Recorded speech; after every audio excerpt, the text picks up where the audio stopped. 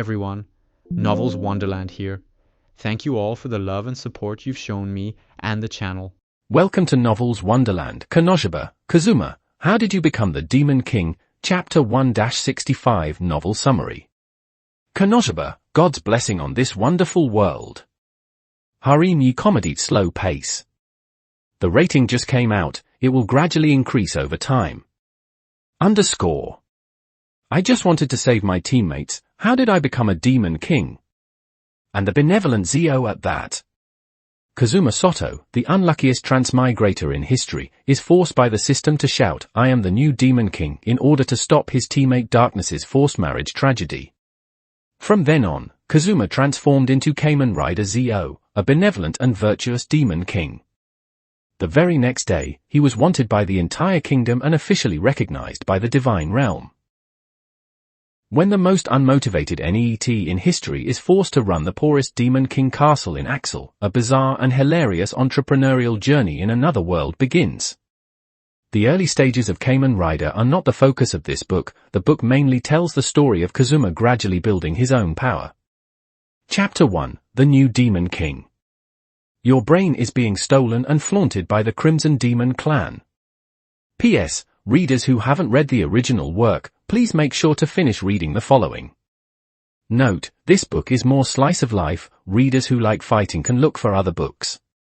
The following is added later. First of all, I don't know how many times I've said it in the comment section, slime is not a low-level monster in the original work. The original setting is that they have very high magic resistance and almost immunity to physical damage. It is very normal for Kazuma, who just got the power of Zio, to not be able to beat it. A bunch of people say I'm suppressing the combat power, so I can only write it here to avoid explaining it one by one. Because of this matter, I don't know how many bad reviews I've received, so please respect the original setting. If you find it an eyesore, you can change to another book. Inside the sacred church, the stained glass filtered the sunlight into colorful spots, sprinkling them onto the neat red carpet. The scent of lilies drifted in the air, and the pipe organ played a solemn and slightly old-fashioned wedding march. Everything should have been filled with an atmosphere of happiness, but the atmosphere inside the church was so heavy it could almost be wrung out like water. Darkness, real name Lalatina Dustinis Ford, stood at one end of the red carpet, wearing a pure white but unadorned, simple wedding dress. Her expression was as hollow as a doll's, and her emerald eyes had lost the luster typical of a masochist, leaving only numbness and emptiness. She straightened her knight-like back, but there was no pride in this straightness, only resignation. At the other end of the red carpet, Aldap, who was so fat he almost burst his tuxedo, was grinning, his yellow teeth flashing with an ominous luster in the light. His small eyes were full of smugness and malice. It was obvious that this wedding was not out of love, but a carefully planned humiliation and revenge. The church benches were filled with nobles, whispering to each other, their eyes directed at Darkness filled with sympathy, but more so with Schadenfreude. The financial crisis of the Dustinis family had long been an open secret, and the late condition proposed by Aldap, taking Darkness as his wife, was a scandal that the noble circle talked about with relish. And in the corner of the last row of the church sat three people who were out of place with this noble gathering. Damn it, that greasy fat pig. Megumin lowered her voice, her fists clenched, her staff trembling slightly against her knees. Her red eyes burned with anger, but because she could only use explosion magic once a day, she couldn't do anything at this moment except glare at Aldap. Calm down, Megumin. Aqua said in a low voice, rarely not shouting. She was wearing a decent blue dress today, instead of her signature goddess outfit, but that didn't make her look any more reliable. At least Darkness won't have to worry about debts in the future, right? Are you really a goddess? How can this be considered comfort? Megumin almost shouted, but was held down on the shoulder by Kazuma beside her. Soto Kazuma, the only normal human in this four-person squad, had an exceptionally calm expression at this moment. Hidden beneath this calmness were rolling emotions, helplessness, anger, and a trace of unwillingness. A few days ago, when Darkness calmly told them she was going to marry Aldap to pay off the family debts, Kazuma had sworn to gather those absurd 2 billion heiress. He had tried every method, taking high-level quests, gambling, even thinking about stealing, but because Aqua had directly ruined the gambling, and stealing was no different from Aldarp's behavior, high-level quests became the only way. In the end, they only managed to raise 700 million eris, which was like a drop in the bucket compared to 2 billion. And at this moment, Kazuma was specially invited by Aldarp to attend the wedding, which was clearly to humiliate him and his companions, letting them watch their companion jump into the fire pit. Now, under the witness of God, the two newlyweds are about to become husband and wife. The priest's voice echoed in the church. Aldarp reached out impatiently to grab Darkness's white-gloved hands. Darkness trembled reflexively, and although it was subtle, it was seen by Kazuma. That crusader who loved being chased by monsters and enjoyed pain was now trembling from the touch of a greasy noble. Enough. A voice rang out in Kazuma's mind, so clear that he almost jumped from his seat. Who? Aqua, is that you? Kazuma asked the goddess beside him in a low voice. What? I didn't say anything. Aqua blinked in confusion. Kazuma, are you too nervous and hearing things? Although I can understand, after all, Darkness is about to become that fat pig's bride, just thinking about it is scary. Shut up, Aqua. Megumin whispered a reprimand. I am not the companion of that brain-damaged goddess of yours, host. That voice rang out again, and this time Kazuma was sure it wasn't an auditory hallucination. It was cold and mechanical, yet carried a strange rhythm. System. Kazuma responded in his heart subconsciously. As a geek who had read a large number of transmigration novels and anime, he was no stranger to this concept. To be precise, it is the Oma Road system, a tool specifically prepared for those who dare to challenge fate. Ooh? It comes now? How long have I been transmigrated? I almost thought my golden finger was this useless goddess I chose myself. Kazuma complained crazily in his heart, but his outward appearance remained as calm as a deadpan face. The system will activate when the time is right. Now, the novice gift pack has been sent to the system space. Do you want to claim it? Of course I claim it. Hurry! Kazuma almost wanted to scream in his heart. Whatever system it was, as long as it could save Darkness, even if it turned him into a tentacle monster, he would accept it. Congratulations on obtaining Ziku Driver ZO Ride Watch. Items have been stored in the system space and can be taken out at any time. Kazuma's breath hitched. Ziku Driver? ZO Ride Watch? He was very familiar with these names. As a fan of Kamen Rider, he certainly knew what these were. But in this world of swords and magic, was this thing really useful? How do I use it? Just transform and blow up that fat pig. Kazuma asked eagerly. Novice task released, declare in front of all guests that you will become the new Demon King, and snatch Darkness from the wedding. Task reward, Space-Time Demon God Machine, basic model. Failure penalty, system unbinding, all memories will be corrected to you have never had a system. Demon King? Wait, isn't this making me a public enemy? Kazuma wailed in his heart, but looking ahead, Aldarp had already taken Darkness's hand, and the latter closed her eyes, as if enduring some torture. Do you take this lady to be your wife, regardless of poverty, wealth, sickness, or health? The priest's voice sounded like a death warrant. I do. Of course I do. Aldarp shouted impatiently, his voice loud enough to make the stained glass buzz. Do you take this man to be your husband? The priest turned to Darkness. The church was silent, and everyone was waiting for her answer. Darkness opened her eyes, her lips trembling slightly. Something seemed to be cracking beneath those numb expressions, but she finally just took a deep breath. I do not. A loud voice came from the back of the church, interrupting the oath. Everyone's eyes turned to the source of the sound. Kazuma stood up from his seat and, under the astonished gazes of Aqua and Megumin, walked step by step towards the red carpet.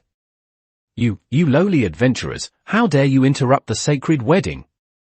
Aldarp was so angry that the fat on his face was trembling.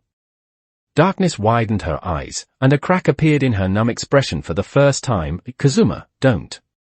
But Kazuma did not stop. He walked to the center of the red carpet, facing Uldarp and the Hall of Nobles, and said to the system in his heart, "Take out the Ziku driver and ride watch." The next second, a silver and black belt appeared on his waist, and a strange dial with a pattern appeared in his hand. "What kind of magic tool is that?" some nobles whispered. "A style I've never seen before." Kazuma took a deep breath and, following the transformation method of Kamen Rider in his memory, inserted the dial into the right side of the belt Ziku driver. The belt made a mechanical start-up sound, and a light projection was cast from behind, forming a circular clock pattern in front of him. "Everyone, listen up!" Kazuma raised his volume, trying hard to keep his voice from trembling. "From today on, I am no longer Soto Kazuma, an ordinary adventurer." He pressed the button on the dial. Zio! The dial made its signature sound effect. "I will become the new Demon King."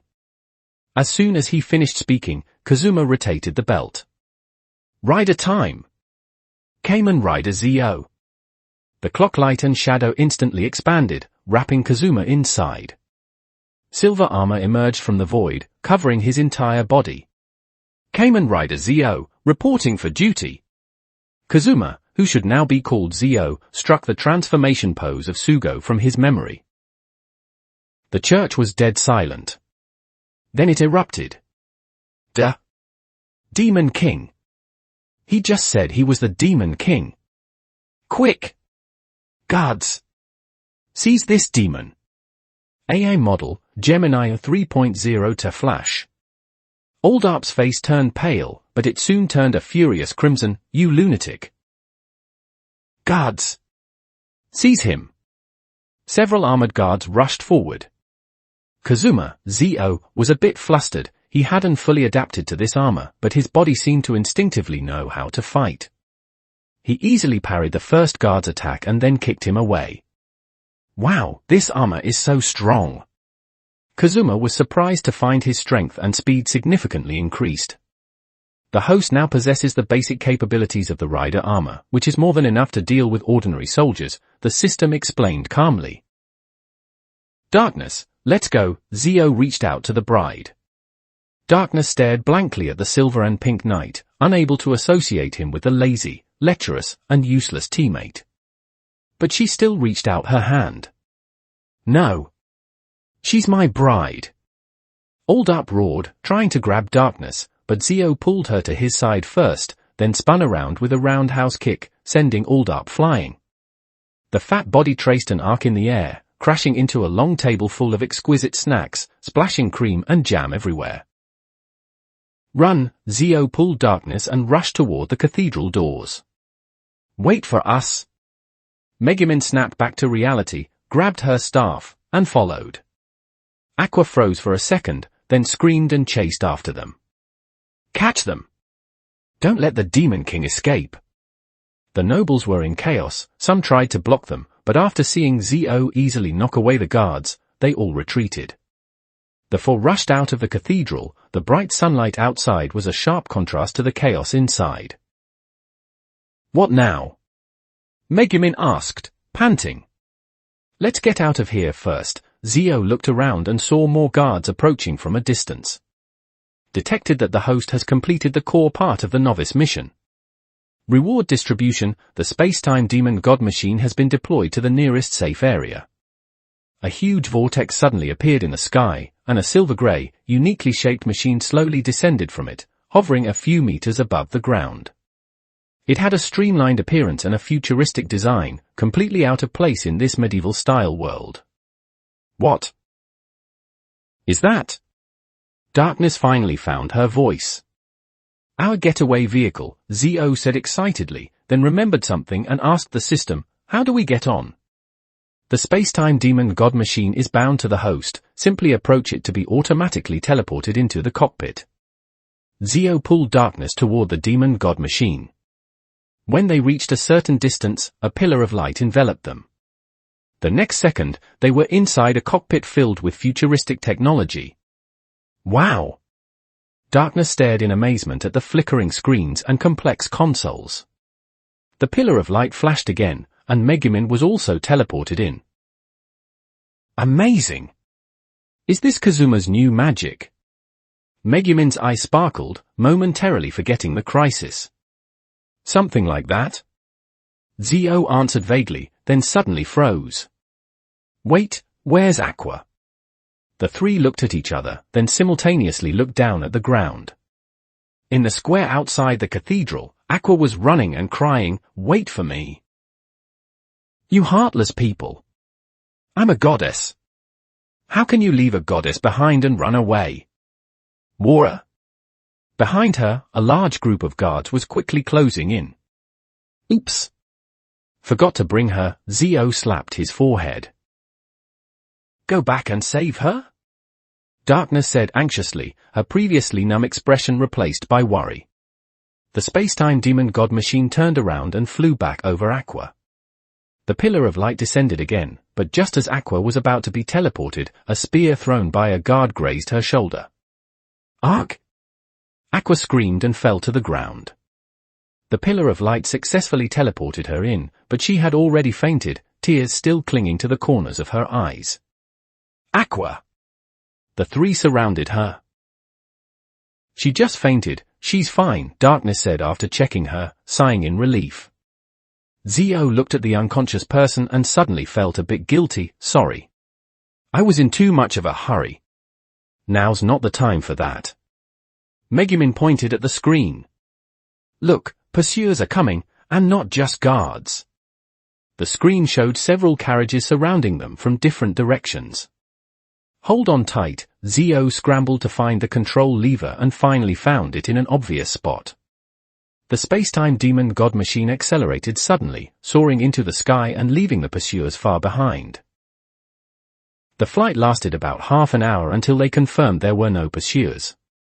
Zio then landed the demon god machine in a remote forest clearing. Silence filled the cockpit. Kazuma deactivated his transformation. The armor vanished into points of light, revealing his original adventurer's clothes. The Zio ride watch in his hand and the driver at his waist also disappeared. The system told him he could summon them whenever needed. Darkness had taken off her wedding veil but was still wearing the white dress.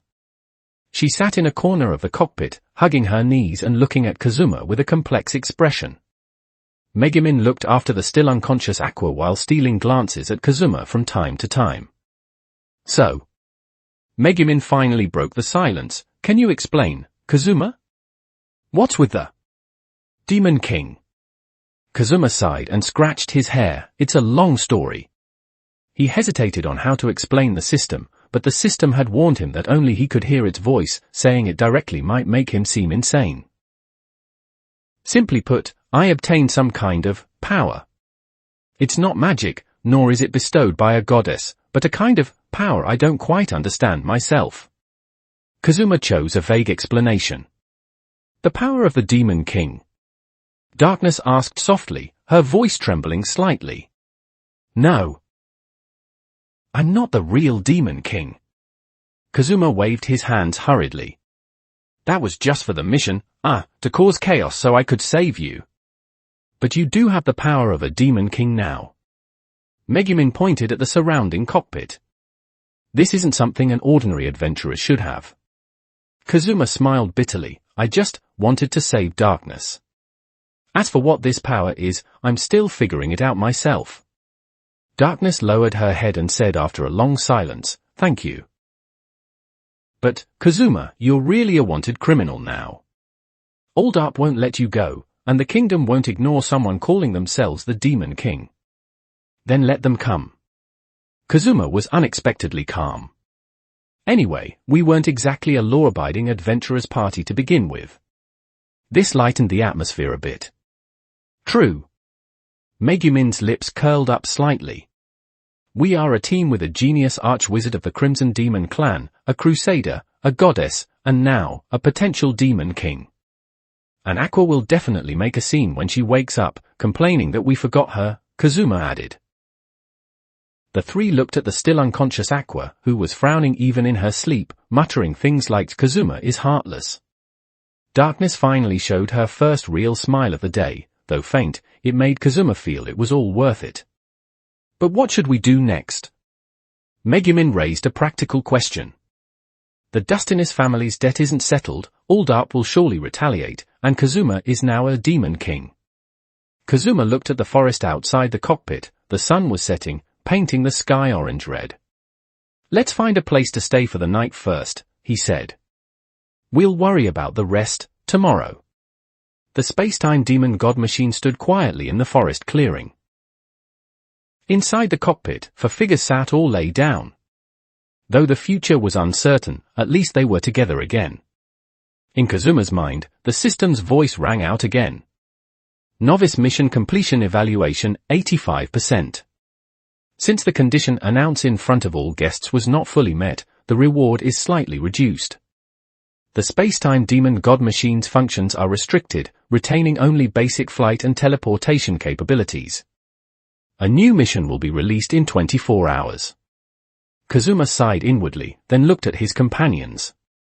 Regardless, he had saved darkness, and that was enough.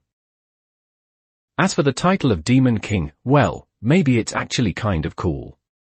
Just then, Aqua suddenly opened her eyes and sat up abruptly. I remember now. You guys forgot me. You? Her complaints echoed in the cockpit, while Kazuma, Megumin, and Darkness shared a smile. Yes, their party was finally complete again. Though the road ahead might be even harder, and they might have to face the entire kingdom as enemies. But they were together. That was enough, probably. P.S. New book released. Dear readers, please add it to your bookshelves. This little author is begging you. Chapter 2. Can't go back. The cave was filled with the damp scent of soil, and water droplets seeped from the rock crevices, tapping against the ground with a drip-drip rhythm. Aqua lay sprawled out on a pile of hay, fast asleep, with a string of crystal-clear drool hanging from the corner of her mouth, completely ignoring the grave expressions on Megumin and Darkness beside her. So, did we really become wanted criminals? Megumin clutched her staff, wearing a complex expression that screamed that's so like Kazuma. HMPH, as a crusader, to end up with the reputation of being an accomplice to the Demon King. How shameful. And yet, a bit thrilling.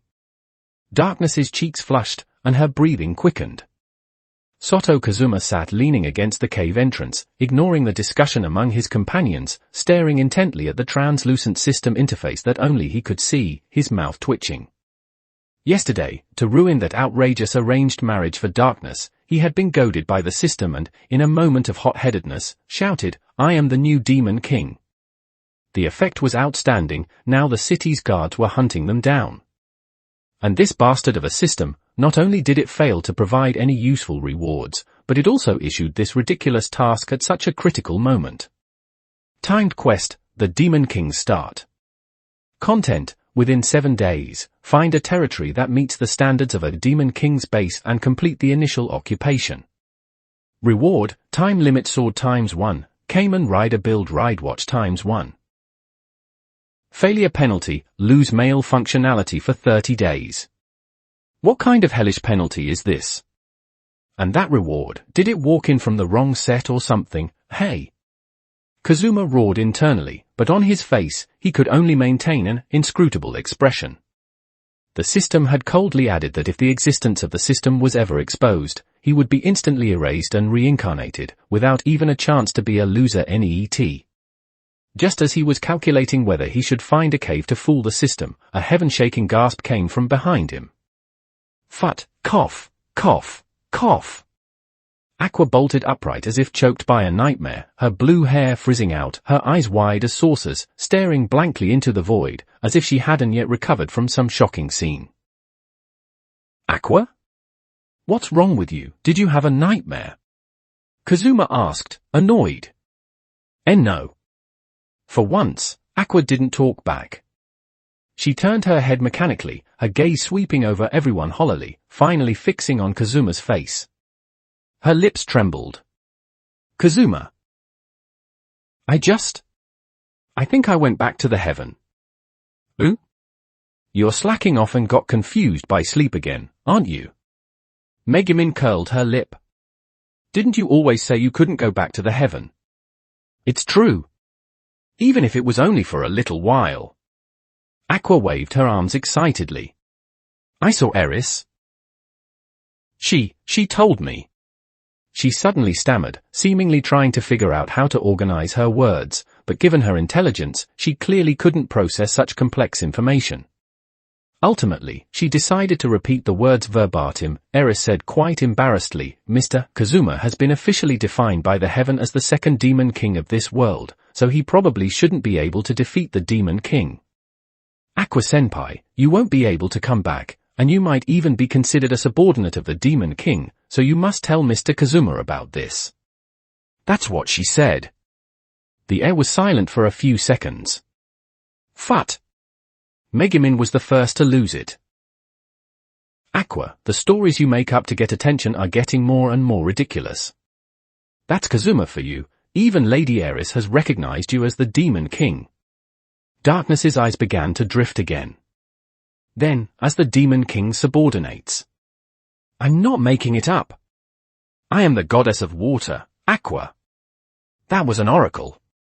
An oracle, understand. Aqua jumped around, but the more she emphasized it, the more everyone wore an here we go again expression. After all, this person who cried all day, whose intelligence often went offline, and whose only specialty was purifying dirty water into normal water, was really far removed from the image of a goddess. Only Kazuma felt his heart skip a beat. Eris passed a message? The second Demon King? Isn't this exactly matching up with the system quest? Could it be that the mischief caused by this retarded system has already alerted the heaven? He suddenly felt a chill in his crotch. Could that failure penalty be real too? Enough. Kazuma rubbed his temples to interrupt the argument. Regardless of whether Aqua is dreaming or not, we are all wanted criminals now. The most urgent priority is to find a safe place to plan our next move.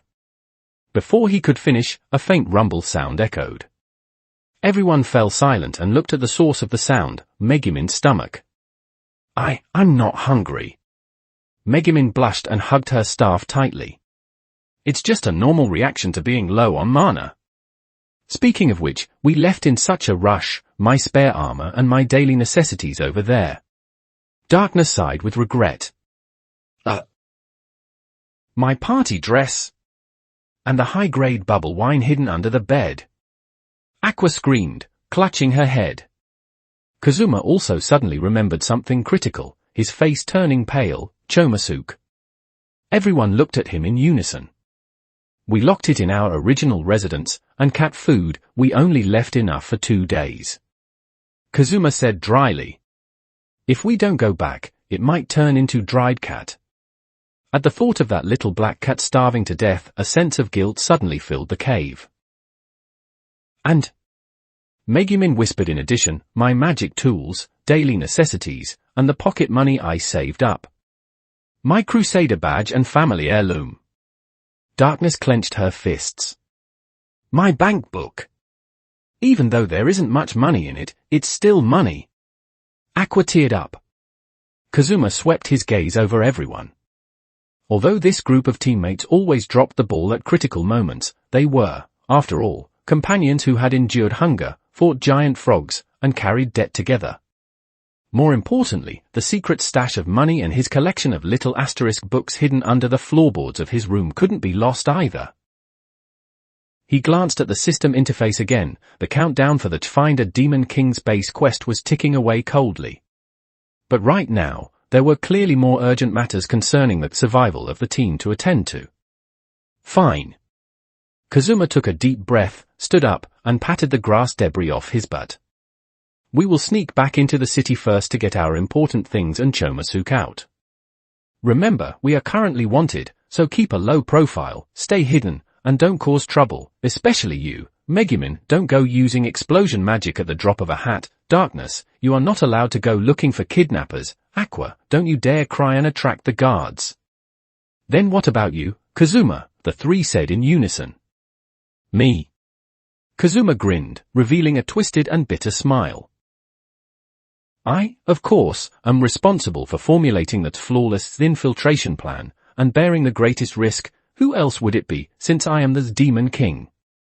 he looked at the darkening sky outside the cave, calculating in his heart, get the things back, settle Chomosuke, and then, he would have to seriously consider, in this unfamiliar otherworld, where to find a Demon King's base that could fool the system. Time limit sword? Kamen Rider ride watch. Sounds cool, but the cost is just too damn ridiculous. If only I had 1 or 2 mastermind subordinates, that would be great. Let's go. Kazuma waved his hand, taking his 3 problematic companions, who were skeptical of his Demon King status, except for Darkness, who had some strange expectations, and who scoffed at Aqua's goddess status, and embarked on the high-risk journey of moving and cat rescuing. Night fell, providing the perfect cover for stealth. But no one knew how this seemingly ordinary supply recovery operation would, by some twist of fate, truly kick off the absurd and hilarious journey of this second Demon King. The cave returned to silence, leaving only the echo of water droplets falling from the rock walls, as if softly mocking these ill-fated adventurers. Chapter 3, Sneaking into My Own Home. The city of Axel at midnight was shrouded in an eerie silence, broken only by the occasional clanging of armor as the guards patrolled in the distance. For dark figures moved along the base of the walls, their attire enough to make any decent night walker steer clear, wrapped in rags scavenged from a trash heap, faces smeared with coal ash, each carrying an empty sack on their back. I really can't go on. Aqua panted, sweat washing away the coal ash on her face and leaving behind several comical streaks. To think that as a goddess, I have to use stealth like a common thief, it's simply a desecration of my divinity. Shut up, do you want to attract all the guards in the city? Kazuma glared back at her, his face also streaked with black and white, looking just like a tabby cat. And keep that sack steady, don't let it clatter. The sack on Aqua's shoulder contained only a few empty wine bottles she'd picked up from the trash heap. According to her, it was to create the illusion that we are just scavengers, but Kazuma strongly suspected she just couldn't bear to throw away anything that might hold booze. Kazuma, do we really have to dress like this? Megumin asked in a low voice, her red eyes exceptionally bright in the night. I feel like walking normally wouldn't attract as much attention. What do you know? Kazuma retorted righteously. This is called camouflage. We look like for homeless scavengers right now. Who would ever think wanted fugitives would be this low-key? But? Darkness's voice trembled, though not out of fear. Wearing such tattered, filthy clothes and using stealth on the streets in the dead of night. To be at risk of being caught by the guards at any moment, what a shameful play. Hey, you're blushing. You're totally blushing. Kazuma almost shouted. After finally making their way to the familiar back alley, the dilapidated 2-story building they used to rent stood quietly under the moonlight. The windows were tightly shut, no lights were on, and it looked like no one had lived there for a while. They probably think we ran off, Kazuma whispered. Good, saves us the trouble of explaining. The back door had a rusty lock hanging on it. Kazuma pulled a piece of wire from his pocket, a skill he had learned out of boredom back when he was at NET before being transported to this world, never expecting it to come in handy here. He held his breath and carefully inserted the wire into the keyhole. Click! The lock opened. Amazing! When did you learn that trick, Kazuma? Megumin asked in surprise.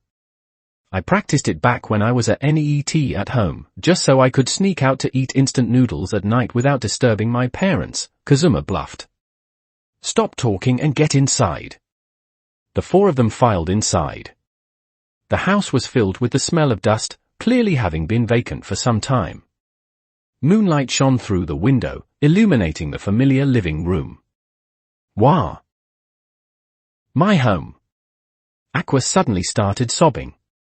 Even though it wasn't much, it's filled with memories of me as a goddess.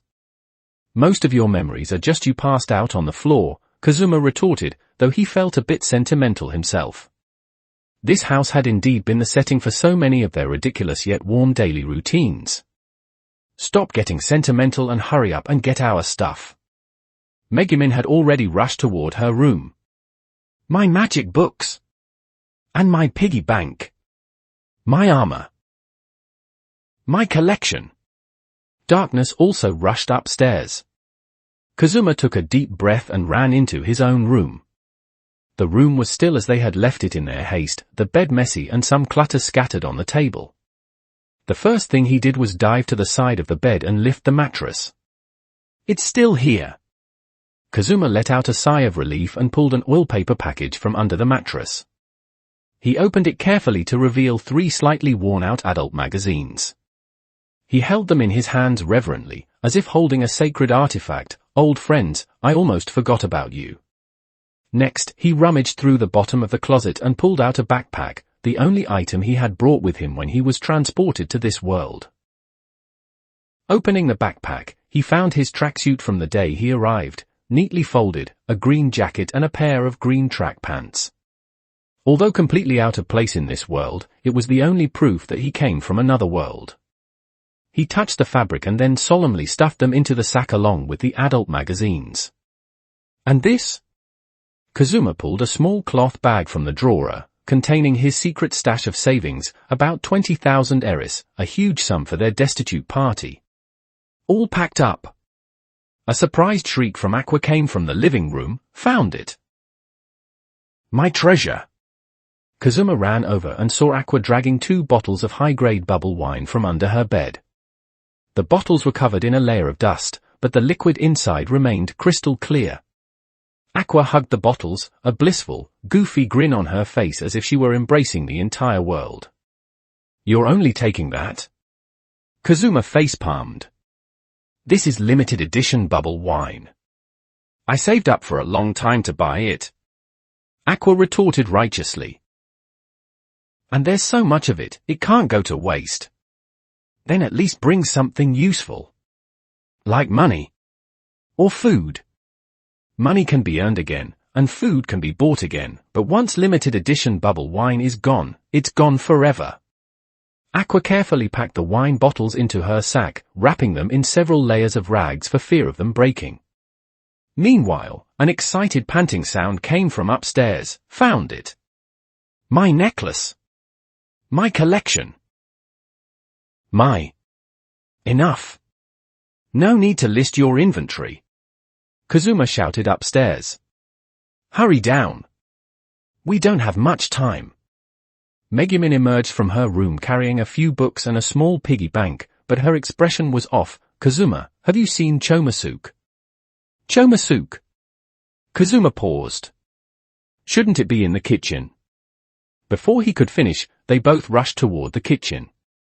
The moment they pushed the door open, they saw a heartbreaking sight. The little black cat was curled up next to an empty bowl, motionless, its belly sunken, its breathing so shallow it was almost invisible.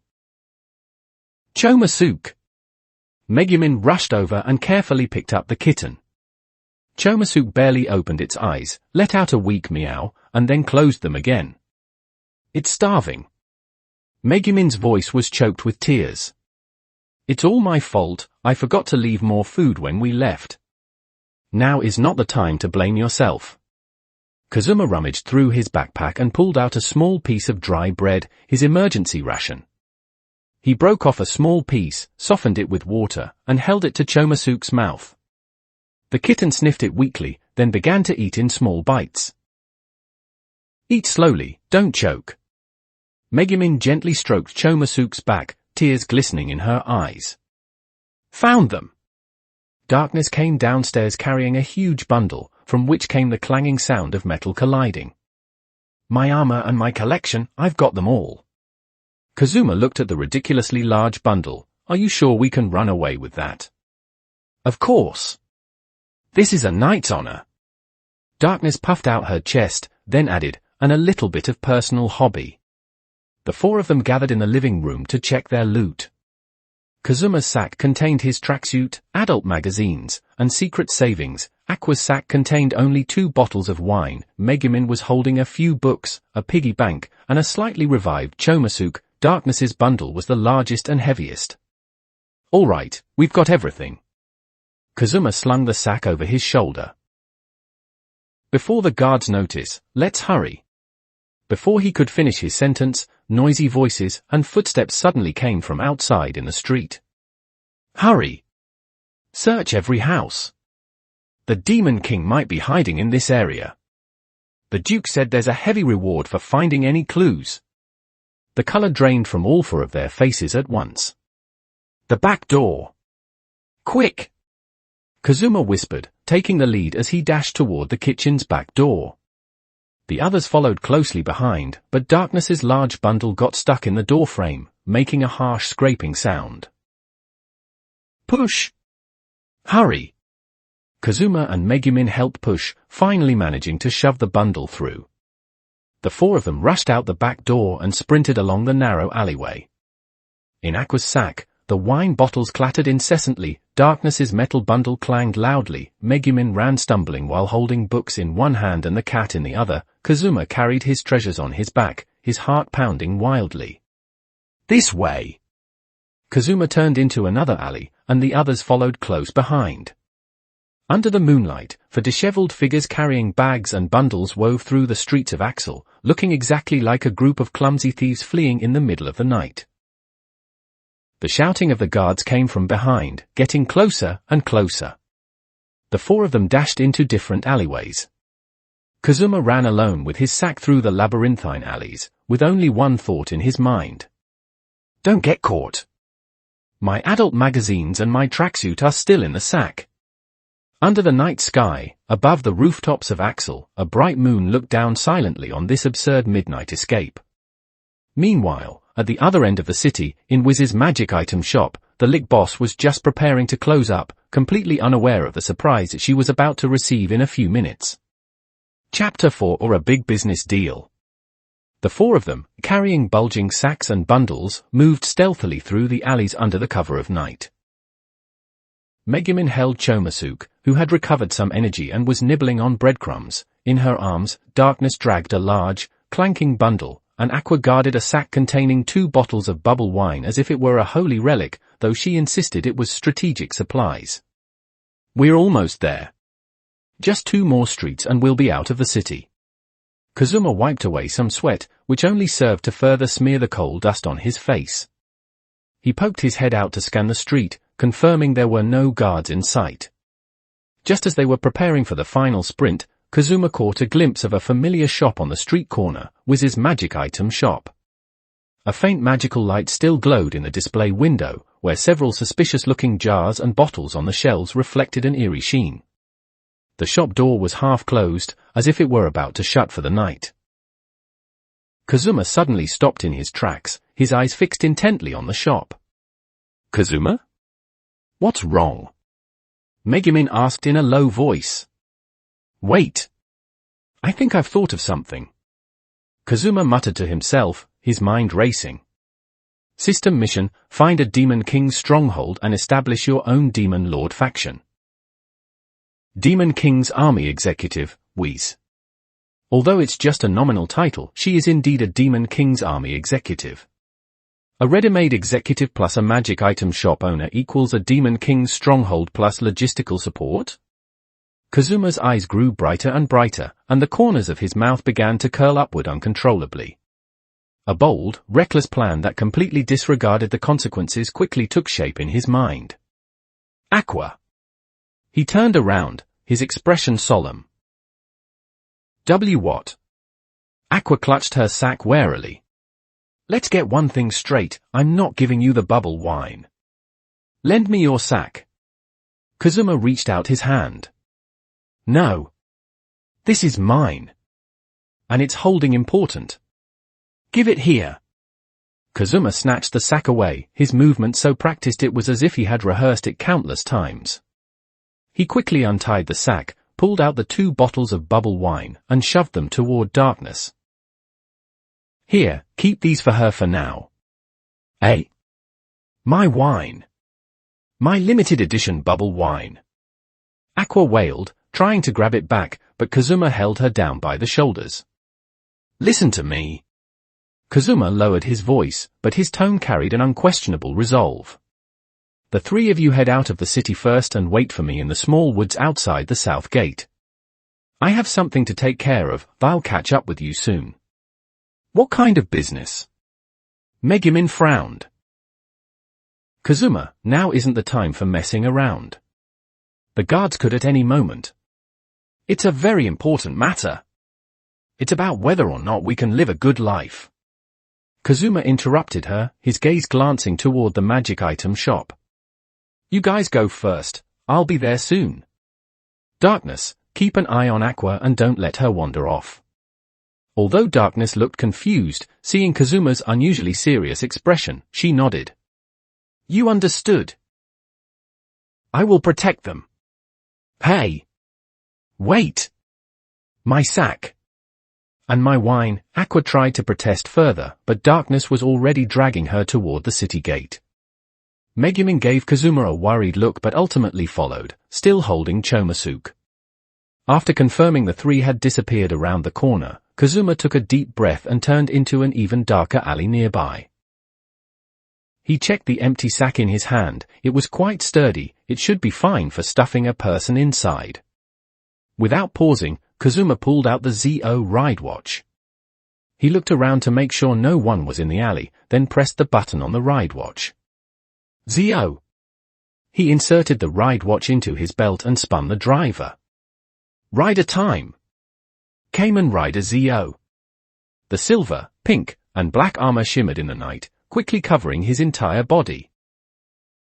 Kazuma flexed his wrists, feeling the sense of power the armor provided. A few tons of basic punching power, that should be enough, right? He weighed the sack in his hand, a mischievous smile playing on his lips. The back door of the magic item shop was slightly ajar. Kazuma peered through the crack in the door. The shop was dimly lit, and a brown-haired figure was tidying something behind the counter, humming an out-of-tune melody. It was definitely Whis. Kazuma gently pushed the door open and slipped inside. The doorbell chimed. Damn it, he'd forgotten about that. Welcome. Hey. Whis looked up, saw the silver knight standing at the door, and blinked.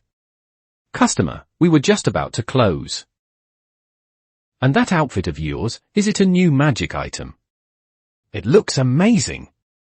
As expected of Whis, her first reaction was her business mind. Kazuma cleared his throat and intentionally lowered his voice. Miss Whis, I have a big business deal I'd like to discuss with you. A big business deal. Whis's eyes lit up as she stepped out from behind the counter. What kind of deal? Do you need a large quantity of magic items? Although our stock is low, I can order. No, it's a deal regarding your identity as a Demon King's army executive. Kazuma interrupted her, slowly approaching. Whis's expression froze, her brown eyes widening. Eh? That's just a nominal title. I've never done anything bad. I'm just an ordinary magic item shop owner. Really? I know. Kazuma continued to close in, his hand quietly moving behind his back. So, I want to hire you as the first executive for me, the new Demon King. A new Demon King. Whis was completely bewildered. But the Demon King is still in the Demon King's castle. That's the old Demon Lord, I'm the new one. Kazuma had already walked close enough. Sorry, Whis. I'll buy you a drink later to make it up to you. Before his voice even faded, Zos fist swung out, striking the side of Whis's neck with precision and controlled force. Whis's eyes instantly lost focus, and her body slumped down. Kazuma quickly stepped forward to catch her, then opened the sack and carefully stuffed the unconscious Whis inside. The entire process took less than 10 seconds, clean and efficient, exactly like a professional kidnapper, even though Kazuma was panicking hard on the inside. Sorry. He muttered while tying the sack shut, then hoisted it onto his shoulder. It was quite light. Was Whis really this light? Kazuma looked around the shop, hesitating for a moment over whether to grab some magic items while he was at it, but decided against it. The most important thing now was to make a quick getaway. Carrying the sack, he slipped out the back door and back into the alley.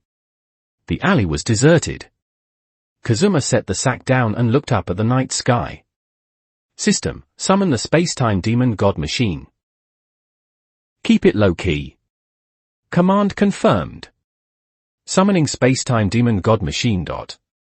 A faint spatial ripple appeared in the sky, and the silver-grey demon god machine descended slowly, almost silently.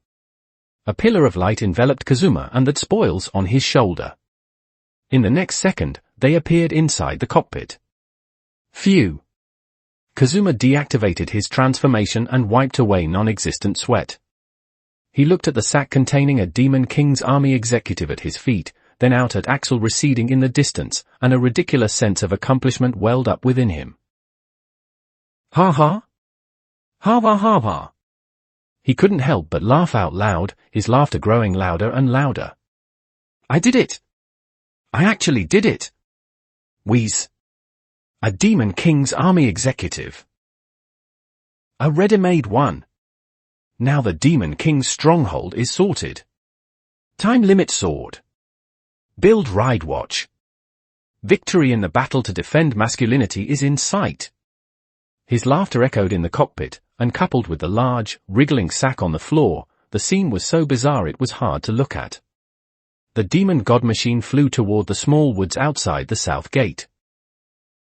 While operating the high-tech vehicle, Kazuma was already plotting how to explain things to Whis and how to use this executive to fool the system missions. First, I have to get her to agree to join. If she doesn't, do I just knock her out and keep talking? No, that would make me an actual human trafficker. Kazuma rubbed his chin, completely unaware that his train of thought was sliding toward a dangerous edge. Then I need a stronghold. Wiz's shop? No, that's too conspicuous in the city. An abandoned castle in the forest? A haunted house by the swamp? Or should I just go Caesar Noble's villa?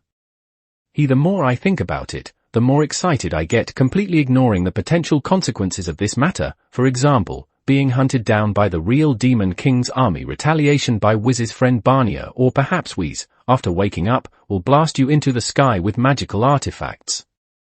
In any case, this was a total win. Kazuma finally concluded, his face beaming with a smug, satisfied smile. Under the night sky, the space-time demon god machine streaked like a silver flash, carrying this unreliable demon lord, his newly recruited executive, and a sack full of trouble toward the small woods. Meanwhile, in the woods, the waiting trio, Aqua wailing over her bubble wine, Megumin gazing worriedly at the sky, and Darkness caught in a complex swirl of emotions, thinking, is Kazuma being caught by the guards? I'm so worried but also so excited, had no idea what kind of new life they were about to embark upon. Moonlight spilled over the silver-grey hull of the demon god machine, reflecting a cold luster. Inside the cockpit, we shifted slightly within the sack, letting out an unconscious groan. Kazuma's smile froze.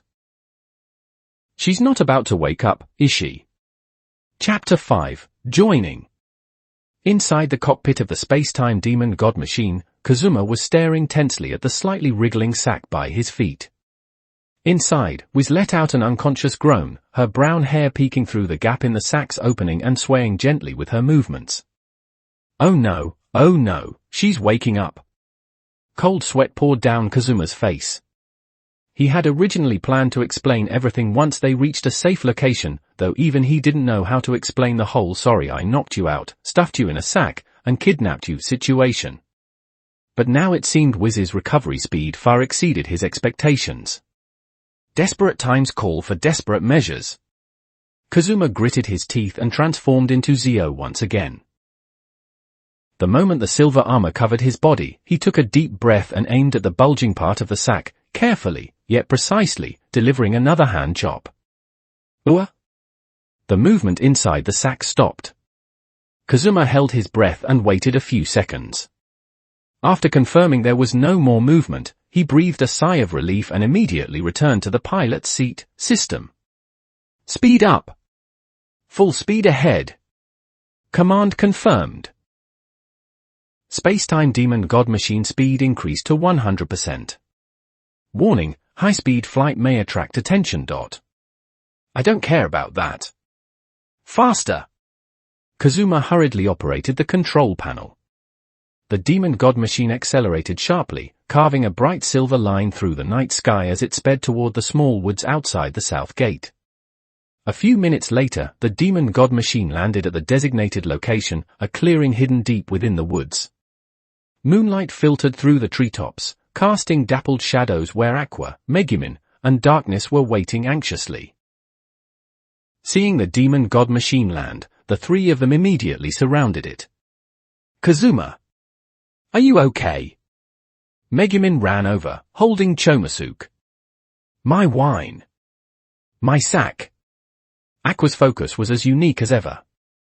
Darkness looked around warily. Are there any pursuers? That high-speed flight just now was too conspicuous. Kazuma deactivated his transformation, jumped down from the cockpit, and forced a smile. It's fine, everything went smoothly. I even brought back a surprise. He pointed to the large sack in the cockpit behind him. Only then did the three of them notice that Kazuma had actually carried back a bulging bag. "What's that?" Aqua leaned in curiously. "Is it a new treasure? Is it a valuable item?" In a sense, I guess you could call it a treasure," Kazuma said evasively. "Anyway, let's leave first. The guards might come after us." "Agreed." Megumin nodded. Chomosuke also needs a more stable environment to rest. Kazuma boarded the demon god machine again and started the engine. The others followed suit, each finding a place to sit. The cockpit wasn't spacious, but it was more than enough to accommodate 5 people and a cat. The demon god machine took off again, this time maintaining a steady speed as it flew away from the city of Axel. Inside the cabin, Aqua finally got her bubble wine back from Darkness and was giggling while hugging the bottle. Megumin was focused on taking care of the sleeping Chomosuke. Darkness began checking the treasures in her bag, the sound of metal clashing ringing out from time to time. Kazuma, while piloting, occasionally glanced at the sack, mentally calculating how to explain everything. No one noticed that the opening of the sack had been quietly pried open a crack. A pair of brown eyes was peering through the gap, fearfully observing everything inside the cabin. Wiz was awake. More accurately, the second-hand chop had knocked her out even more for a while, and she had gradually regained consciousness amidst the jolting of the demon god machine. It took her a few seconds to figure out the situation. She was in a strange metallic space, stuffed inside a sack, with familiar voices coming from outside. She carefully pried open the sack's opening, and the scene she saw made her gasp. Soto Kazuma, the adventurers who always came to her shop to buy strange magic items and then complained they were useless. He was currently standing at the front operating some unknown device, a suspicious smile on his lips. From Wiz's terrified perspective, that smile looked exactly like a villain whose plot had succeeded.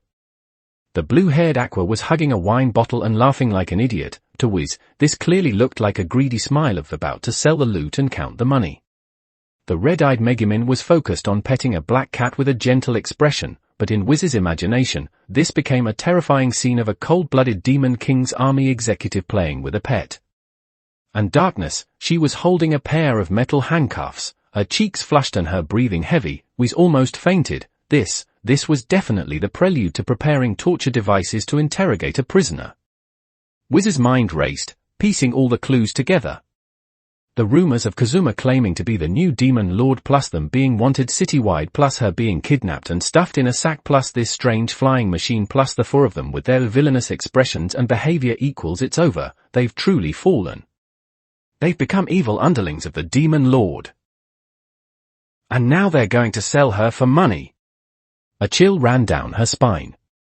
Wiz's first instinct was to counterattack with magic. As a former arch-wizard and current lick, her strength was enough to easily subdue the 4 of them.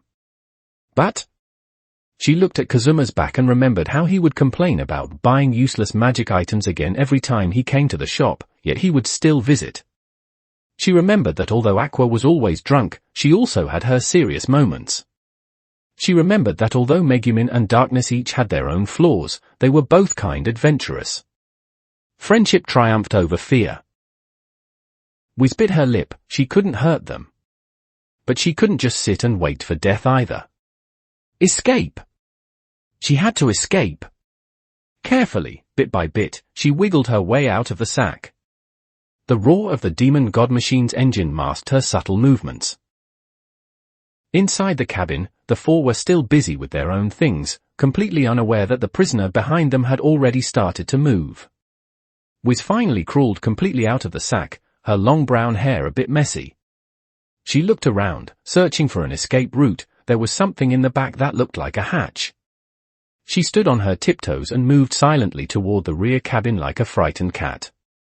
1 step, 2 steps, almost there. Eh? Wiz? A voice suddenly rang out. Wiz froze and slowly turned her head. Aqua was looking at her with her head tilted, still clutching that bottle of bubble wine. Why are you here?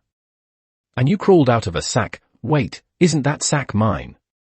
It's over. I've been spotted. Wiz's mind went blank. She looked at the other three who had turned around at the sound. Kazuma had an oh crapped expression, Megumin's eyes were wide with surprise, and Darkness's face was even redder for some reason. In her eyes, these all became ferocious looks after their plan was exposed. Sorry. I'm leaving now. Wiz was almost in tears as she turned, wanting to open the hatch and jump out. Wait! Don't jump! We're thousands of meters in the air. Kazuma shouted in terror. Wiz's hand stopped on the hatch switch, only then realizing that the scenery outside was clouds rushing past. Her legs gave way, and she slumped onto the floor. A strange silence fell over the cabin. Only the hum of the demon god machine's engine could be heard. So, Megumin was the first to break the silence. She looked at Wiz, then at Kazuma, and finally her gaze fell on the empty sack. Kazuma, can you explain why Wiz was in your sack? And why it looks like she was kidnapped? Well. Cold sweat poured down Kazuma's face. It's a long story. You kidnapped Wiz? Aqua screamed. That's a crime. Even if she's just a shopkeeper who sells strange magic items, she's still our friend. I didn't kidnap her. I just, invited her. Kazuma tried to argue, but under everyone's gaze, his voice grew smaller and smaller. Darkness suddenly spoke, her voice tinged with a strange excitement. I see. Sneaking in at night, knocking out the target, stuffing them into a sack, and making a quick getaway.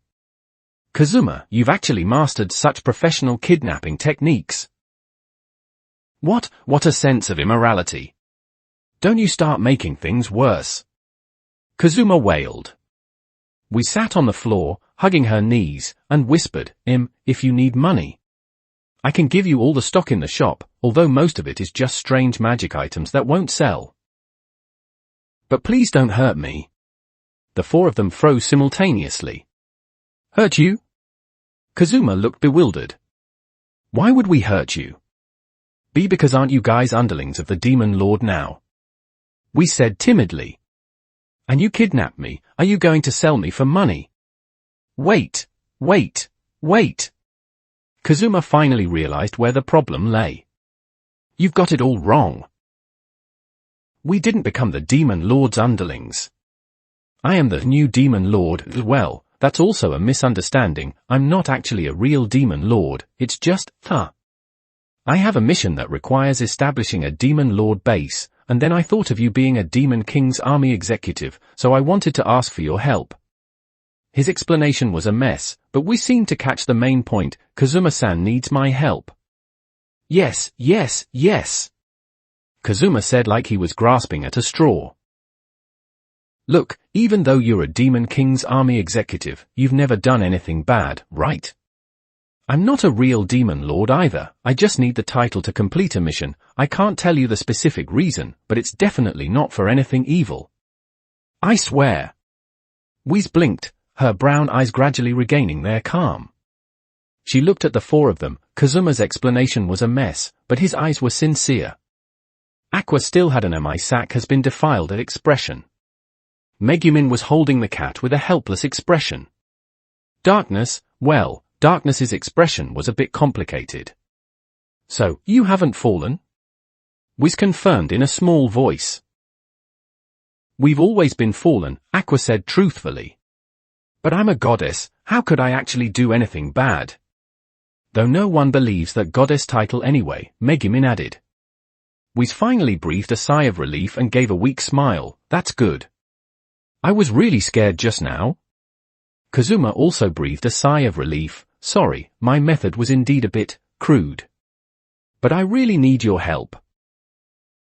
As a Demon King's army executive, could you put your name under my faction? Of course, it's just a nominal thing. You don't actually have to do anything. Whis tilted her head and thought about it. As a lick so kind she wouldn't even hurt a slime, she had an instinctive aversion to the word Demon Lord. But it was Kazuma and the others, they were friends, and they promised not to do anything bad. If it's Kazuma-san. Then okay, Whis nodded gently. But please don't tell Varnisan, he'll make fun of me. Great! Kazuma almost jumped. Thank you, Whis. I'll definitely treat you to a drink later. I'll use Aqua's bubble wine as an apology. Wait! Why is it my wine? Aqua protested.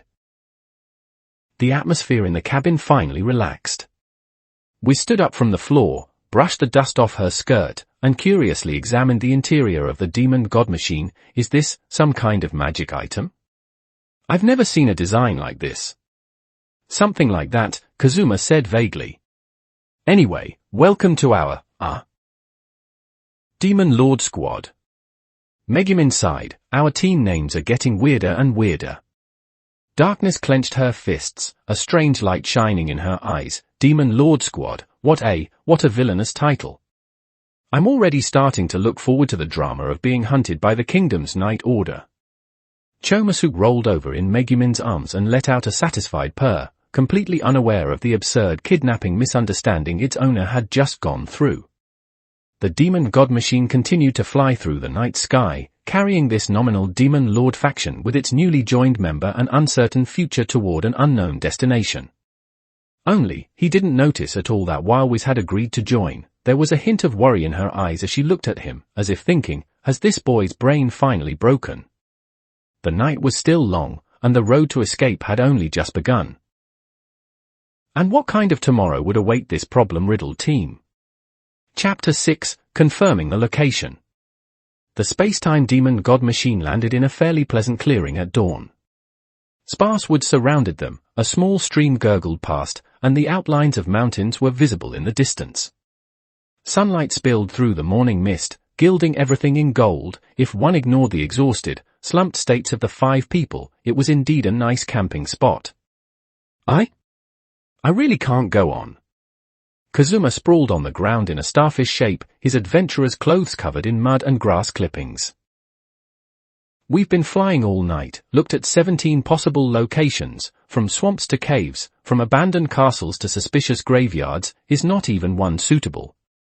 Megumin leaned against a rock, hugging the sleeping Chomasuk, with obvious dark circles under her eyes. Kazuma, what kind of space are you looking for? At least give us a standard. The standard is. Kazuma stammered. He couldn't exactly say. The system said it needs to be a Demon King's stronghold but didn't give specific criteria, so I don't know either, could he? Aqua was already snoring softly on the grass nearby, clutching those 2 bottles of bubble wine as if they were her body pillows. Darkness, on the other hand, was in good spirits, patrolling nearby while muttering things like, the view is wide open here, making it easy to attack and hard to defend. It's too dangerous for a base, but that's exactly why it's so thrilling. Whis sat obediently by the stream, her long brown hair shimmering softly in the morning light.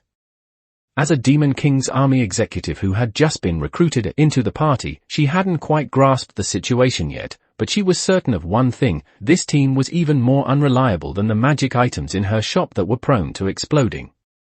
The 19th location. Kazuma looked at the clearing before him, which had nothing but scenery, and sighed. What's here? Trees, grass, rocks, water, not even a broken shack to shelter from the wind and rain. Forget it, let's keep looking. He struggled to stand up, but his legs gave way and he sat back down.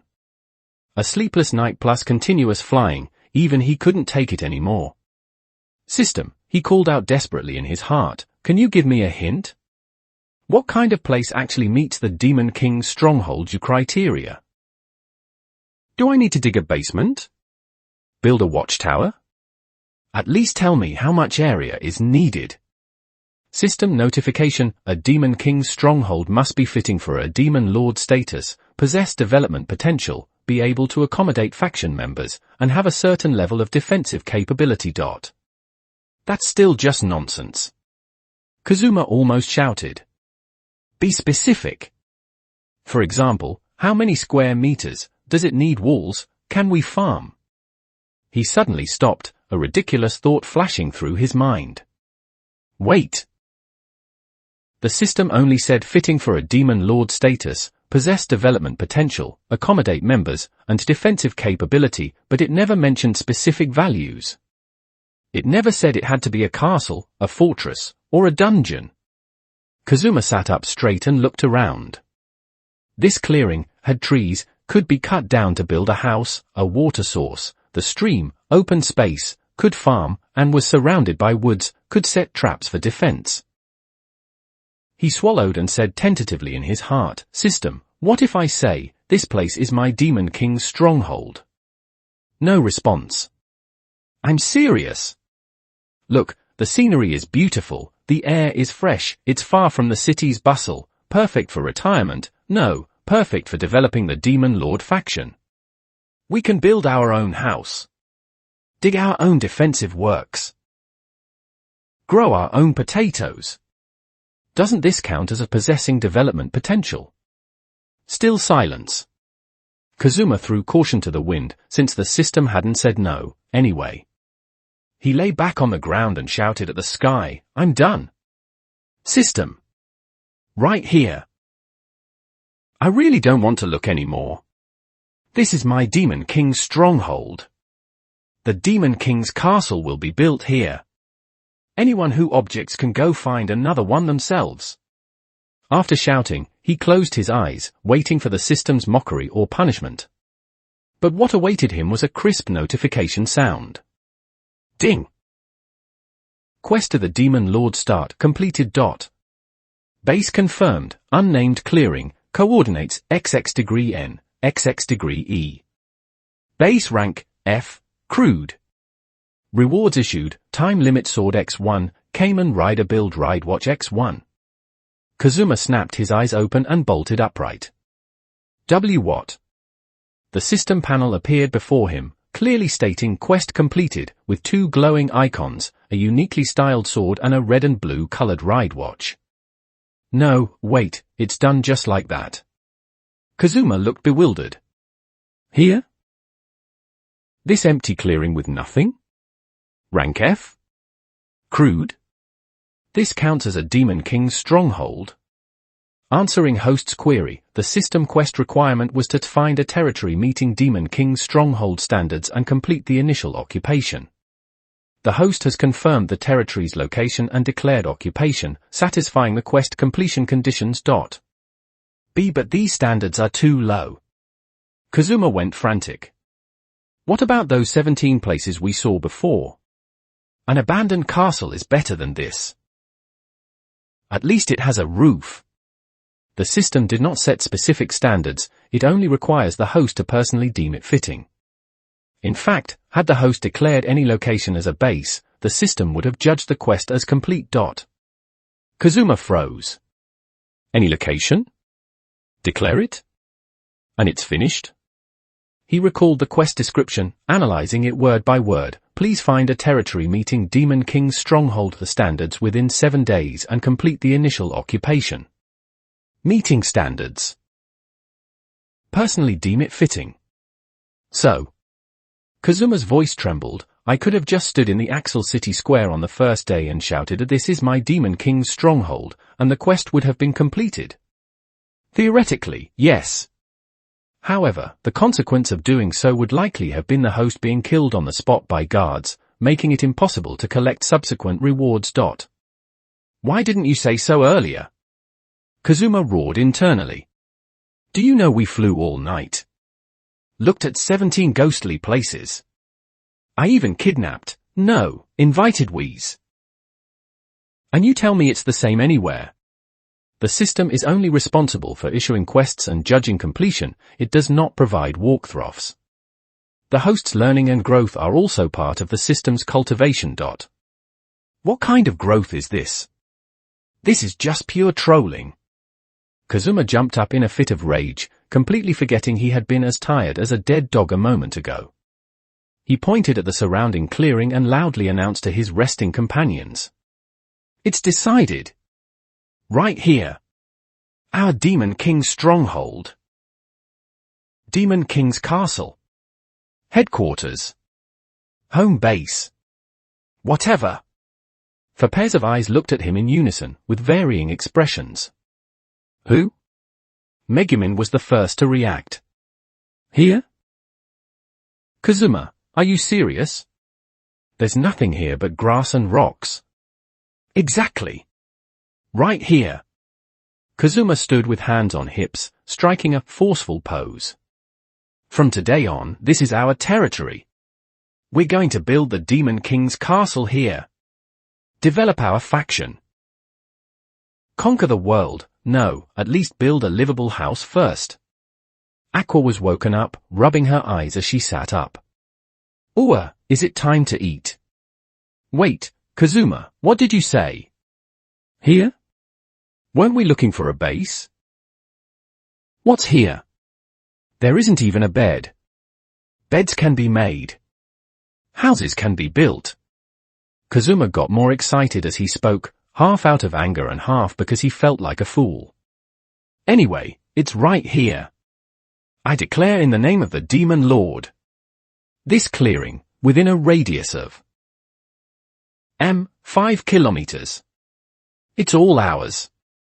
Darkness ran back from her patrol, breathing heavily after hearing these words. Establishing a base in the middle of nowhere, carving out our own territory while being wanted by the kingdom. How rebellious and tragic. I can already feel the pressure of the Night Order closing in. Wiz timidly raised her hand. Kazuma-san, if we're establishing a base, do we need a plan first? Like blueprints? A list of materials? A budget? A plan? Kazuma waved his hand dismissively. Who needs a plan? Just start building first. Anyway. He suddenly remembered what the system had just said, turned around, and questioned it in a low voice with his back to the others. System, you said in fact, had the host declared any location as a base, the system would have judged the quest as complete. If I pick the wrong place, can I move later? Answer, once a base is confirmed, it will be bound as the host's primary sphere of influence. Many subsequent quests will revolve around this base, including construction, defense, and expansion. The base cannot be moved but can be upgraded through construction. See cannot be moved. Kazuma's face turned pale. Was I too hasty just now? Can I take it back? The quest is complete, rewards issued, and the base confirmed. Retracting will be considered abandoning the quest, resulting in the reclamation of rewards and a penalty, loss of male function for 30 days. Kazuma's legs went weak, and he nearly fell to his knees. He slowly turned around, looking at the clearing that had nothing but scenery, then at his 4 teammates who were waiting for his next instruction. Ah? He squeezed out a smile that looked worse than crying. That. I might have been a bit impulsive just now, but since it's decided, let's start building the house. Let's build something livable first. Megumin sighed. I knew it would be like this. Kazuma, can't you think for 3 seconds before you do things? Aqua had already laid back down. Building a house is so tiring. I'll just sleep a bit more. Darkness, however, was enthusiastic. Building a base. Constructing our fortress brick by brick with our own hands. What a sense of personal craftsmanship. Wiz was already rummaging through her small bag. I have some magic items here that might be useful, though most are failures, maybe some can help. Kazuma watched this scene, then looked at the time limit sword and build ride watch he had just received in his system space. His feelings were as complicated as a spilled spice rack. He got the rewards, saved his male function, completed the quest, and found a base. But why did it always feel like something was wrong? The sun gradually rose, illuminating the clearing that had just been hastily declared a Demon King's stronghold. Birdsong drifted from afar, the stream flowed gurglingly, and a breeze blew across the grass. A place with no name, a crude rank F base, a group of problematic teammates, and a wanted demon lord. The adventure, or rather, the disaster, had only just begun. Kazuma looked at the ZO ride watch in his hand, then at the build ride watch, and suddenly thought of a question. System, do these rewards have other uses? Please explore on your own, host. System suggestion, host, if you're bad, practice more. Stay safe. What do you mean if I'm bad, practice more, hey? In the morning light, the new Demon Lord and his executives stood on the foundation of their future Demon King's castle, though currently, it was just a patch of mud overgrown with weeds. And the first challenge they had to face wasn't the kingdom's Night Order, the Adventurers Guild, or even the real Demon King's army. It was where to sleep tonight and what to eat for lunch. Chapter 7, Upgrading the Territory. 3 days had passed since that vacant lot was declared the Demon King's stronghold. Over those 3 days, the quality of life for the 5 people and 1 cat hadn't improved just because they had their own territory. In fact, they didn't even have a decent tent, so they had to squeeze into the cockpit of the space-time demon god machine to spend the night. While the interior of the demon god machine wasn't exactly small, 5 people plus a cat crammed together was a truly unpleasant experience. I can't take it anymore. On the morning of the 4th day, Aqua was the first to explode. She climbed out of the cockpit with her messy blue hair. I'm a goddess. The goddess of water. How can I sleep in a metal box like a vagrant? I don't even have a proper bed. Agreed. Megumin hugged Chomasuke, her dark circles deepening. At least we need a place to shelter from the wind and rain, and a toilet. These past few days, we've had to handle our business in the woods. Wiz added in a low voice, and we can't cook inside the demon god machine. We've only been eating dry rations and wild fruit. Darkness, on the other hand, looked satisfied. Sleeping under the stars, with the sky as our blanket and the earth as our bed, how incredibly arduous. This is the perfect environment to hone one's knightly spirit. Kazuma didn't say anything. He was squatting by the stream, washing his face with the freezing water, trying to wake himself up. Just a moment ago, the system had issued a new mission, the contents of which almost made him plunge headfirst into the water. Daily mission, the Demon King's residence. Description, as a Demon King, how can your own castle have nothing? Please build 10 decent houses within 35 days. Reward, 1 billion eris, 1 pair of Chris's original pantsu. Penalty, run 1 lap around Axel naked. 1 billion. Chris's, what? Kazuma almost swallowed his mouthwash. The reward was indeed tempting, 1 billion eris, but what on earth was that additional reward? And the penalty? Streaking? Around Axel.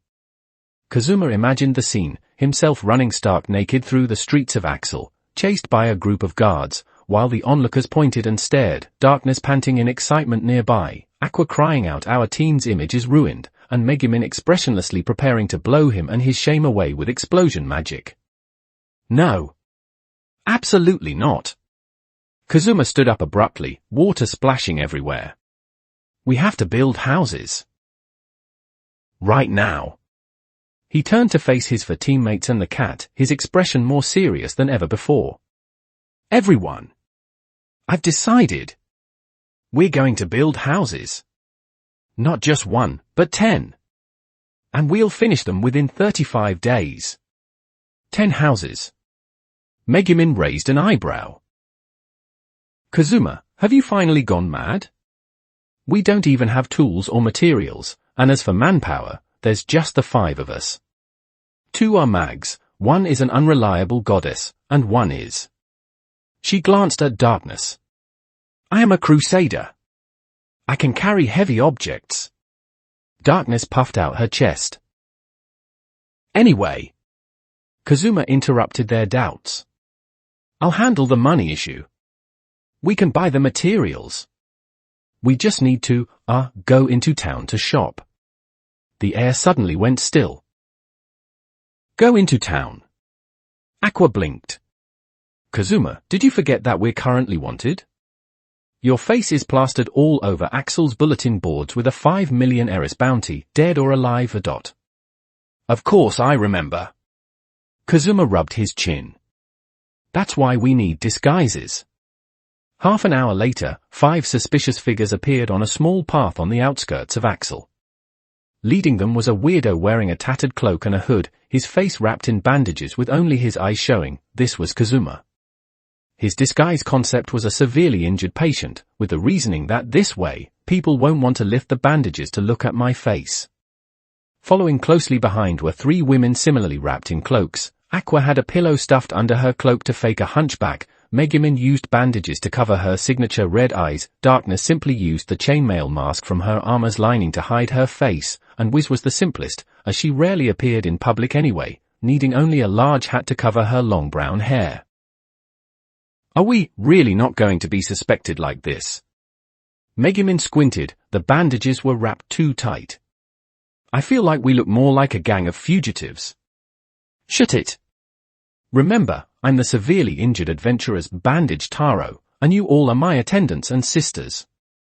Kazuma lowered his voice. We're only going into town to shop, not to cause trouble. We buy what we need and leave.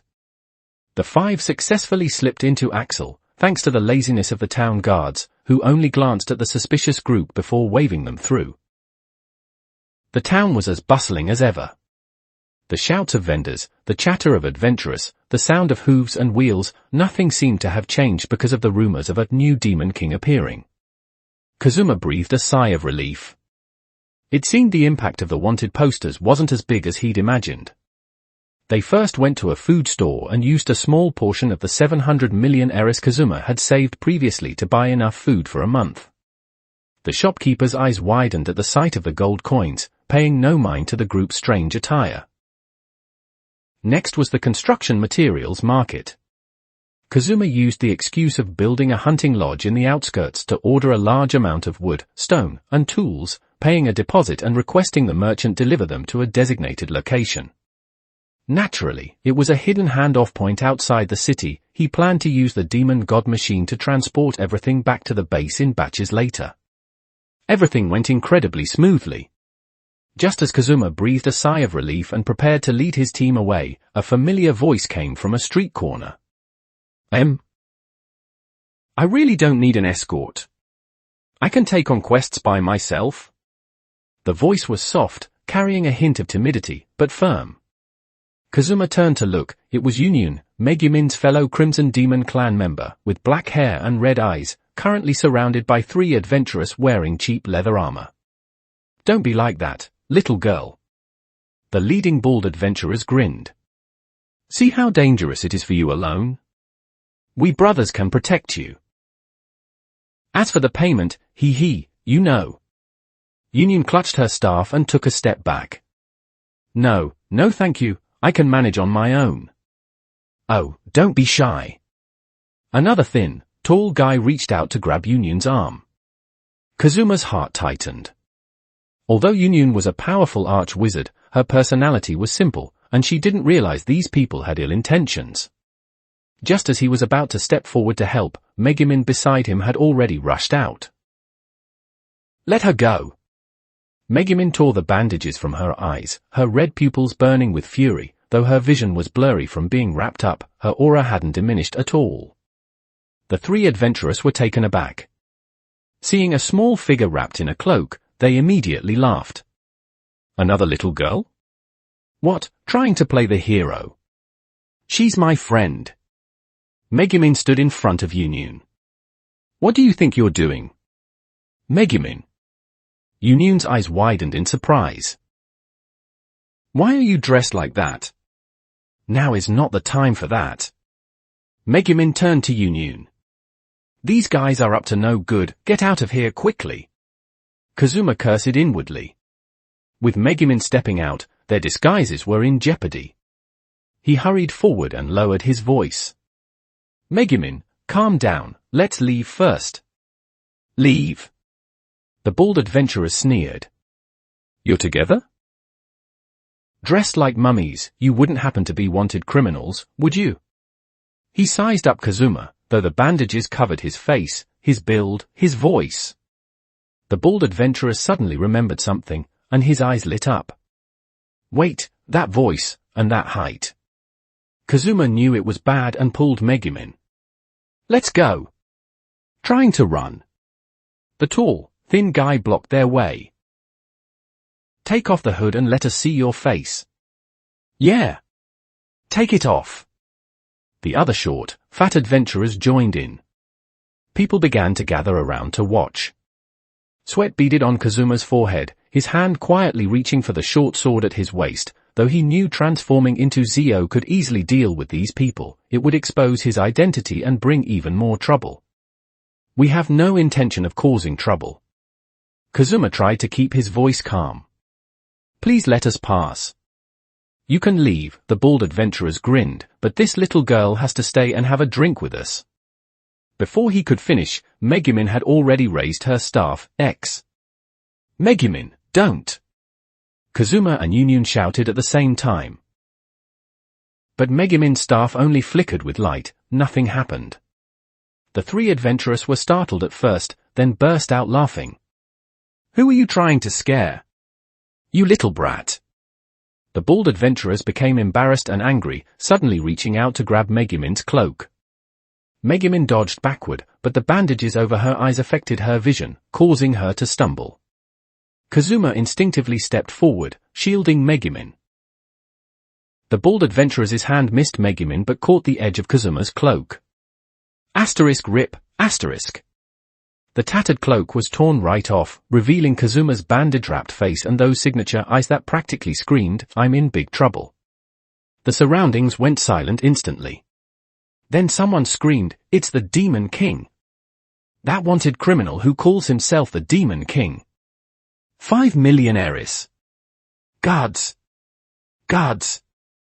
The bald adventurers were stunned for a moment, then ecstatic. Ha ha! I'm rich. Kazuma stood there, his mind a complete blank. He could feel everyone's eyes focused on him, terrified, greedy, curious. He could see Aqua and Darkness pushing through the crowd to get to him, we standing there at a loss, and Megumin frantically trying to rewrap the bandages over her eyes. And Yunyun, his simple crimson demon friend, was looking at him with a gaze full of shock, confusion, and a hint of disbelief. Kazuma-san. Yunyun asked softly. Are you really the Demon King? Kazuma opened his mouth, wanting to say no, wanting to say this is all a misunderstanding, wanting to say I'm just doing a very stupid mission. But there was no time. From the end of the street, the rhythmic sound of guards' footsteps and the clanking of armor could already be heard. Capture the Demon King. Dead or alive? It's over. That was the only thought left in Kazuma's head. And on the system panel he couldn't see, a small line of text quietly emerged. Emergency event, identity exposed. Suggestion, run, or fight. Chapter 8, Rejoice. Build armor debuts. Time seemed to freeze. The clamor of the onlookers, the footsteps of the approaching guards, and the anxious shouts of his teammates all turned into blurred background noise in Soto Kazuma's ears. His gaze met Yunyun's confused eyes, swept across the greedy faces of the three adventurers, and finally landed on the torn cloak on the ground. Enough, just go for it. Kazuma took out the Ziku driver from the system space and buckled it around his waist. Holding the ZO ride watch in his left hand, a brand new, red and blue split watch appeared in his right, the Build ride watch. In the center of the watch, Build's iconic face glowed slightly. What kind of magic item is that? The bald adventurers took a step back, instinctively sensing something was wrong. The guards had already rushed into the street corner, their spears gleaming coldly, Demon King. Surrender now. There was no time to hesitate. Kazuma pressed the buttons on both ride watches simultaneously. Zio!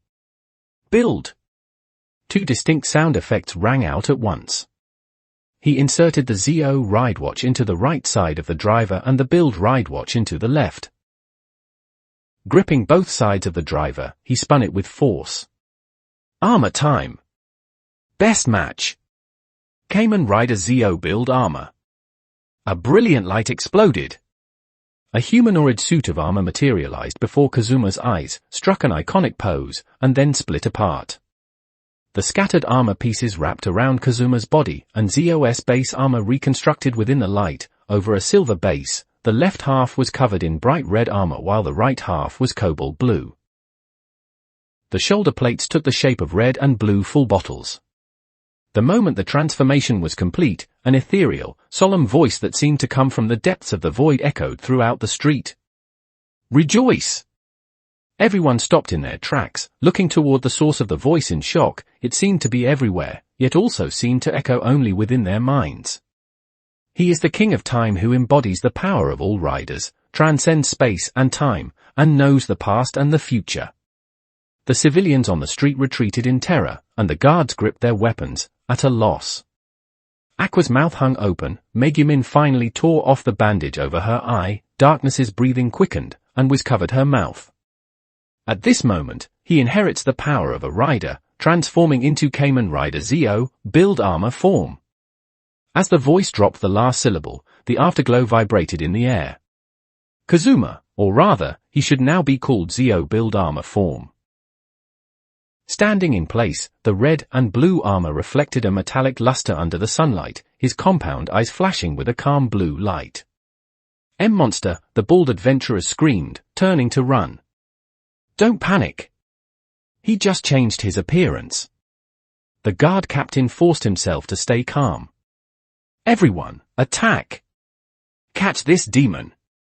More than a dozen guards rushed forward at once, and Kazuma took a deep breath.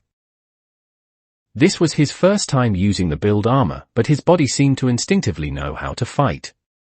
Bottle enhancement, rabbit full bottle. As this thought flashed through his consciousness, the red side of the armor suddenly glowed slightly. Kazuma felt an explosive power surge into his legs. In the next instant, he had vanished from the spot. What? The guard's vision blurred. Kazuma appeared on the flank of the crowd, moving so fast he even left afterimages behind him. He hesitated for a moment. He couldn't kill them. These guards were just doing their duty. So he lowered his center of gravity and performed a sweep kick. Bang! Bang! Bang! 3 guards fell to the ground. Though they wore armor, it was enough to temporarily incapacitate them. On the left, the guard captain roared. 4 guards flanked him from the left. Kazuma waved his left hand, and clusters of white mathematical formulas appeared in the air. Red and blue energy surged from his hands, quickly weaving into complex mathematical formulas in the air, builds iconic functional equations. The formulas wrapped around the 4 guards like chains, pinning them in place. Secant move. What kind of magic is this? Kazuma ignored their cries of alarm. He looked at the remaining guards, including the 3 adventurers who were shivering and hiding behind the crowd. Weapon adaptation, drill crusher. With a flash of light in his right hand, a yellow and white weapon appeared, the drill crusher. The front of the weapon was a rotating drill, and there was a trigger at the handle. Kazuma pulled the trigger, and the drill at the front began to spin at high speed, emitting a buzzing roar. Don't kill us! The tall, thin adventurers fell directly to his knees. Kazuma didn't speak. He raised the drill crusher and aimed, not at the people, but at the stone pavement beneath their feet. Finisher, vortex time break. He leapt high into the air, his red and blue armor tracing a brilliant arc. The drill at the front of the drill crusher spun to its limit, and with a scream that tore through the air, he slammed it hard into the ground. Boom! It wasn't an explosion, but a precise release of energy. The moment the drill touched the ground, red and blue energy waves spread out in a ring, accurately flipping over all the standing enemies, yet miraculously causing no fatal injuries. The guards fell like bowling pins, their armor covered in dust, but they were clearly still alive, just temporarily incapacitated. The 3 adventurers fared worse. the energy wave had given them special attention, sending them flying across the street into a fruit stand, where they landed in a mess of rotten tomatoes, looking utterly pathetic. Kazuma landed, the drill crusher resting on his shoulder, his red and blue armor standing out vividly amidst the dust. He looked around. The civilians had mostly fled, the fallen guards were groaning, and the three adventurers were struggling in the pile of rotten tomatoes. Monster! The guard captain managed to prop himself up, his eyes full of fear. Kazuma didn't respond. He turned and looked at his teammates. Aqua was pulling Wiz toward him, Darkness was flushed with excitement, and Megumin was supporting a still-dazed Yunyun. Let's go! Kazuma deactivated the drill mode, returned the drill crusher to the system space, and then removed the build ride watch from the driver. The armor didn't deactivate, he stayed in the build form, he needed the speed of this state to get everyone out of there. Space-time demon god machine, summon. A vortex appeared in the sky again, and the silver-grey demon god machine descended. Beams of light enveloped everyone, including Yunyun, who was still in a state of shock. Wait, Yunyun wanted to say something, but the light beam had already teleported them all into the cockpit. The demon god machine instantly took to the sky, turning into a silver speck on the horizon and vanishing before the desperate eyes of the guards. Silence filled the cockpit. 5 seconds later, Aqua was the first to break the silence. What was that voice just now? That rejoice thing. It was so embarrassing but so cool. Kazuma, have you finally gone crazy enough to need sound effects for your transformations? It wasn't me. Kazuma deactivated the transformation, the armor dissipating into points of light to reveal his exhausted face. That was a special effect built into the armor. Right. A special effect? Do special effects talk? Megumin narrowed her red eyes. And that voice was clearly introducing you, wasn't it? The King of Time who embodies the power of all riders, transcends space and time, and knows the past and the future? Kazuma, since when did you become so Chunibyo? It wasn't me. Really? Kazuma was unable to defend himself and could only change the subject. More importantly, Yunyun, why were you there alone? Where are the people from the Crimson Demon Village? Yunyun finally snapped out of it. She looked at Kazuma, then at Megumin, and finally asked cautiously, Kazuma-san, are you really a demon king? Those guards just now said. No. Kazuma, Megumin, and Aqua answered simultaneously. Darkness added in a small voice, though he is a demon king, he's not a bad one. Anyway, I'm not the kind of demon king you're thinking of. Kazuma scratched his hair. It's a long story. Speaking of which, why were you in Axel alone? And how did you get mixed up with those people? Yunyun lowered her head, looking a bit embarrassed. I came to take a quest. I wanted to prove I could do it alone, but then I ran into those people. Thank you for saving me. Don't mention it. Megumin patted her shoulder, then glared at Kazuma. But Kazuma, what do we do now? Our identities are completely exposed, we can't go back to Axel, and Yunyun saw everything. Saw what? I didn't see anything. Yunyun immediately raised her hand to swear. I'll only say that I met some kind people who saved me today, I don't know anything else. Looking at her serious expression, Kazuma gave a wry smile. Yunyun was indeed simple-minded, but once the Crimson Demon clan set their minds on something, not even 10 giant toads could pull them back. Anyway, come back to our base with us first. Kazuma sighed. We'll send you back once it's safe. Base? Yunyun blinked. You guys have a base. A subtle silence fell over the cockpit once more. The demon god machine flew over the mountains, heading toward the clearing that had been hastily declared the Demon King's base. Outside the window, the clouds were dyed golden red by the setting sun, making for a magnificent view. Kazuma leaned back in the pilot's seat, reflecting on the battle. The power of the build armor was stronger than he had imagined. No, it was too strong. That precise control, that perfect combination of speed and power, and those formulas generated out of thin air. System, he asked in his mind, that rejoicer voice just now, that was your doing, wasn't it? System notification, to match the Demon King identity, the system adds a rejoiced effect when the host uses a new form for the first time to enhance presence and intimidation. This effect is a one-time occurrence and will not trigger for subsequent transformations. Once was enough. Kazuma almost shouted. Do you have any idea how embarrassing that was? And everyone heard it. Effect assessment caused a 37% increase in the target group's panic level, intimidation effect significant. Host safe evacuation success rate increased to 98%. Fine. Kazuma gave up the argument. He looked out the window as the land swept by beneath them, and that familiar clearing was already faintly visible.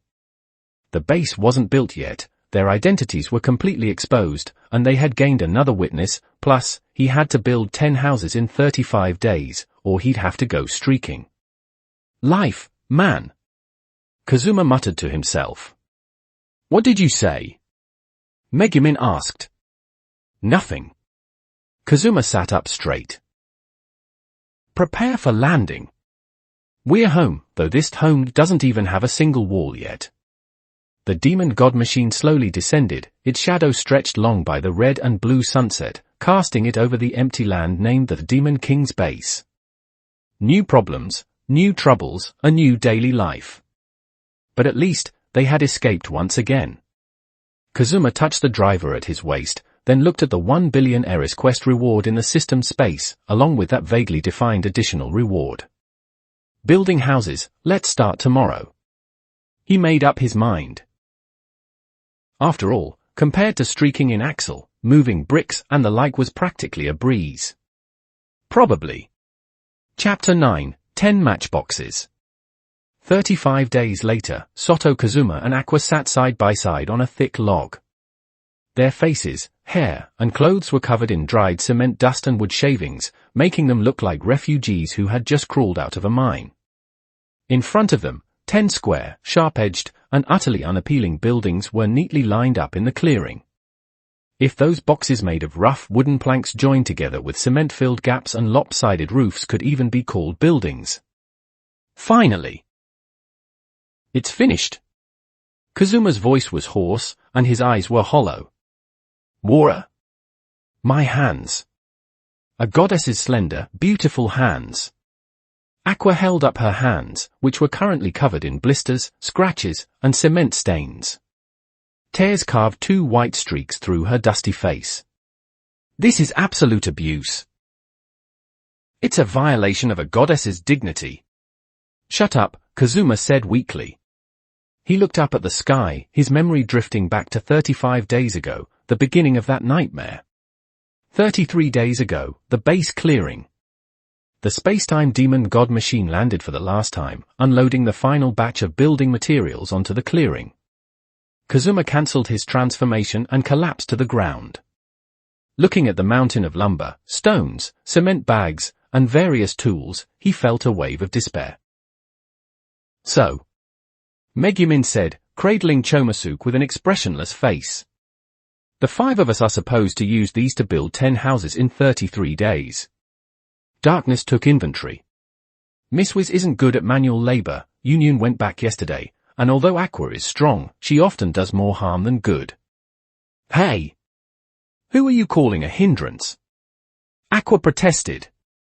Last time I let you carry wood, you ended up dropping it on your own foot and cried all day, Megumin exposed her mercilessly. That was an accident. Kazuma stood up and brushed the dirt off his clothes. The plan is this, Aqua, Darkness, and I will handle the main construction. Megumin, you're in charge of Earth supervision? Also, use your explosion magic to clear the large rocks from the site. I can only use it once a day, you know, Megumin reminded him. Once is enough. Just don't blow up the entire base. Wiz, Kazuma turned to the brown-haired lick boss, you're in charge of logistics, cooking, and using your magic to help with some details. Like cutting the lumber and such. I'll try my best. We said softly. But my magic sometimes goes out of control. Better than nothing, Kazuma sighed. Alright, let's get to work. On the first day, they cleared a relatively flat patch of ground. Megumin used explosion magic to blow up 3 massive boulders, and the resulting dust turned everyone into grey figures. Aqua tried to use magic to purify the dust in the air, but ended up summoning a light rain that turned the newly cleared ground into a mud pit.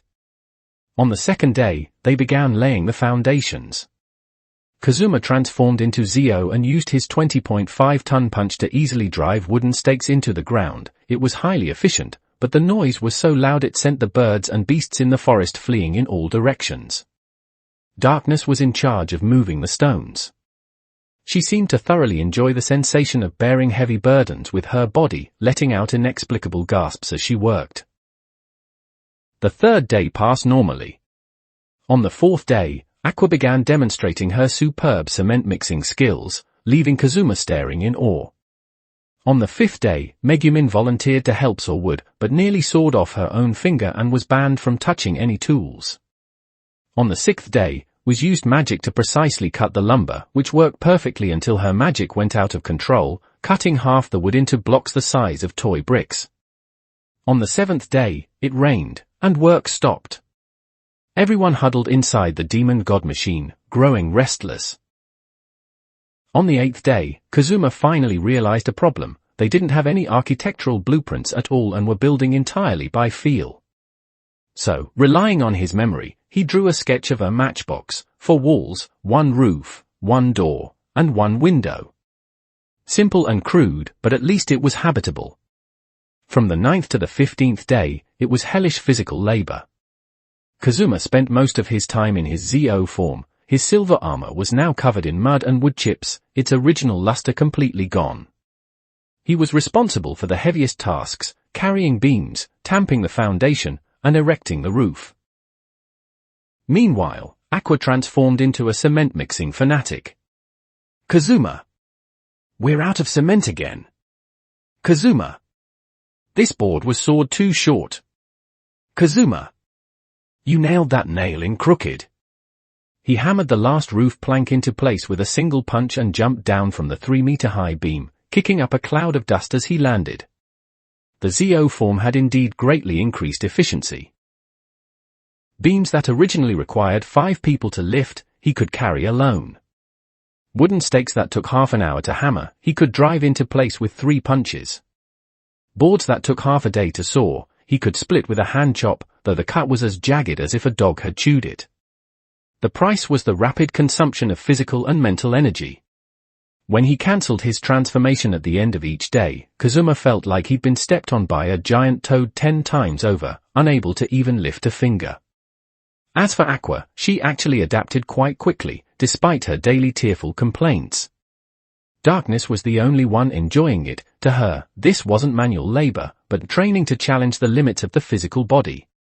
She handled the transport of all the stones by herself.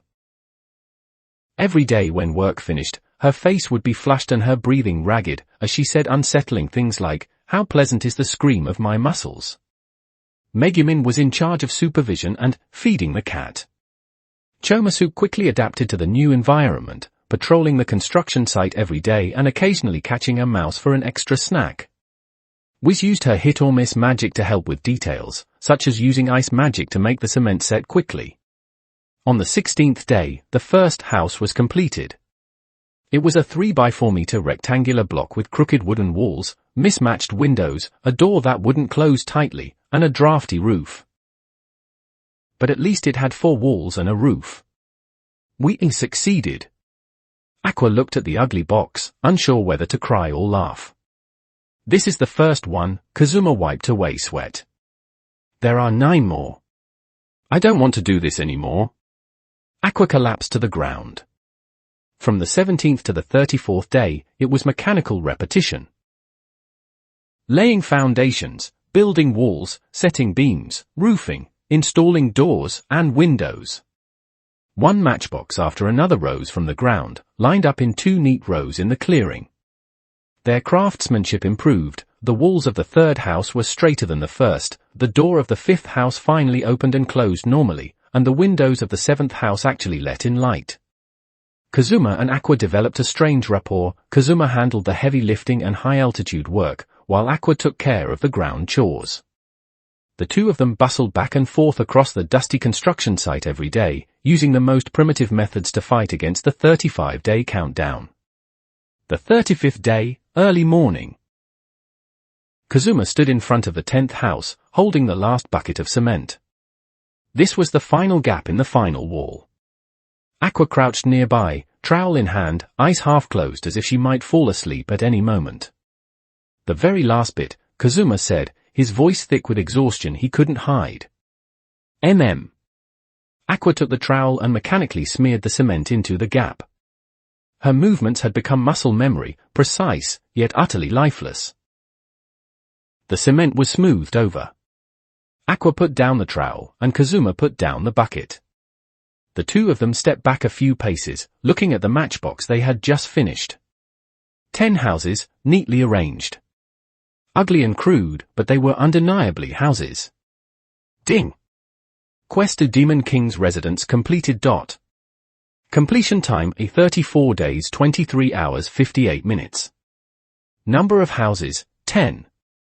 Quality rating: F, barely habitable. Rewards distributed: 1 billion Eris has been deposited into the system space. Chris's original pantsu ×1 has been added to the inventory. The system's notification sound rang in his mind. Kazuma didn't celebrate or cheer, he just slowly sat down on the ground. Aqua sat down as well, leaning against his shoulder. The two of them just sat there, looking at the Demon King's castle they had traded their blood, sweat, and tears for, without saying a word. The setting sun stretched their shadows long across those rough cement walls. Tools, leftover building materials, and the exhaustion accumulated over 35 days lay scattered across the site. A breeze blew through the clearing, bringing the rustling of the forest and the sound of the flowing stream. The 10 matchboxes stood silently, waiting for their owners. Inside one of the houses, Darkness was excitedly decorating her room, Megumin was building a cat bed for Chomasuke, and Wiz was fretting over a drafty window, wondering what magic she should use to fix it. Kazuma looked up at the sky outside the window. At least? He muttered, we have a roof. Aqua had already fallen asleep against him, her light snoring exceptionally clear in the evening silence. The 35 days of hard labor were over. The Demon King's base finally looked a bit like a base. Even if it was just a bunch of ugly matchboxes. Chapter 10, Inviting the God. Personal setting: Eris descends in her true form. Peaceful times are always short, especially when you've just finished building 10 matchbox houses and thought you could finally rest. 2 days later, in the early morning, Kazuma was lying on the simple wooden bed of his Demon King's bedroom, staring blankly at the gaps in the ceiling where light leaked through. Sunlight filtered through the cracks, casting a dazzling spot of light on the rough concrete floor. He turned over, and the wooden bed let out an overburdened creak. At least it's more comfortable than sleeping in the Demon God machine. He muttered to himself, preparing to go back to sleep. Ding! New mission issued. Kazuma sat up with a start, and the wooden bed let out another series of screams. Mission: Demon Lord's Executive. Content: as a Demon Lord, how can you not have your own executives? Please appoint 5 executives within 7 days to form a core team. Reward: Kamen Rider Cross Z Watch ×1. Punishment: for 30 consecutive days, be forcibly teleported to Axel City Square at 3 a.m. every day to sing Gokuraku Jodo. Kazuma stared at the mission panel, his eyes gradually widening. Cross Z Watch? Rigger? That muscle-brained but incredibly cool Kamen Rider Cross Z? As a fan of Kamen Rider, Kazuma was more than familiar with Cross Z. The next second, Kazuma's expression turned serious. Wait, if I use this watch, won't I just end up losing all the time? Whatever, let's do it. I'm definitely taking this mission. Kazuma jumped out of bed, only to hit his head on the low ceiling beam. Oh! He rubbed his head and rushed out the door, shouting toward the open space, assemble. Emergency meeting. 10 minutes later, 5 people plus a cat gathered in the largest matchbox, which Kazuma had named the Demon Lord's Council Chamber, even though it contained nothing but a rough wooden table and a few crooked stools. So, why call us up so early? Is something the matter? Megumin yawned, her dark circles prominent. She held the still dozing Chomosuke in her arms. Is there a new construction task? Aqua hugged herself warily. Let me say this first, I'm never touching cement again. A goddess's hands are for casting sacred magic, not for stirring building materials. Could it be that the Night Order is attacking? Darkness's voice trembled with excitement. Are we finally going to face our first defensive battle? How much I look forward to it. We sat quietly in the corner, holding a cup of hot tea. The tea leaves were the last bit of stock she had brought from her shop. None of that. Kazuma stood in front of the table, leaning his hands on the surface, putting on a I'm serious expression. Today, we are going to do something big, appointing executives. Four pairs of eyes looked at him blankly. Executive. Megumin tilted her head. What executive? The core members of our Demon Lord faction. Kazuma waved his arms, trying to create an atmosphere. Since we are the Demon Lord faction, we need a proper organizational structure. We can't keep using a casual name like Kazuma's party. Aqua raised her hand, then how about renaming it the Axish Cult Axel Branch? I can be the branch manager. Rejected, Kazuma replied instantly. Listen up, in the name of the Demon Lord, I officially appoint. He cleared his throat and pointed at Aqua. Aqua, I appoint you as the Logistics Department Head. Responsible for purifying water and brewing alcohol. Logistics Department? That sounds so weak. Aqua grumbled, but her eyes lit up when she heard, brewing alcohol. Wait, does that mean I can openly sneak drinks from now on? Sure, Kazuma nodded perfunctorily, turning to Megumin. Megumin, I appoint you as the Combat Department Head. Responsible for all combat-related matters. Combat Department? Sounds good. Megumin puffed out her chest. Even though I can only use explosion magic once a day, the power of that one time is enough. Darkness. Kazuma looked at the knight, whose face was already flushed with excitement. I appoint you as the Defense Department Head. Responsible for the base's defense and security. Defense. Protection. Bulwark. Darkness clenched her fists. Leave it to me. I will use this body to build the strongest line of defense. Wheeze. Kazuma finally looked at the brown-haired lick. I appoint you as the Technical Research and Development Department Head. Responsible for the research and development of magic items. Me. Whis was flattered. Even though my magic items often fail. I will work hard. Kazuma nodded with satisfaction and opened the system panel to check the mission progress. Current executives appointed, 4. Mission requirement, 5. Time remaining, 6 days, 23 hours, 59 minutes. Kazuma froze. 4? He counted, Aqua, Megumin, Darkness, Wheeze. It really was 4. Including himself? He was the Demon Lord, so he didn't count as an executive, right? So one was still missing? What's wrong? Megumin noticed his expression. Nothing, Kazuma forced a smile. The appointment ceremony ends here. Everyone, back to your posts, meeting adjourned. Although everyone was confused, they left the council chamber one after another. Aqua excitedly went to research how to make wine from wild fruits.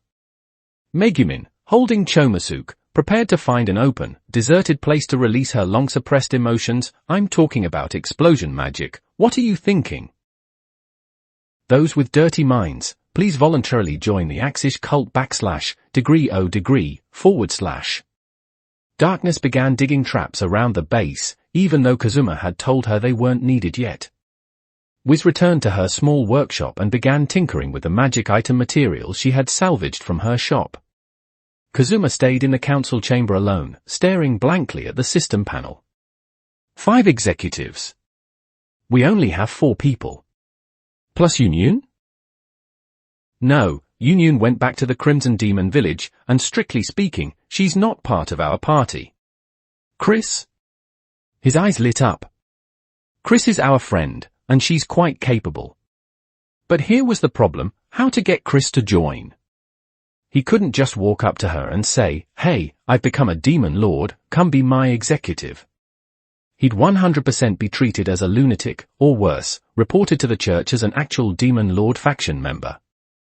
Kazuma paced around the room, various plans flashing through his mind. Persuasion? Chris had a good personality, but she definitely wouldn't agree to something this absurd. Bribery? They had one billionaireess now, but he couldn't just throw money at a friend, could he? Threats? Don't be ridiculous. Chris was a thief after all, agile and skilled, threatening her would only get him beaten up. Then, a familiar yet dangerous plan surfaced in his mind. Knock her out. Tie her up. Throw her in a sack and take her away. No, no, no. Kazuma shook his head, trying to drive the thought away. Kidnapping Wiz last time was already over the line. If I kidnap Chris this time, she'll kill me. But the temptation of the Cross-Z watch was just too great. Think about it, Rigger's power. And that cool armor. But kidnapping a friend is just too. Kazuma was caught in a moral struggle. He recalled the scene of kidnapping Wiz. The sack, the neck chop, the demon god machine, the misunderstanding after she woke up. Although it was eventually explained and Wiz agreed to join, the process was truly disgraceful. But this time is different. Kazuma convinced himself. Chris is our good friend. And I'm just inviting her to be an executive, not actually kidnapping her. Right, it's just that the method is a bit rough. He paced around the room again and again, finally stopping in front of the window, looking at the 10 ugly matchbox houses he had built with his own hands. I need executives. 5 executives, Cross-Z watch. He muttered to himself, his gaze gradually becoming firm. And Chris will definitely understand me. We're friends. It's perfectly normal for friends to occasionally use a sack to invite each other over, probably. He took a deep breath and made a decision that went against his ancestors, against morality, but was completely in line with his scum character. System, he said in his mind, prepare a sturdier sack for me. Inventory added, reinforced kidnapping specific sack, bonus, sedative handkerchief ×1. You're really quite thoughtful, aren't you? Kazuma facepalmed, but there was no turning back now. He checked the sack in the system space, it was larger than the last one and looked sturdier. A sedative handkerchief? The system even prepared this? This was practically encouraging crime. Whatever. Kazuma clenched his fist. For the Cross-Z watch. For the integrity of the Demon Lord faction. Chris, I'm sorry. He rushed out of the council chamber and shouted to Aqua, who was experimenting with brewing methods by the stream. Aqua. I'm going out for a bit. I might be back late. Eh? Where to? Aqua looked up, holding a suspicious fermentation jar. 2. Invite a new executive. Kazuma shouted before running off. Aqua tilted her head, thought for a few seconds, and then went back to focusing on her brewing masterpiece. She cared more about whether this jar of wild fruits could produce good wine than where Kazuma was going. Kazuma ran back to his matchbox and began preparing his kidnapping tools, the sack, the sedative handkerchief, rope, and most importantly, the Zo ride watch and Ziku driver. First, I have to find Chris. He recalled the places Chris usually frequented. The Adventurers Guild? No, they couldn't go there after being wanted. The church? Chris sometimes went there to help out. Or maybe she was at some secret base outside Axel. Whatever, I'll go stake out near Axel first. Kazuma made up his mind. When I see her? I'll greet her friendly first, then when she's off guard. No, that's too despicable. He muttered to himself while changing into casual clothes suitable for movement, stuffing the sack into his backpack and the sedative handkerchief into his pocket. Before leaving, he looked at himself in the mirror, shifty eyes and a guilty expression, looking exactly like a thief about to commit a crime. Soto Kazuma, you are a demon lord, he said to the mirror. What's wrong with a demon lord kidnapping an executive? It's normal. Which demon lord in history didn't start by kidnapping people? The person in the mirror didn't respond, just looked at him with a "who are you kidding" expression. Fine, I really am a scumbag, Kazuma admitted. But the Cross-Z watch is just too tempting. He checked his equipment one last time, took a deep breath, and pushed open the door. The sun was just right, and the breeze was gentle. Today was a good day for kidnapping a friend. Chris, wait for me, Kazuma said to the sky. I'm coming to invite you to join our Matchbox Demon King's castle. He took solemn steps and flew toward Axel in the space-time demon god machine. The sack in his backpack bounced with his movements, as if reminding him, you're going to do something bad again. Meanwhile, somewhere near Axel, a certain silver-haired thief who was helping an old lady find her cat suddenly sneezed. Strange, did I catch a cold? She rubbed her nose and continued calling the cat's name, Mimi tilde come out tilde. She had no idea she was about to receive a passionate invitation. Chapter 11, Successfully Inviting a Goddess. On the outskirts of Axel, the night wind was biting. Chris tightened her cloak, her short silver hair shimmering softly under the moonlight. It was late at night, and she planned to take the backroads to quickly return to her temporary residence in the suburbs. The alleys were dark, with only a few scattered windows emitting a faint glow. The cobblestone path was damp from a recent light rain. Chris's steps were light. As a thief, she was long accustomed to walking at night. But something felt off tonight. There was a faint, lingering sensation in the air of being watched. Chris frowned, stopped in her tracks, and looked around. The alley was empty, save for a few rats scurrying past the corners. Was it just my imagination, she muttered to herself, continuing forward. But she didn't see that in the shadows of the eaves above her head, a silver and black figure was crouching, holding its breath. Beneath the ZO armor, Kazuma was nearly breaking into a cold sweat. Stealth! Stealth! He repeatedly chanted the name of his skill in his heart. This skill was taught to him by Chris, yet now he was using it to tail Chris herself. Fate truly was ironic. Kazuma had spotted Chris's trail 3 hours ago.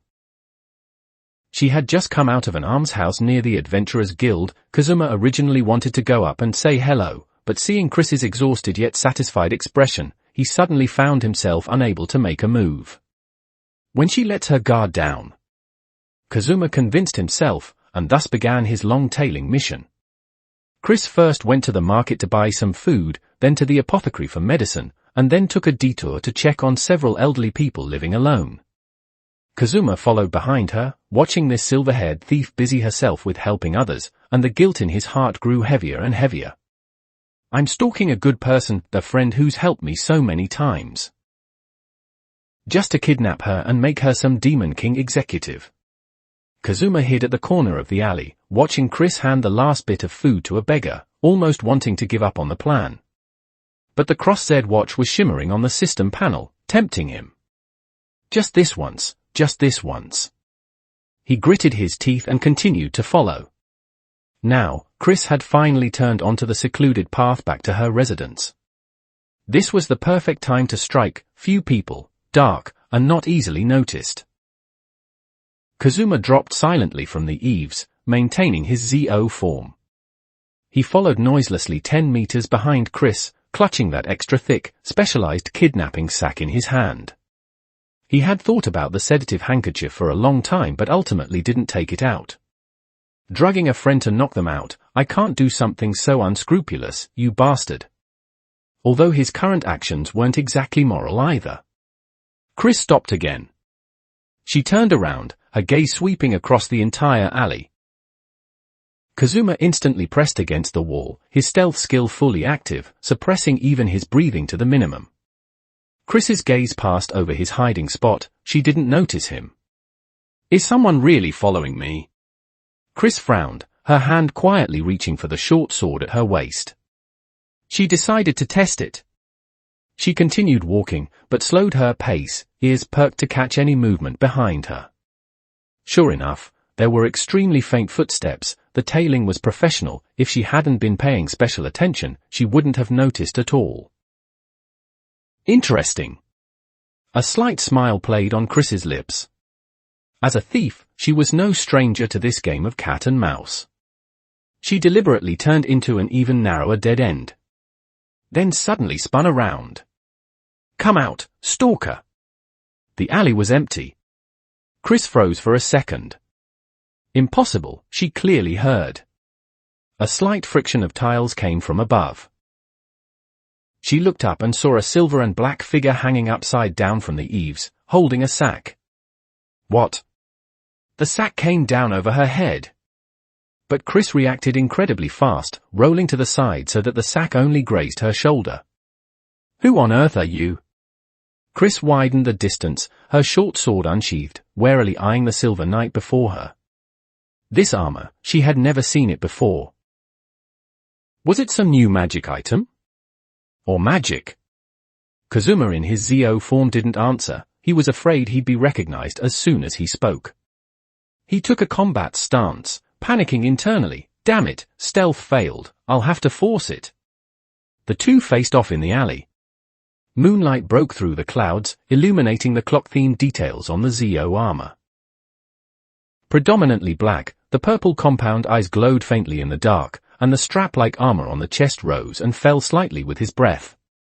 Not talking? Chris narrowed her eyes. Then don't blame me for being rough. She attacked first. Her short sword traced a silver arc, stabbing straight for Zio's chest. Kazuma barely managed to sidestep, the blade's tip grazing the armor and sending sparks flying. So fast. Even with the speed boost from the Zio armor, Chris's movements were still astonishingly quick. Chris attacked relentlessly, her swordplay fierce and precise, each strike aimed at the joints of the armor. Kazuma parried and dodged clumsily, not daring to strike back at all. He was afraid of hurting Chris. What's wrong? Can you only dodge? Chris's assault grew more intense. Is this armor just for show? Kazuma groaned inwardly.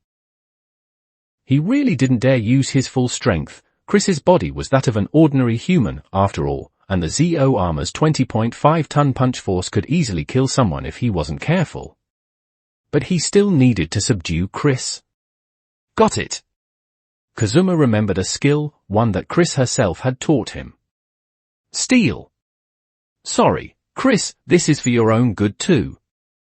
Kazuma apologized in his heart while activating the skill. Target, any item on Chris's person. The moment the skill activated, Chris felt a loosening at her waist. A certain cloth item disappeared from under her skirt and appeared in Zio's hand the next second. Time seemed to stand still. Kazuma looked down at the familiar, lace-trimmed white pantsu in his hand and froze. Chris looked down, felt the emptiness below, and froze as well. Then, her face turned red from her neck to her ears at a visible speed. This feeling, this technique. Chris's voice trembled. Could it be? She snapped her head up and stared at the Zio armor. Kazuma. Crap.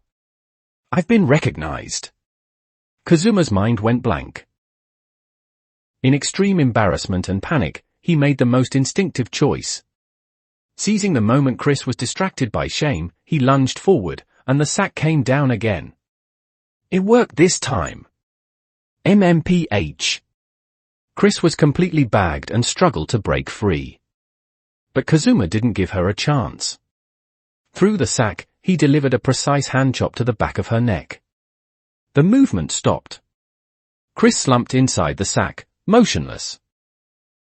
Kazuma panted heavily, cancelling the transformation. The silver armor dissipated into motes of light, revealing his sweat-drenched face. He knelt beside the sack, his hand still shaking. Sorry, Chris. He stammered incoherently, then remembered something and hurriedly stuffed the pantsu in his hand into his pocket. I'll give this back to you later. Chris inside the sack gave no response. Kazuma checked her breathing. Fortunately, the force was well controlled, she was just temporarily unconscious. He slung the sack over his shoulder, feeling it was a bit heavier than Whi's. After all, she was an active thief with higher muscle density. System, summon the demon god machine, fast! A vortex appeared in the sky once more. Carrying the sack, Kazuma vanished within the beam of light descending from the demon god machine. The alley returned to silence. Only a few crushed tiles on the ground bore witness to the absurd kidnapping that had just occurred. Moments later, a black cat walked across the roof, curiously sniffed the ground, then jumped onto the wall and disappeared into the night. Inside the demon god machine, Kazuma carefully placed the sack containing Chris on the floor. Sitting in the pilot's seat, he looked at the slightly heaving sack with mixed emotions. I kidnapped Chris. Used the skill she taught me to steal her pantsu, then knocked her out. He covered his face. What kind of demon king am I? I'm just a pervert, aren't I? But the mission required 5 executives, and now with Aqua, Megumin, Darkness, Whis, and now Chris, that made exactly 5. How am I going to explain this when she wakes up? Kazuma gave a wry smile. Hey Chris, the Divine Realm has designated me as the new Demon King and I need 5 executives. How about you become my Minister of Logistics? She'd probably stab me to death with her short sword, right? But kidnapping a friend in a sack is way too much, no matter how you look at it. Outside the window, the moon was half hidden by clouds, casting a hazy light. Inside the sack, Chris, or rather, Eris, frowned in her unconscious state. In the last moment before her consciousness sank into darkness, she had vaguely realized who the stalker was and whose familiar stealing technique that belonged to. Kazuma. You really are. She sighed silently, then completely lost consciousness. Meanwhile, in the pilot's seat, Kazuma was frantically rehearsing his explanation for when Chris woke up. Chris, listen, this is a misunderstanding. No, it's not a misunderstanding, I did it on purpose, but I have my reasons. What reasons? A system mission? I can't say that, then what do I say? He clutched his short brown hair in frustration. I'm screwed, I'm screwed, I'm screwed. I'm really screwed this time. But for some reason, looking at the Cross-Z watch in the system space that was about to be his, he felt, maybe it was all worth it. Probably. Years later, a certain demon king who wished to remain anonymous said, I originally thought that raising one eccentric goddess was all ready. Chapter 12, Scum Kazuma. When Chris opened her eyes, the first thing she saw was a wooden ceiling? Rough wooden planks were joined together, and traces of dried cement could be seen in the gaps. She blinked, her consciousness gradually returning. Kidnapping. A sack. A hand chop. And she sat up abruptly, her face turning red again. Are you awake? A familiar voice came from nearby. Chris turned her head and saw Kazuma sitting on a simple wooden stool, looking at her with an I'm sorry, but I had no choice expression. The surroundings were very simple, for wooden walls, a crooked window, hay on the floor, and several equally rough stools. This room. It looked like it was slapped together by someone who had just learned carpentry. Kazuma. Chris's voice was a bit raspy. Can you explain? Why did you knock me out, stuff me in a sack, and bring me to this place? She looked around. Through the window, she could see several other equally ugly buildings lined up in 2 rows. In the open space, Aqua was giggling at a fermentation tank, Megumin was playing with a black cat, Darkness was digging a hole, and Whis was staring blankly at a pile of strange materials. Well. Kazuma rubbed his hands, it's a long story. Then make it short. Chris rubbed the back of her neck. It still hurt. This guy really didn't know his own strength. Kazuma took a deep breath and decided to go for it. Chris, I need you to be my executive. Silence. 3 seconds later, Chris blinked. Ho. An executive. An executive of the Demon Lord faction. Kazuma stood up, waving his arms to try and boost his momentum. Look, we are now an official Demon Lord faction, though defined by the Divine Realm, and we don't actually want to do bad things, but since we are a Demon Lord faction, we need a proper organizational structure. I've already appointed Aqua, Megumin, Darkness, and Wheeze. Now I'm just missing one. Chris stared at him, her expression shifting from confusion to something more subtle. So, she said slowly, you kidnapped me just to make me your Demon Lord Executive. Right. Minister of the Thief Division. Or Minister of the Intelligence Division. Take your pick. Kazuma's eyes lit up, and we have a base. Look at those houses outside. I built them all myself. They're a bit ugly, but at least they have roofs. Chris face-palmed. She understood what was going on now. Kazuma had been defined as the second Demon Lord by the Divine Realm and was now trying hard to play the role. And by the looks of it, he still didn't know her true identity. Sorry, Kazuma. She shook her head. I can't join. The smile on Kazuma's face froze. Why? Aren't we friends? It's normal for friends to help each other out. It's because we're friends that I can't watch you jump into a fire pit. Chris said seriously, do you know what a Demon Lord means? It means you'll be an enemy of human society, an enemy of the Adventurers Guild, and even an enemy of the Divine Realm. She paused, thinking, although the Divine Realm seems to have given up on treatment, principles cannot be compromised. A goddess joining the Demon Lord faction? How scandalous! If I'm found out, I'll definitely be unable to return to the Divine Realm like Aqua Senpai, or even worse. I don't care. Kazuma slapped the table. We can't turn back now. Axel is putting us on the wanted list. The Divine Realm has defined us as the Demon Lord. What else can we do but keep moving forward? You could. Chris wanted to say you could explain clearly, but remembering the attitude of those old fogies in the Divine Realm, she swallowed her words. If explaining worked, Aqua Senpai would have returned to the Divine Realm long ago. See? You know there's no way either. Kazuma seized the opportunity, so join us. Let's build a new faction together.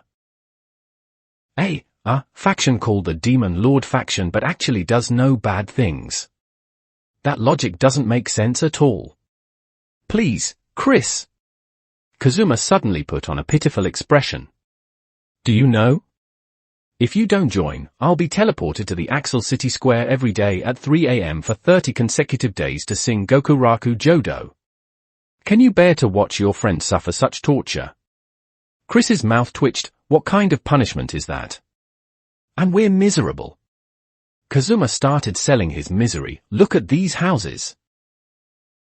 We spent 35 days building them. Working from dawn to dusk, carrying bricks and mixing cement, Aqua's hands are covered in blisters. I'm even more exhausted, like a dead dog. We don't even have a proper bed. We only eat dry rations and wild fruit. He got more excited as he spoke, even squeezing out a few tears. We just want a place to live. We just want to survive. Why is it so hard? Now even our friends aren't willing to help us. Looking at him like that, Chris's heart did waver a bit. As the goddess Eris, she was always known for her mercy and kindness, and she couldn't stand seeing others suffer. And Kazuma and the others were indeed quite miserable. Those houses were so ugly it was heartbreaking. But principles are principles. I'm sorry, Kazuma.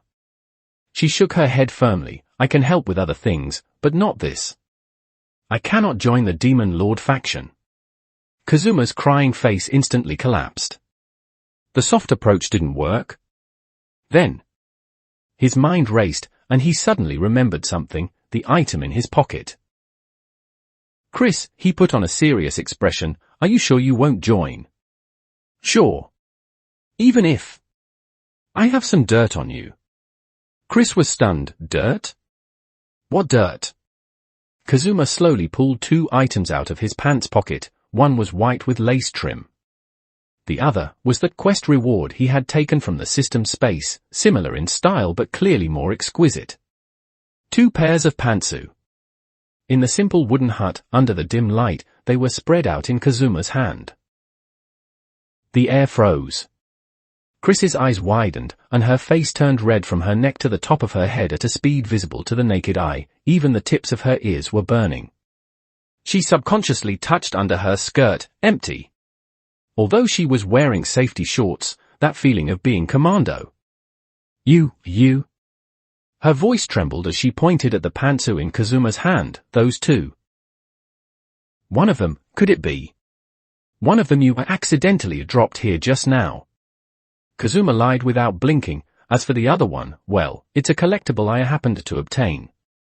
The styles are very similar, aren't they? Chris's mind went blank. Shame, anger, disbelief, all sorts of emotions mixed together.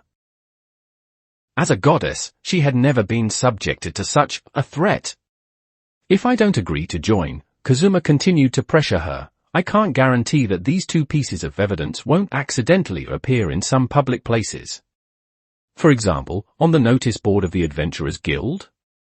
Accompanied by a headline like the famous thief Chris actually has this kind of fetish. You're despicable. Chris trembled with rage. For the sake of the Demon Lord faction's completeness, I'll do anything. Kazuma puffed out his chest, though he was actually terrified inside. So, what's your choice? Join us and be our minister of the thief division, or... He shook the pantsu in his hand. Chris bit her lip hard. Her current identity was the thief Chris. She couldn't expose her goddess identity or use divine power to solve the problem.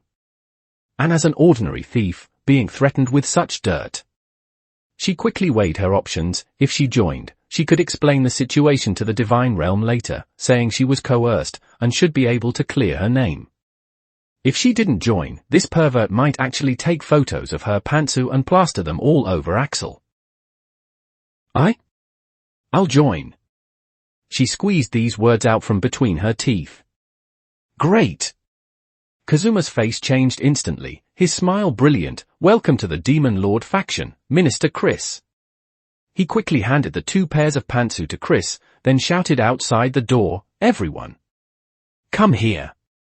We have a new member. Aqua, Megumin, Darkness, and Wiz walked in one after another, and they were all stunned when they saw Chris. Chris? Why are you here? Megumin asked in surprise. She's our new executive. Kazuma announced, Minister of the Thief Division. Responsible for intelligence gathering and resource procurement. Chris forced a smile. Please take care of me. Wow. Chris joined too. Aqua ran over excitedly. Then our executives are all here. Exactly 5. Kazuma, you said one was missing earlier, so you were waiting for Chris. Right. Kazuma followed the lead. I had it planned all along. Only Wiz carefully looked at Chris's flushed face, then at Kazuma's smug expression, and whispered to herself, why do I feel like Miss Chris doesn't seem very willing. But her voice was drowned out by Aqua's cheers. Ding! Quest a Demon Lord's executive completed. Executive appointed, 5. Reward issued, Kamen Rider Cross Z Watch ×1. The system notification sounded in Kazuma's mind. He suppressed the urge to check the reward immediately and maintained his Demon Lord dignity.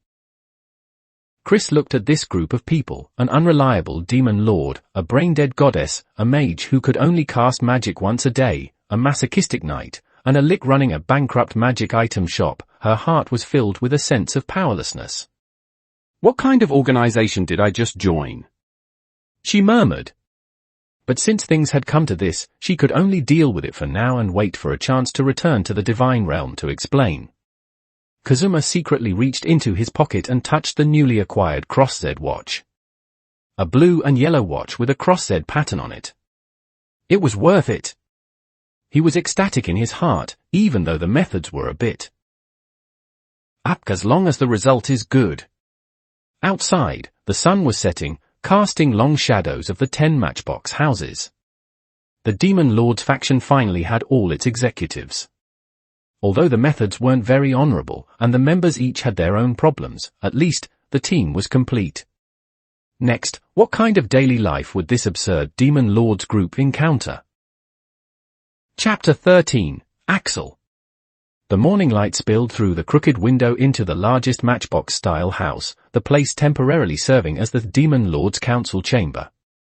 A few cups of hot tea sat on a rough wooden table, with 6 people sitting around it in a subtle atmosphere. So, Megumin said, cradling Chomasook as the black cat purred comfortably in her arms, what important agenda are we discussing today?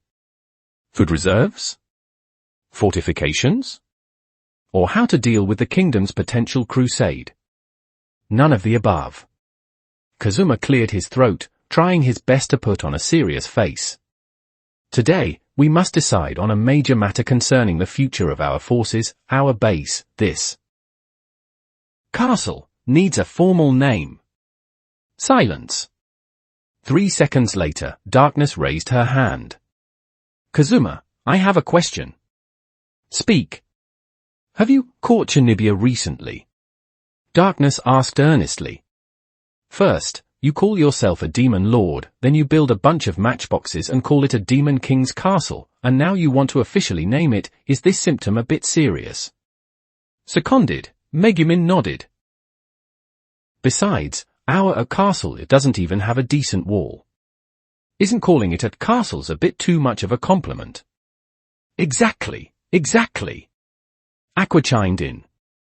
Calling it Goddess Aqua's temporary palace would be so much better.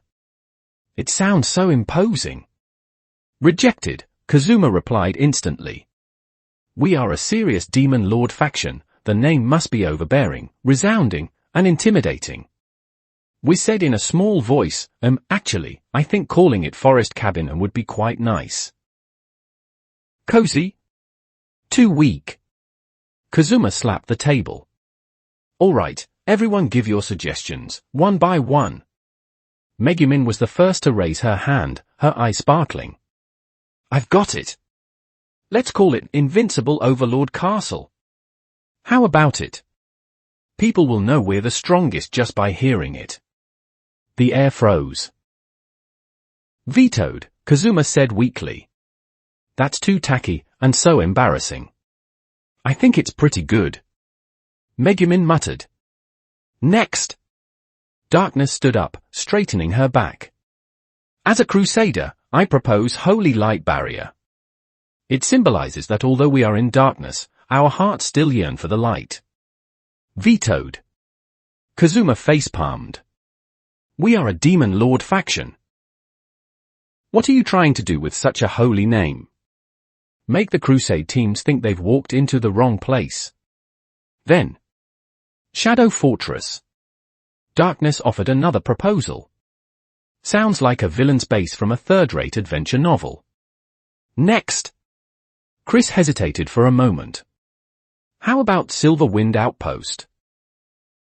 It sounds elegant, and vetoed. Too artsy. We're a Demon Lord faction meant to scare people, not a bard convention. Aqua raised her hand excitedly. My turn, my turn. I've thought of so many names. Goddess of Water Temple, Axel Branch, Axis Order Headquarters, Preliminary Branch, Goddess Aqua's Blessed Land. All vetoed. Kazuma roared. Can you think of a name that has nothing to do with goddesses? But I am a goddess. Aqua shrunk back, feeling wronged. We said timidly, then. New Hope Settlement? Or Harmonious Home? Too mediocre? Kazuma sighed. But we can keep them as backups. The discussion hit a stalemate. Megumin drew bored doodles on paper. Darkness started digging a hole again. Aqua giggled at her own reflection in her teacup, Chris drank her tea silently, and we stared blankly out the window. Kazuma propped up his chin, his brain working at high speed. It needs a resounding name, something intimidating, and with a bit of deep meaning. Suddenly, two names flashed through his mind. Zio. Guys. Kamen Rider Zio and Kamen Rider Guys, the King of Time and the Savior of the Future. One symbolizing the power to rule over time, the other symbolizing the determination to defy fate. If he combined these two names. Guys in English is a gates, which means a large door, Kazuma murmured to himself. And Zio? It's a Japanese homophone for king. Gate of the King. His eyes lit up. I've got it. Kazuma suddenly stood up, startling everyone. I've thought of the perfect name, Axel. Silence fell once more. A what? Megumin tilted her head. Axel. Kazuma repeated it, the more he said it, the catchier it felt. The pronunciation is Gegouci, but when written it's Axel, and it sounds very imposing. Does this name have any meaning? Chris asked suspiciously. It sounds like it was just thrown together. Of course it does. Kazuma puffed out his chest and started bullshitting. Did you know? Guys in English is gates, meaning a large door. And Zio, that's the name after I transform, comes from a Japanese homophone, the core of which is a king, o. So combined, it's the Gate of the King. He got more into it as he spoke. Think about it. This is the Demon King's castle, the portal to the Demon King's domain. And I am Zio, the King of Time. Gate of the King symbolizes our base's status and echoes my power. What a perfect name. Everyone looked at each other. Darkness narrowed her eyes. Kazuma, since when did you know so much? Exactly. Megumin chimed in. You usually can't even remember magic incantations, and now you're suddenly speaking English. It's a plot requirement, please bear with me, TT. Aqua raised her hand. As a goddess, I can testify that Kazuma is usually just an illiterate NEET. Hey! Kazuma protested. I am cultured, okay. I just don't usually show it. We said softly, actually, the name Paxel, it really does sound quite imposing. Chris was still skeptical. Are you sure you didn't just copy this from somewhere strange? Of course not. Kazuma raised his voice guiltily. This is my original creation. It combines the deep meaning of my transformed state with the positioning of our forces. Such cultural depth. He decided to add more fuel to the fire. And I've already designed the logo. He pulled a piece of paper from his pocket and spread it on the table. A complex and exquisite logo was drawn on the paper. It was the official logo of Kamen Rider Zio, a clever combination of clock elements and the text Zio, looking very high-end and classy. Wow! Aqua's eyes widened. So pretty! Kazuma, you drew this? Of course. Kazuma said without blinking. I created it based on what I look like when I transform into Zio. See, these clock elements represent time power, and this text design symbolizes kingly majesty. How about it? A perfect match for the name Traxel, right? Megumin stared at the logo for a long time, then back at Kazuma. Since when did you have this kind of artistic talent? I've always had it. I just never had the chance to show it. Kazuma bluffed. All right, let's vote. Raise your hand if you're in favor of the name Axel. He was the first to raise his hand. Wiz hesitated for a moment and also raised her hand. She actually thought the name was pretty good. Seeing Kazuma glaring at her, Aqua also obediently raised her hand. Fine, it sounds more reliable than my proposal. Chris sighed and slowly raised her hand. It's better than to Invincible Overlord Castle at least. Darkness looked around and finally raised her hand as well. Since everyone agrees, though I still suspect Kazuma suddenly becoming smart. Megumin was the last to raise her hand, looking reluctant. I'm abstaining. Invincible Overlord Castles was clearly better. 5 in favor, 1 abstention, passed. Kazuma announced, completely ignoring Megumin's reluctance. From today on, our base is officially named Axel. He took the logo drawing and taped it to the most prominent spot on the wall. The rough wooden wall paired with the exquisite logo had a strange sense of incongruity, but it did look like something now. So, Chris asked, what do we do next? Now that we have a name and a logo, we need some actual plans, right? Good question.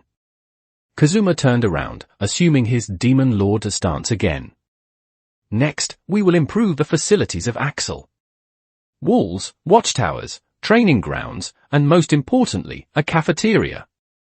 We can't keep eating dry rations every day. A cafeteria. Aqua instantly revived. I can be in charge of the brewing section. You just want to drink alcohol. Megumin deadpanned.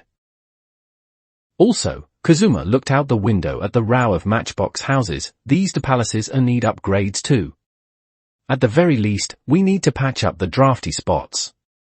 We said softly, I can try to reinforce them with magic. Darkness clenched her fist. Leave the defense work to me. I'll set up a perfect array of traps around the perimeter. Chris face-palmed. I think we should consider food sources and intelligence gathering first. The kingdom won't just leave us alone forever. One thing at a time.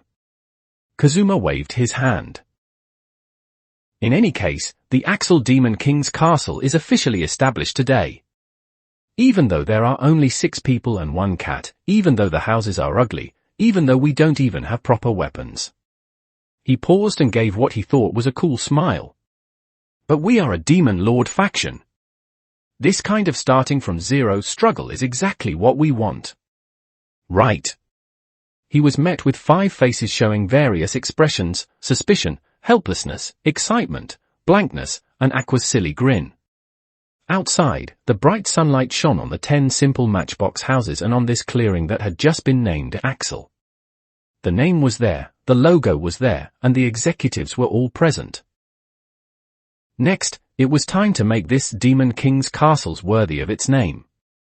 Even if the process might be ridiculous, even if the members might mess up, even if the plans might run into all sorts of accidents. At least they had taken the first step. Kazuma looked at the ZO logo on the wall and thought to himself, Axel, a combination of Guys and ZO, this name is actually pretty cool, right? If Guys himself knew his name was being used like this, he'd probably be so angry he'd deliver a rider kick directly. But it's fine, there are no other Cayman riders in this world anyway. Probably. Chapter 14, Another One Who Can't Go Back. Late at night, Axel was silent. 10 matchbox-like houses cast skewed shadows under the moonlight. 1 window still had a faint light, that was Chris's room. The silver-haired girl in the room sat by the edge of a simple wooden bed, her hands tightly clutching the hem of her skirt. She had maintained this posture for half an hour, her inner struggle almost overflowing. No. I have to go back once. Chris whispered to herself. Joining the Demon Lord faction is something that must be reported to the Divine Realm. Even if I was coerced, there must be an explanation. She took a deep breath, stood up, and pushed open the door silently. Moonlight spilled onto the open ground, illuminating her slightly pale face. She looked around. Light snoring came from Aqua's room. In Megumin's room, Megumin and Chomosuke were sleeping soundly. In her own room, Darkness seemed to be practicing some tactics in her dreams. Wiz's room was silent. As for Kazuma, Chris looked toward the largest house, from which came intermittent, excited muttering. Cross said watch. Rigger's power, he. Idiot. Chris sighed, but the corners of her mouth unconsciously curled upward. She walked stealthily toward the stream, and after confirming no one was around, she finally deactivated her disguise magic. Her short silver hair quickly grew long, turning into smooth silver-white hair cascading down to her waist. Her simple thief outfit emitted a soft halo under the moonlight, transforming into that familiar goddess attire. Goddess Eris, descended here. She checked her surroundings again, then raised her hand and drew a complex symbol in the air. Light flowed from her fingertips, weaving into a portal shimmering with starlight. I'll go back to the divine realm, explain everything, and then come back. She whispered to encourage herself, then stepped into the light gate. The light swallowed her figure and silence returned to the stream, with only the gurgling of the water. The divine realm, in front of Eris's temple. The light gate reopened, and Eris stepped out onto the mist-shrouded floor of the divine realm. She straightened her skirt, preparing to find the recording priest to report this special circumstance. Then she froze. At the temple entrance stood several figures. At the head was her most capable assistant, a junior who had recently been promoted to divine envoy, Lilith, who was currently looking at her with a complex gaze. Behind Lilith were several elders of the divine realm, each with a serious expression, their beards seemingly radiating an aura of disapproval. Eris felt cold sweat break out on her back instantly. This scene, this positioning, this atmosphere. Why does it look so familiar? Eris-sama.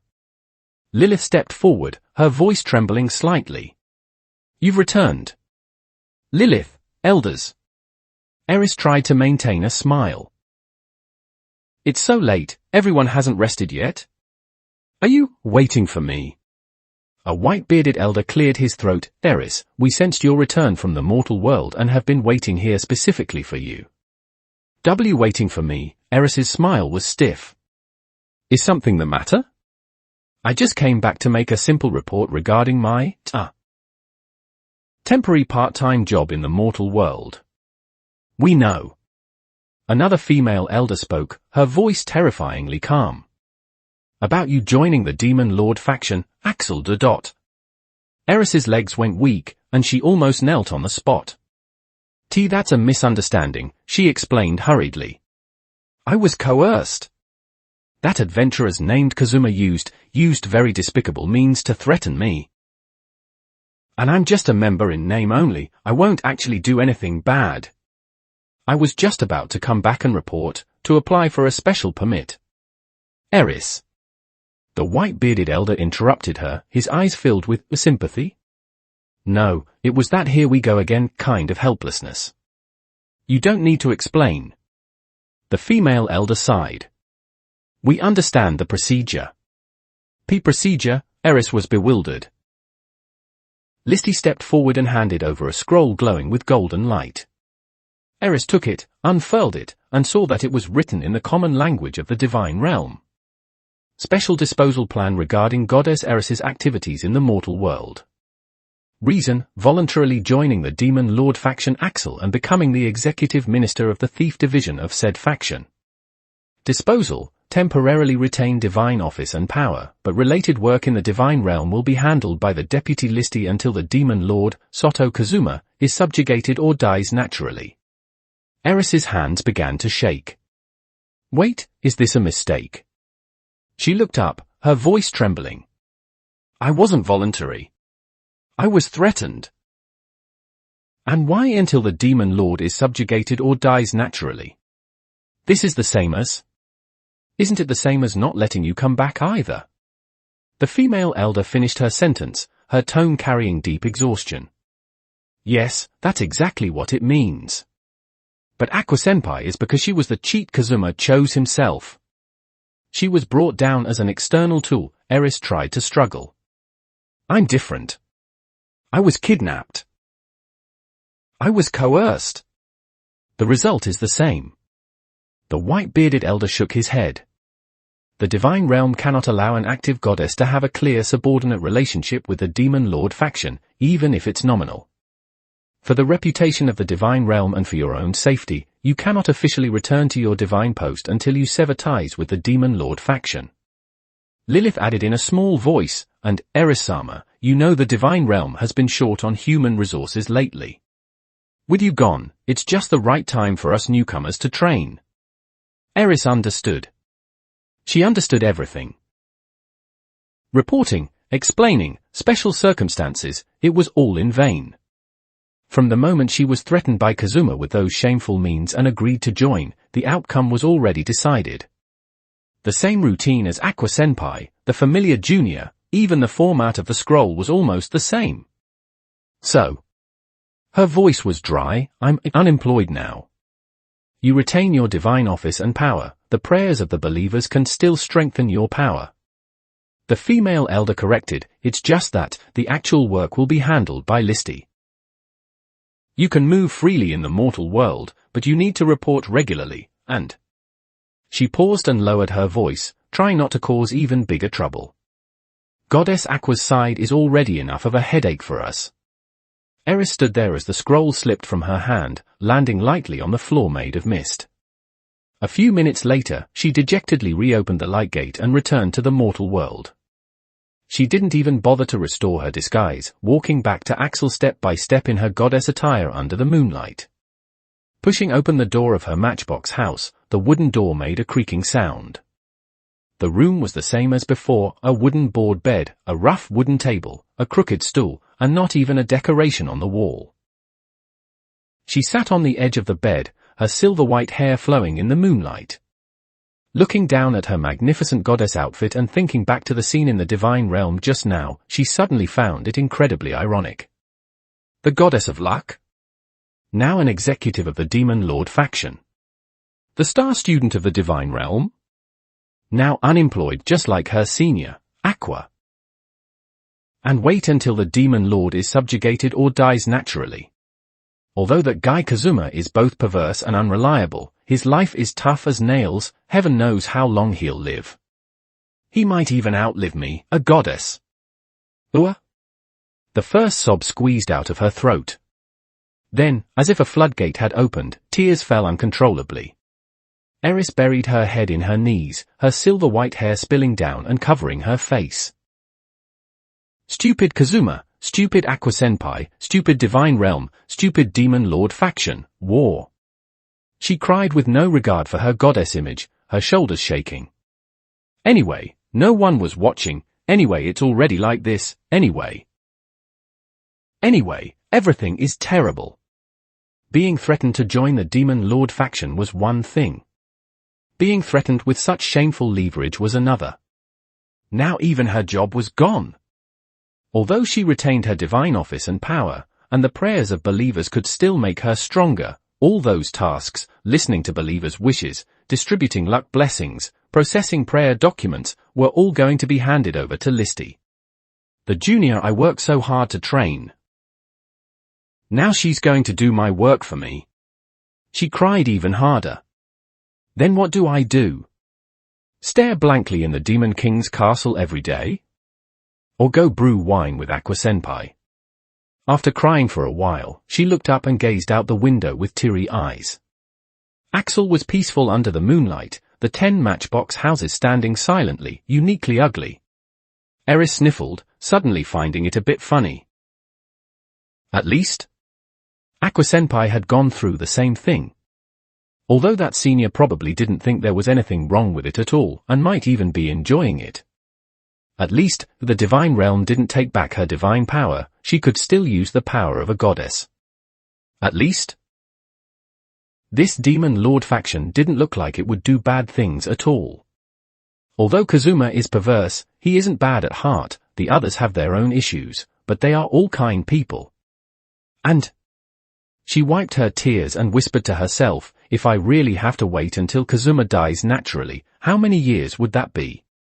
She thought of Kazuma's face that always wore a calculating expression, remembered how he was willing to scrape together 2 billion to save darkness, remembered his pathetic appearance covered in cement dust when building the houses, and remembered his I'm also embarrassed but have no choice expression when he took out her pantsuit to threaten her.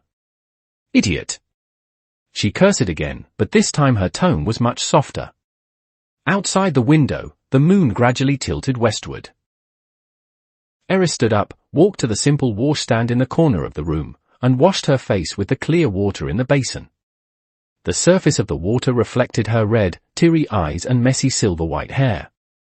She looked at herself in the mirror for a long time. So be it, she said to her reflection in the water. Since I can't go back anyway, then I'll just be this minister of the thief division. Even if it's forced. Even if it's through threats. Even if the future is pitch black. But at least I don't have to deal with those mountain-high prayer documents every day anymore, right? She lay back on the wooden bed and closed her eyes. Before falling asleep, one last thought flashed through her mind. That guy Kazuma. Better not use those means to threaten me again, or I'll really get angry. Though she didn't even have the strength to be angry now. Moonlight spilled through the cracks in the window onto the sleeping silver-haired girl's face. The tear stains had dried, but her brow was still slightly furrowed, as if she were having an unpleasant dream about being an unemployed goddess. And a few houses away, Kazuma was dreaming of wielding the crossed and build ride watch, shouting the laws of victory have been decided, completely unaware of the career crisis his minister of the thief division had just experienced. The night in Axel was still long. Chapter 15, The God Fist. The morning sunlight shone into Axel as usual, stretching the shadows of the 10 matchbox houses. Aqua was the first to step out of her brewery workshop, stretching her arms and shouting at the sky, another day full of hope. Today, I will definitely brew the perfect bubble wine. Megumin walked out of the room next door holding Chomasuke, the black cat yawning lazily in her arms. I hope there's something serious to do today, instead of watching Darkness dig holes. Darkness happened to climb out of a new hole she had just dug, covered in dirt but looking satisfied. This trap is deep enough to trap a medium-sized monster. What? What a fortification! Whiz carefully carried a pot of steaming soup out of the kitchen. Breakfast is ready, though the taste might be. Kazuma walked out of the largest house yawning and rubbing his eyes. Morning, everyone. HM? Where's Chris? Doesn't she usually wake up the earliest? Everyone finally noticed that Chris's door was tightly shut, with no movement inside. Maybe she's still sleeping. Megumin guessed. That's not like Chris, Kazuma frowned. She usually gets up before dawn for morning training. Is she sick? Aqua tilted her head. Does she need this goddess's healing? Though it's 10,000 eris per treatment. Shut up, you. Kazuma walked to Chris's door and knocked. Chris? Are you awake? There was no response. Chris? Kazuma knocked harder. It's time for breakfast. We've made mushroom soup, though it might not taste great. Still no sound. Kazuma's heart tightened. Could it be? Chris sneaked away last night? Did she regret joining because she was threatened? Or did she run into some danger? Chris! I'm coming in. He pushed the door open directly. The door wasn't locked. Inside the room, the morning light streamed in through the window, illuminating the figure sitting by the bed. Long silvery white hair cascaded down to her waist like a waterfall, shimmering with a soft luster in the sunlight. Her purple goddess attire was gorgeous and solemn, and her long silver hair looked incredibly beautiful. That face, Kazuma knew it all too well, the face he saw every time after he died. At this moment, her head was bowed, her eyes red, clearly having cried for a long time. Eris. The goddess of mercy and fortune.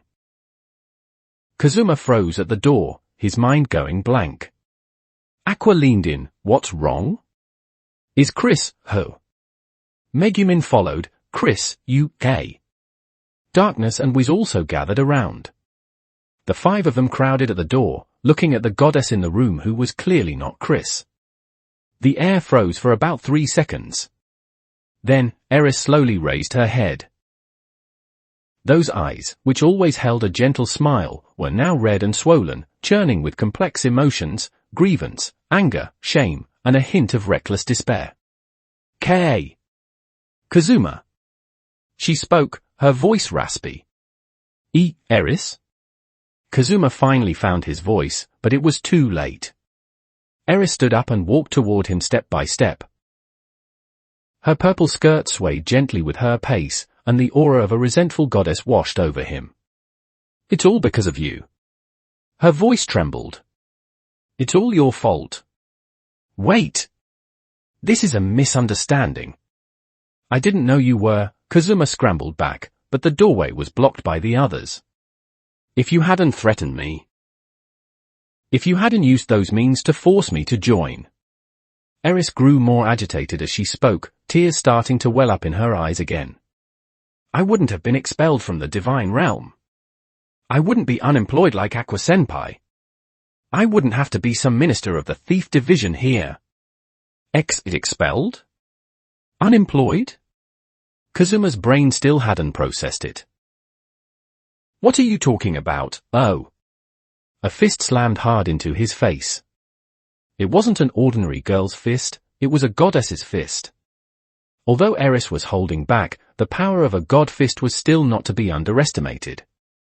Kazuma was sent flying, tracing a graceful arc through the air before crashing heavily onto the open ground, kicking up a cloud of dust. Cough, cough, cough. Kazuma clutched his swollen face, seeing stars. Wait. I can explain. Explain what? Eris chased after him, completely disregarding her goddess image as tears flowed freely. Explain how you threatened me with stolen pantsu? Explain how you knocked me unconscious and stuffed me into a sack? Explain how you made me lose my job? Pantsu! Aqua, Megumin, Darkness, and Wiz exclaimed in unison, their eyes snapping toward Kazuma. Wait! That was, oh! Another punch. This time it hit his stomach. Kazuma curled up like a shrimp, nearly vomiting the breakfast he hadn't even eaten yet. My junior, Lilith, whom I worked so hard to train. Now she has to handle all my work for me. She has to listen to thousands of believers' prayers every day. She has to distribute lucky blessings. She has to grade documents. Eris punched him while crying. That work was supposed to be mine. Mine. Now it's all hers. Wait. That's a good thing, right? Juniors need opportunities to train, oh. A good thing? Then what do I do? Watch you build matchbox houses here every day. Or help Aqua-senpai brew wine. Aqua finally reacted, pointing at Eris. Why you Eris? Now is not the time to discuss that, senpai, Eris wailed.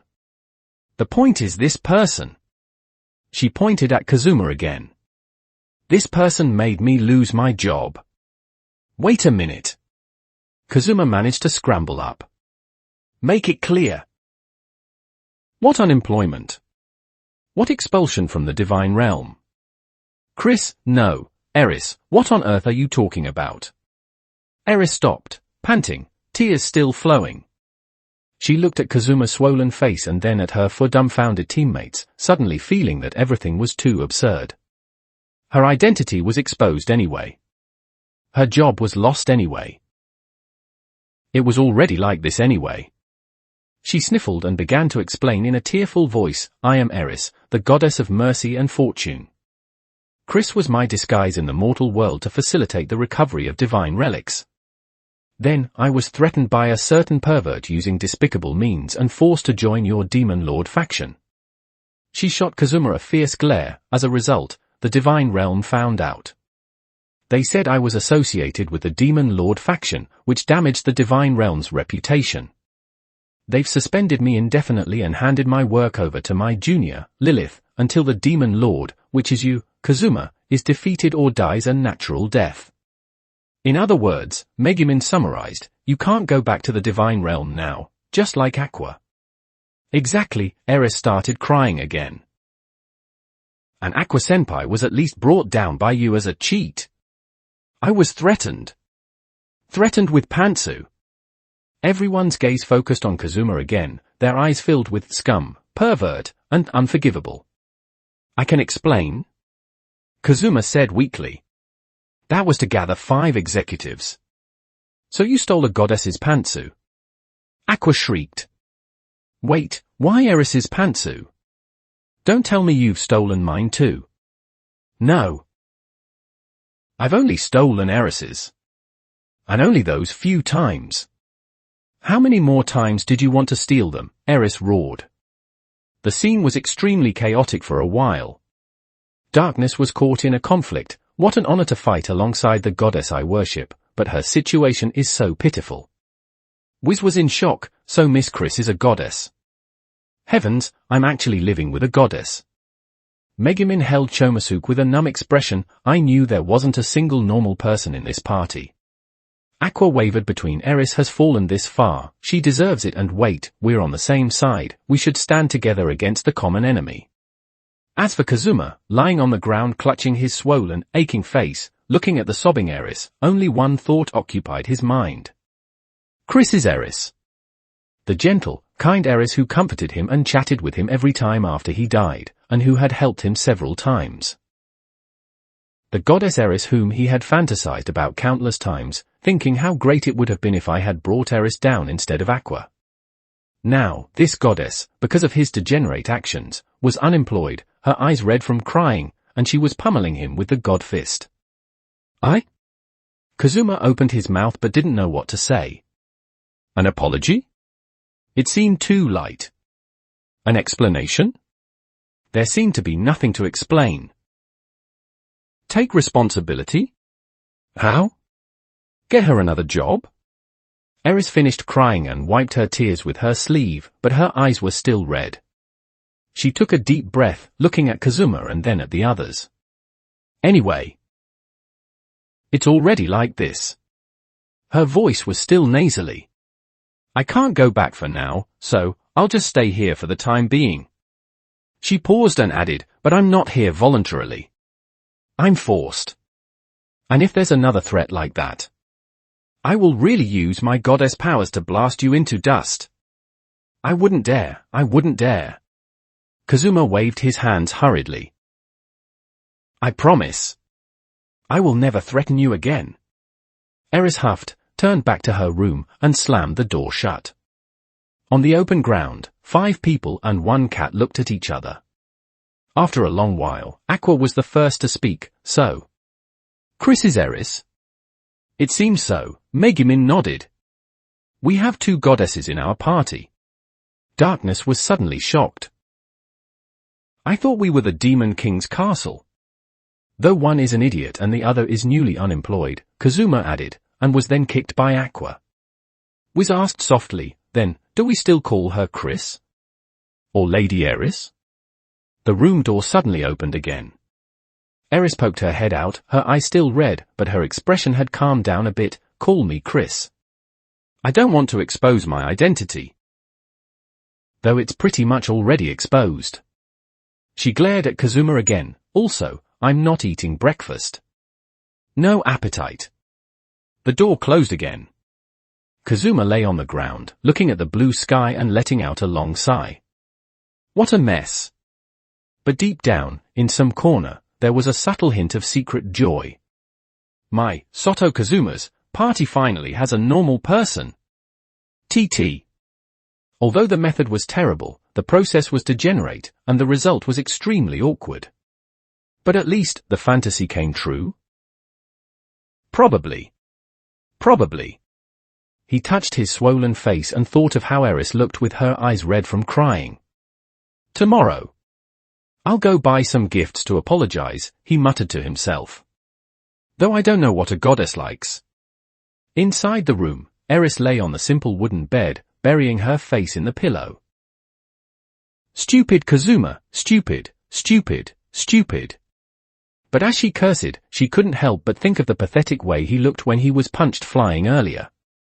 A hint of a smile quietly crept onto the corners of her mouth. Although she was still very angry. Although she still felt very wronged. But at least, she didn't have to deal with those mountain-high piles of prayer documents. She rolled over and looked at the gaps in the ceiling where light was leaking through. Axel, Minister of the Thief Division. Eris sighed again.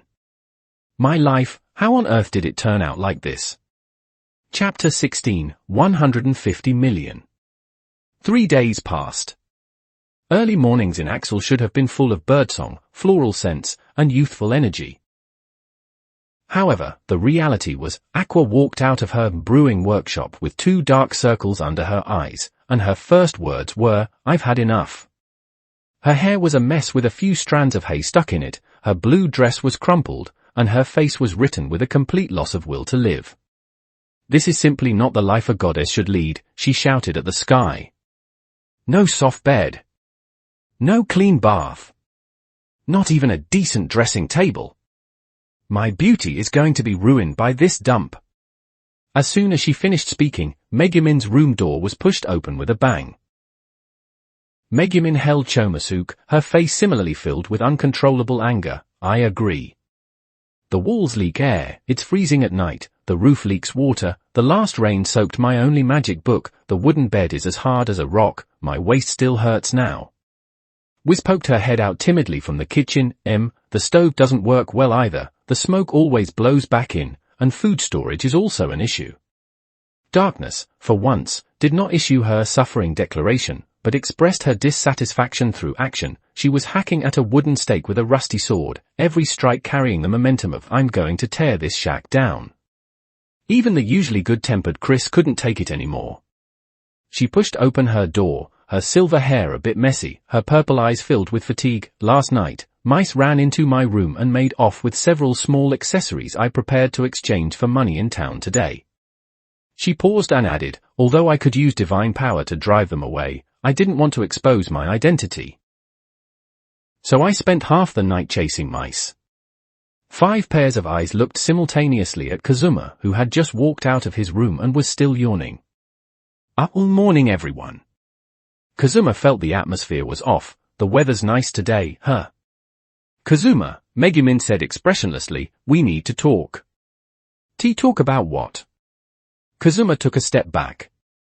"Living conditions," Chris picked up, her tone calm but carrying an indisputable pressure. "The current living environment has reached an unbearable point." "I think it's okay." Kazuma tried to bluff his way through. "At least it's better than sleeping in a demon god machine, better than sleeping outdoors, better my foot." Aqua interrupted him. "Do you know what I dreamed about last night? I dreamed I returned to the divine realm, lying on a soft velvet bed with 10 angels serving me for bathing and dressing, only to wake up and find a spider on my pillow." "Spiders are protein at least." Kazuma muttered quietly. "What did you say?" "Nothing." Kazuma waved his hands hurriedly. "I mean, we can improve things slowly. We have our own hands, we can provide for ourselves." "Our own hands?" Megumin sneered. "Did you forget how long it took us to build these 10 shacks? 35 whole days. Working ourselves to death every day. And the result? Leaking wind, leaking rain, and infested with mice." Wiz added softly, "And there aren't enough tools, woodworking requires professional tools." Darkness stopped hacking the stake and turned to look at Kazuma, a dangerous light flickering in her eyes. "Kazuma, as the Demon King, shouldn't you provide basic living security for your subordinates? How can we talk about conquering the world without even a decent bed? I never wanted to conquer the world in the first place." Kazuma said weakly. "Whether you want to or not." Aqua put her hands on her hips. "In short, in the name of the goddess of water, I demand, improve our living conditions. Right now. Immediately." Seconded, Megumin raised her hand. "I also think it's necessary to improve things." Wiz raised her hand timidly. Chris didn't raise her hand, but just looked at Kazuma quietly with those purple eyes, her gaze saying, "It's up to you." Sweat began to bead on Kazuma's forehead. He knew these teammates were difficult to handle, but he didn't expect a collective revolt.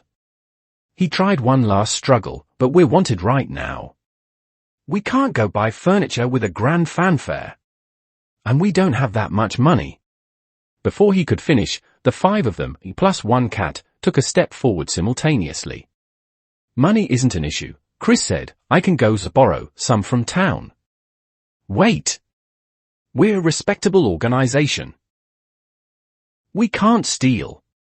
"Then use your 1 billion, Megumin said, hitting the nail on the head. Kazuma's face turned pale. "How did you know?" "Lately you've been mumbling's 1 billion Eris and Decross said watched in your sleep," Megumin said expressionlessly. "You should watch your volume when talking in your sleep." It was over. His hidden card had been flipped. That's the money I earned with so much hard work. Kazuma tried to struggle. Hard work. Aqua raised her voice. It was me and you who built the houses, okay? Everyone else just helped. And you even used my sack to kidnap Whis. That's different. Kazuma. Chris spoke again, her voice soft but carrying a certain dangerous undertone. Do you remember my god fist? Kazuma felt his cheek starting to throb again. And mine. Aqua raised her fist, which began to glow with a watery blue light. Although she didn't use it often, the power of a goddess was still there. God blow, want to try it? Wait a minute. Let's talk this through. Kazuma backed away repeatedly. Improve. We'll improve the living conditions. I agree. How will we improve them? Megumin asked. Buy. We'll go buy furniture. Buy building materials. Fix the roof. Patch the walls. Buy soft mattresses. Buy decent cooking utensils. Kazuma said in one breath, his heart bleeding, using a part of that 1 billion heiress. How much is a part? Chris pressed. 100 million. Kazuma gritted his teeth as he said the number, feeling his very soul tremble. 100 million heiress. Is that enough? Buy as much as we can. Everyone looked at each other and finally nodded in satisfaction. Wouldn't it have been better to just say that earlier? Aqua dispersed the light on her hand. Now, here's the problem. Megumin raised a key point. We are currently wanted criminals. How do we go to town to shop? And buying so many things at once will definitely cause suspicion. This? Kazuma scratched his head. We can disguise ourselves. Enough. Chris interrupted him. Your disguise skills couldn't even fool me. I'll find a way this time. She looked at everyone. I still have some connections in the Adventurers Guild. Although I can't go personally, I can post an anonymous commission. We'll say, a recluse noble wants to build a villa in the outskirts and needs to purchase building materials and furniture, and is also looking for someone to handle the renovation. An anonymous commission. Kazuma's eyes lit up. That's good. Use a fake name, pay a deposit, have them deliver the goods to a designated location, and then we'll go pick them up. But someone needs to go to the guild to post the commission. Was reminded, none of us can show our faces. Chris thought for a moment. I can contact a middleman I used to know, give him a bit of commission, and let him handle it. As for the handover location. She looked at Kazuma. Can that flying machine of yours carry cargo? The space-time demon god machine? It should be able to, maybe. Kazuma was unsure. Although it's not big, it should be fine if we make multiple trips. Then it's settled. Chris decided, I'll contact the middleman, post the anonymous commission, and pay the deposit. Once the goods are delivered to the designated location, we'll use the flying machine to bring them back in batches. So professional. Kazuma was dumbfounded. After all, I used to be a thief. I have relevant experience. Chris almost let it slip. Anyway, leave this to me. Kazuma, get the money ready. At the mention of money, Kazuma felt the pain again. Does it really have to be 100 million? Can't we get a discount? 5 murderous gazes shot over. I'll give it, okay. Kazuma opened his system space with tears in his eyes and started counting the money.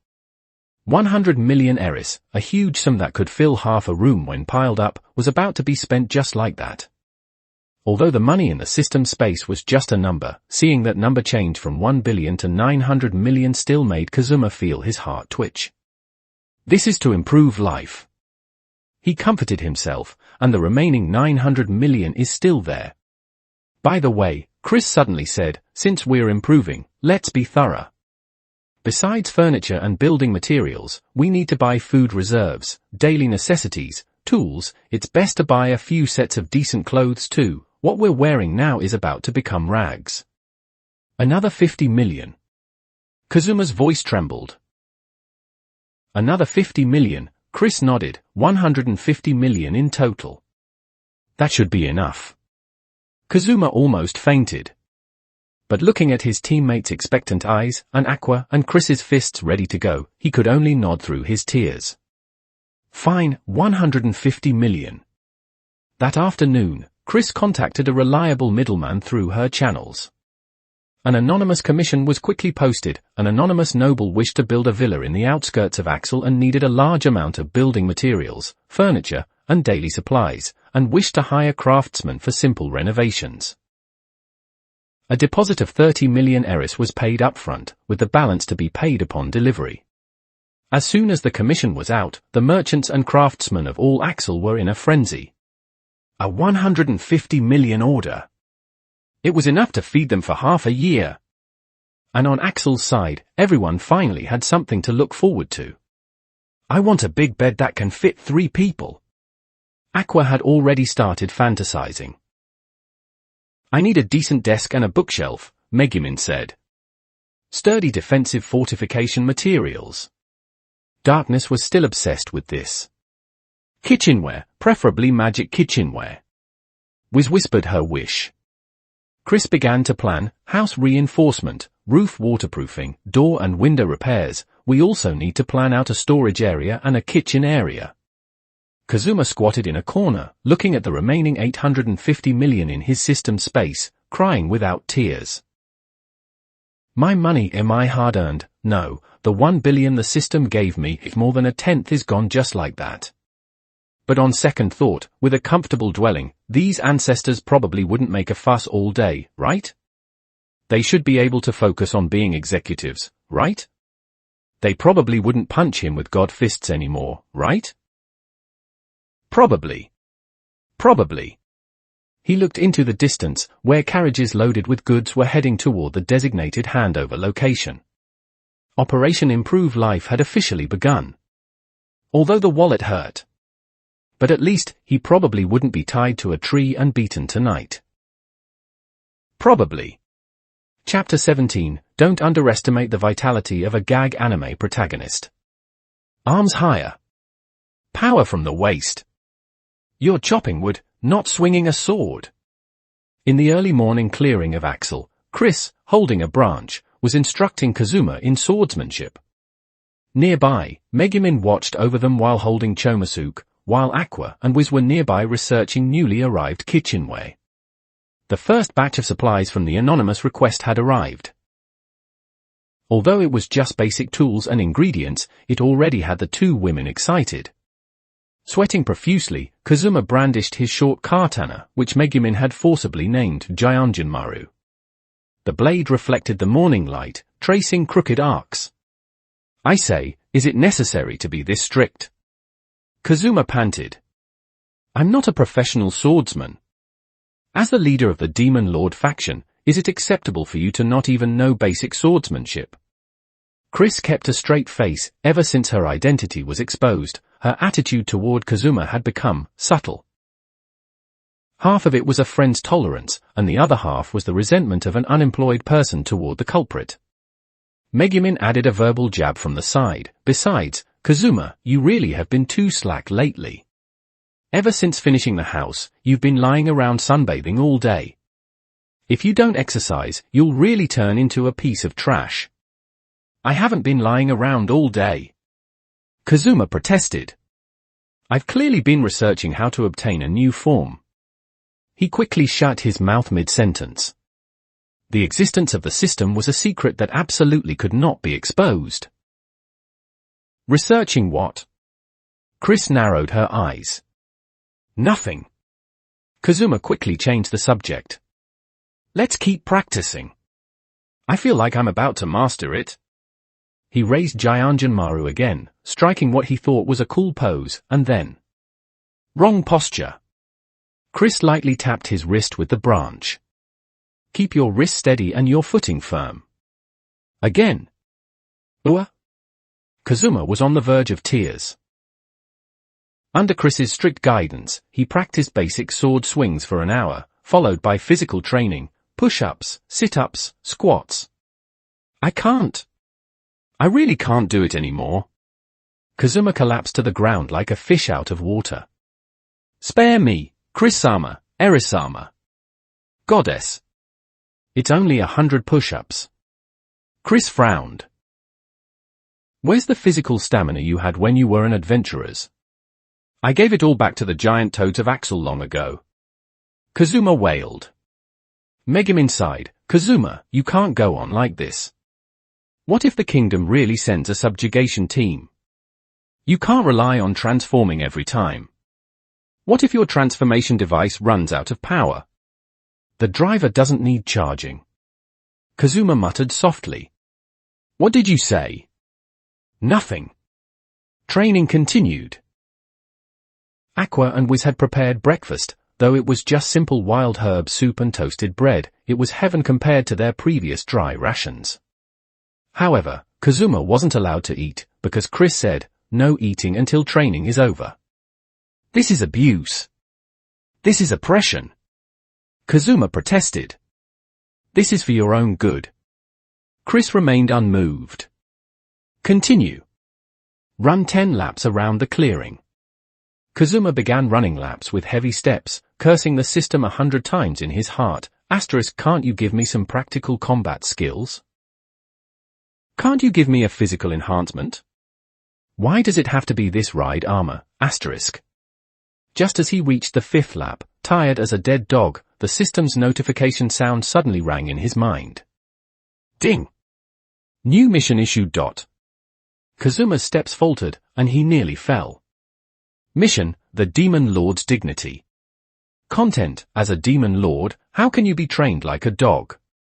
Please have the host be struck by the space-time demon god machine 7 times without transforming.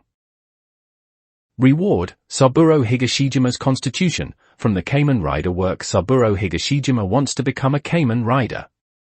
Penalty, Aqua purifies all liquids within the host's body, duration, 24 hours. Kazuma, He froze in place, his brain taking 3 seconds to process this information. Struck by the space-time demon god machine 7 times? Saburo Higashijima's Constitution?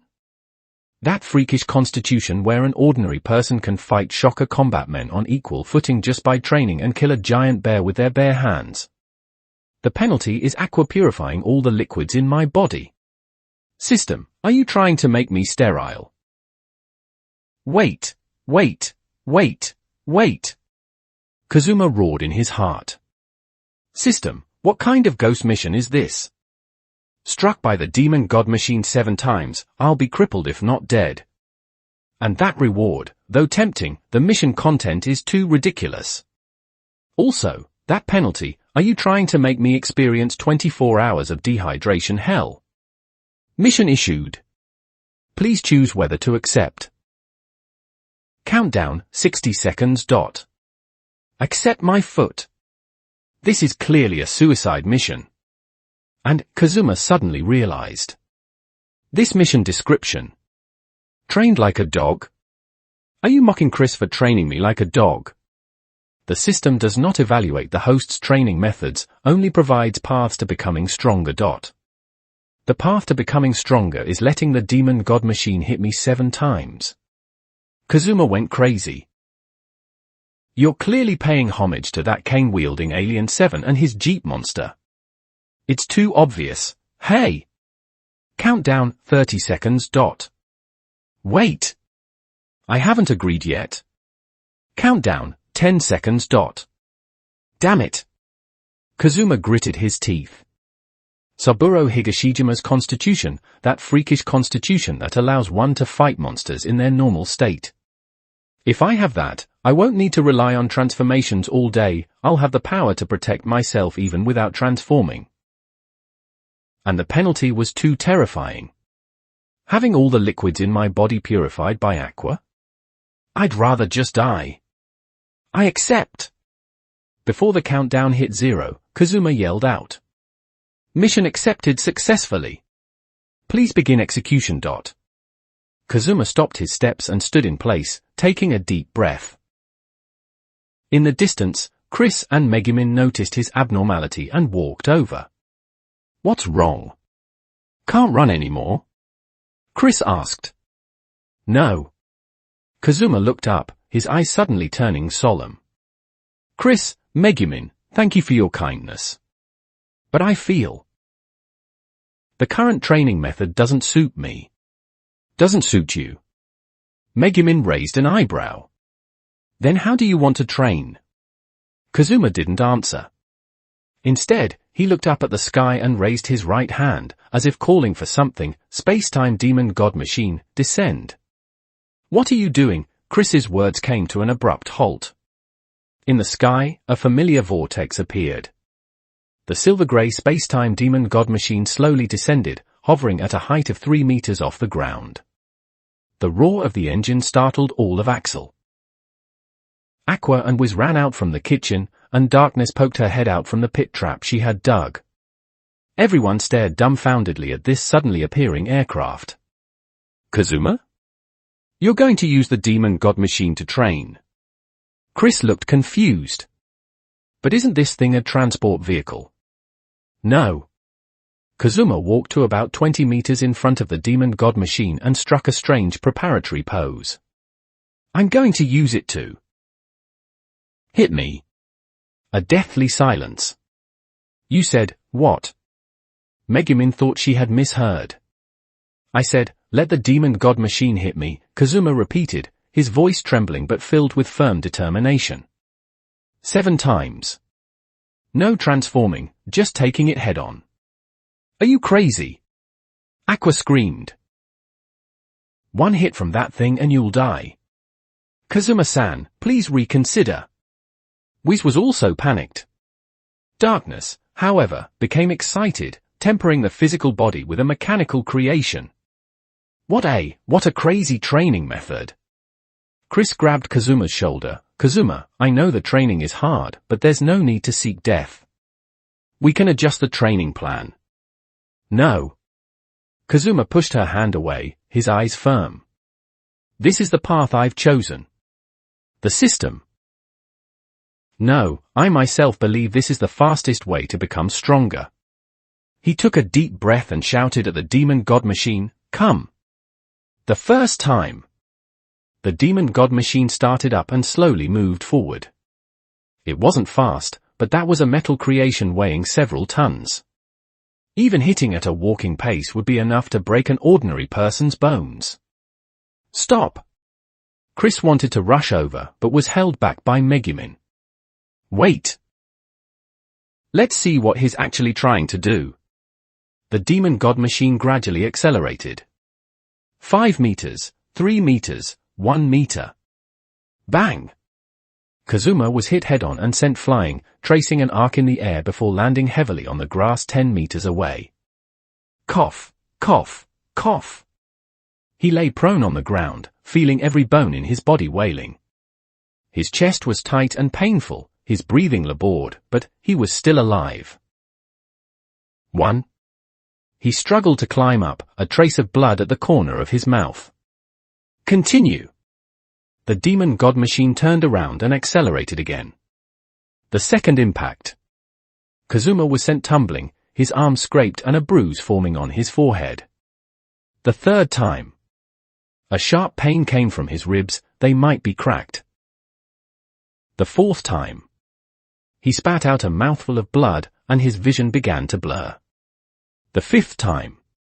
He felt his left leg might be broken, he couldn't even stand steadily. Aqua had already covered her eyes, not daring to look. Wiz was trembling. Megumin bit her lip.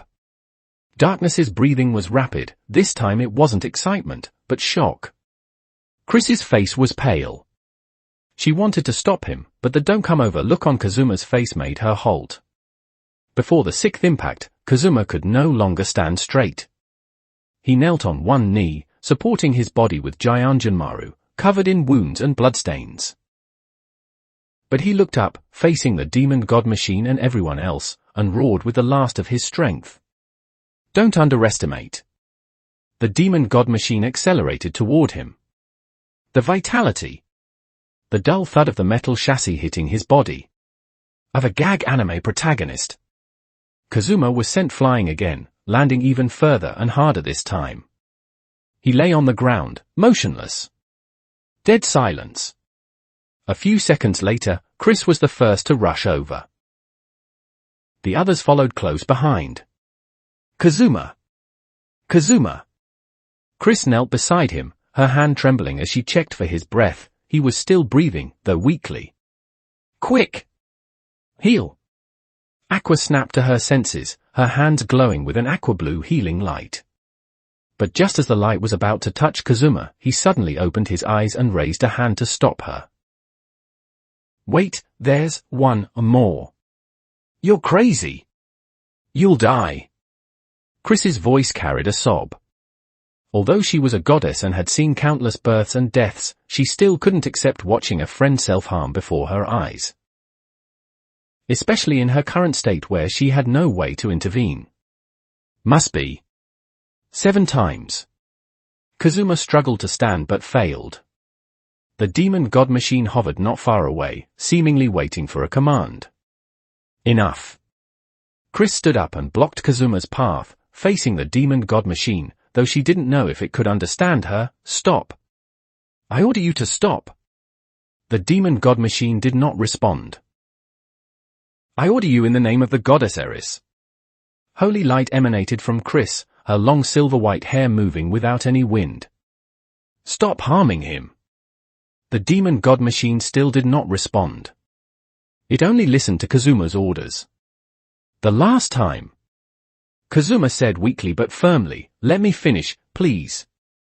Chris looked back at him, her purple eyes full of struggle. Finally, she bit her lip and stepped aside. If you die, she choked out, I'll resurrect you and kill you again. Kazuma forced a smile, then, thanks. He said to the demon god machine in a voice that was almost inaudible, the last time, come. The demon god machine started up and slowly accelerated. This time the speed was slower than any previous time, as if the system was also hesitating. 10 meters, 5 meters, 3 meters. Kazuma closed his eyes. Impact. But the feeling this time was different. There was no sharp pain, no broken bones, only a warm energy flowing through his entire body. His wounds were healing, bruises were fading, and broken bones were knitting back together. Mission completed. Reward issued, Saburo Higashijima's Constitution, Elementary, . Kazuma opened his eyes to find himself lying on the ground, completely unharmed. No, not just unharmed, he felt his body filled with power, a pure physical power he had never felt before. He sat up and moved his arms, no pain. He stood up and hopped around, his legs were agile. I'm better. He looked at his hands in surprise. More than just better. Chris walked over, her gaze complex. Your body, your aura has changed. Kazuma clenched his fists, feeling the power surging through his muscles. Although it couldn't compare to his transformed state, it was definitely far beyond that of an ordinary person. He was now confident that even without transforming, he could contend with average monsters. Is this Saburo Higashijima's Constitution? He muttered to himself. What? Megumin asked. Nothing. Kazuma quickly waved his hands. In short, I survived. And I've become stronger. He looked at Chris, Megumin, Aqua, Whis, and Darkness, seeing their worried, or excited, expressions, and grinned. So, you don't need to train me so strictly anymore. I have my own way of getting stronger. Chris was silent for a long time, and finally sighed, whatever. But don't do this kind of suicidal training again, at least tell us in advance. Agreed. Megumin nodded. You scared me to death just now. Aqua lunged forward and hugged Kazuma. Although he was covered in blood and dirt, how could she possibly be repulsed by him? Idiot. Idiot. If you do this again, I won't heal you. We said softly, Kazuma-san, please cherish your life. Darkness fell into deep thought, tempering the body by being hit by a mechanical creation. Although crazy, it is indeed effective, maybe I should try it too. Don't you dare try it, the 5 of them roared simultaneously. Kazuma smiled. He felt the newly acquired power within him and rejoiced inwardly, although the process was painful, the result was worth it. Only he didn't notice that a small line of text had quietly appeared on the system panel. Note: Saburo Higashijima's constitution can continue to strengthen with the host's training. Current level, elementary, can defeat a giant toad barehanded. Giant toad? Kazuma looked at his fist. Well, at least it's a start. The sunlight spilled over the clearing of Axel, over the 6 people and 1 cat. At least from now on, no one would dare force Kazuma to exercise anymore.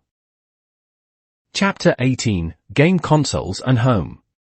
The afternoon sun lazily spilled over Axel, making those 10 matchbox houses look a bit cozy.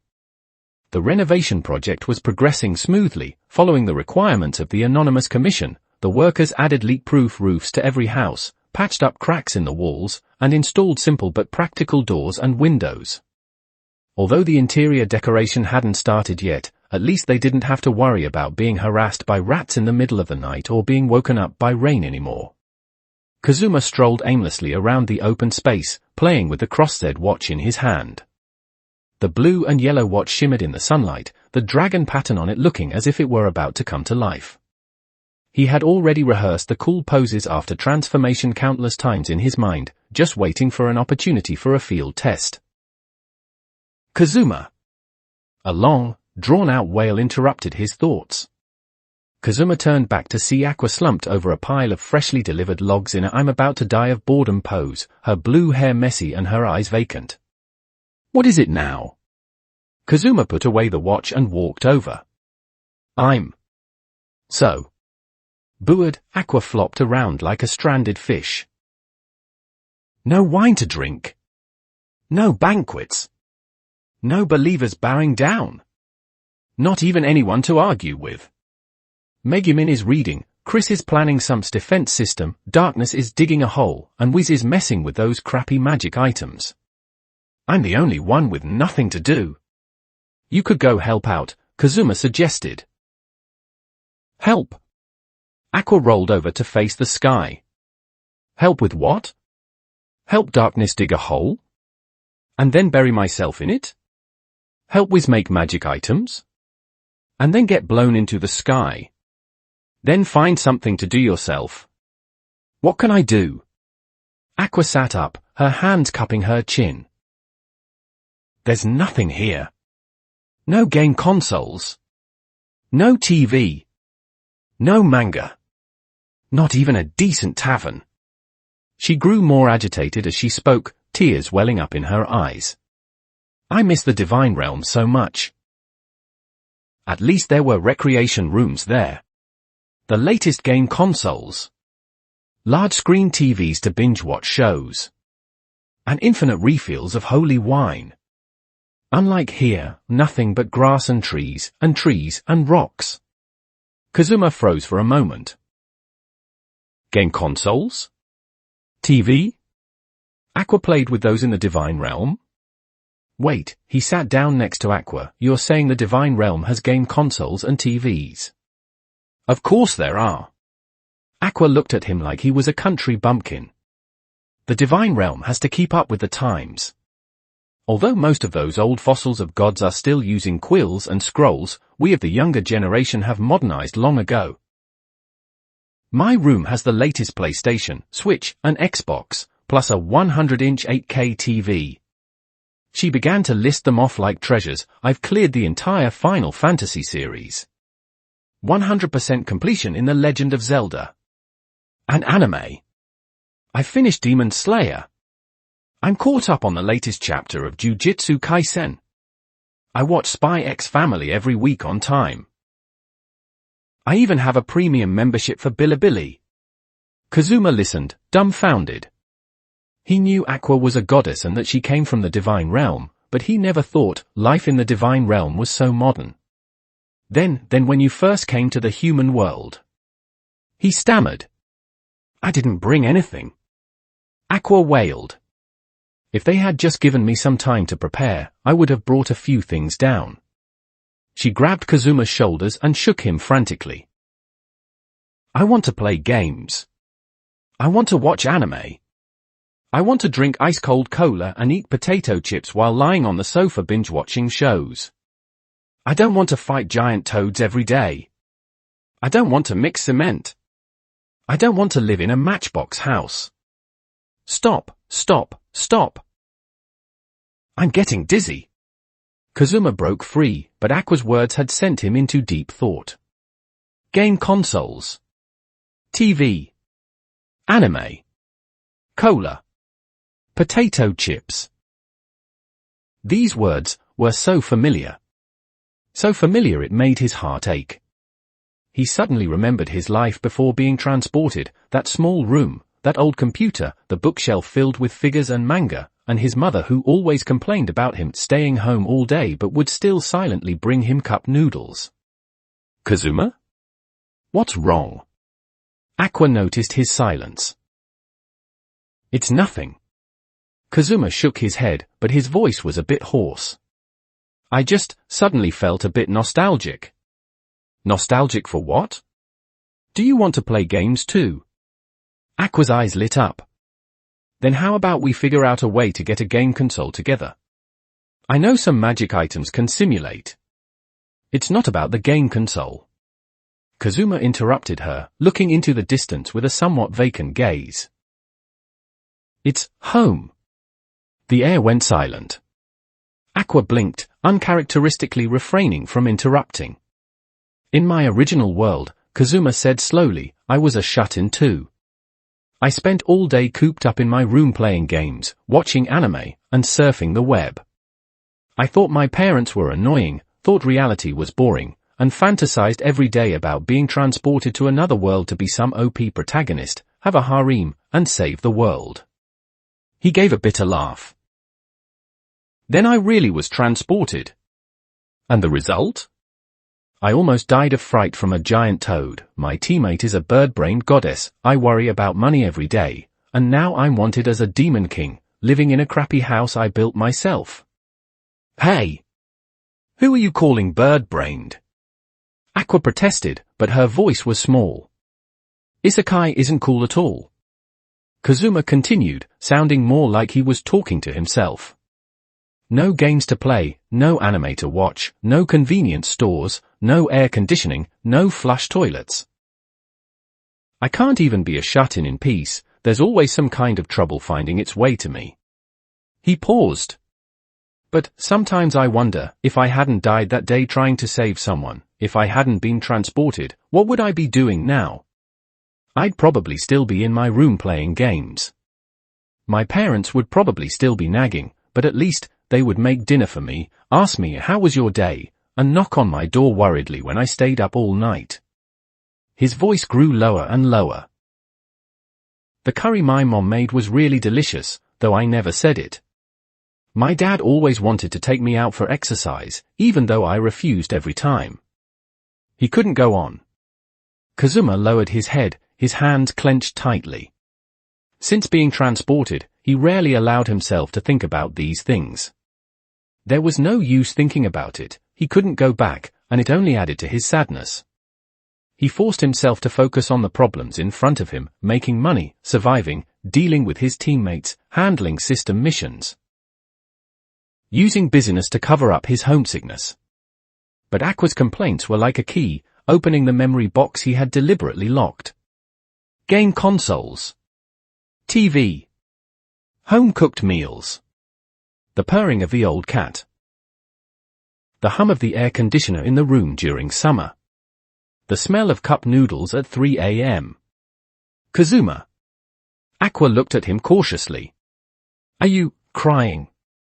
No. Kazuma wiped his eyes vigorously. It's sand. Some sand just blew into my eyes. But there's no wind today. I said it's sand, so it's sand. Aqua didn't press further. She sat there unusually quiet, watching Kazuma wipe his eyes forcefully. Her goddess instincts made her realize that this topic shouldn't continue. The two sat side by side like that, silent for a long time. In the distance, Megumin came out of her room holding Chomosuke.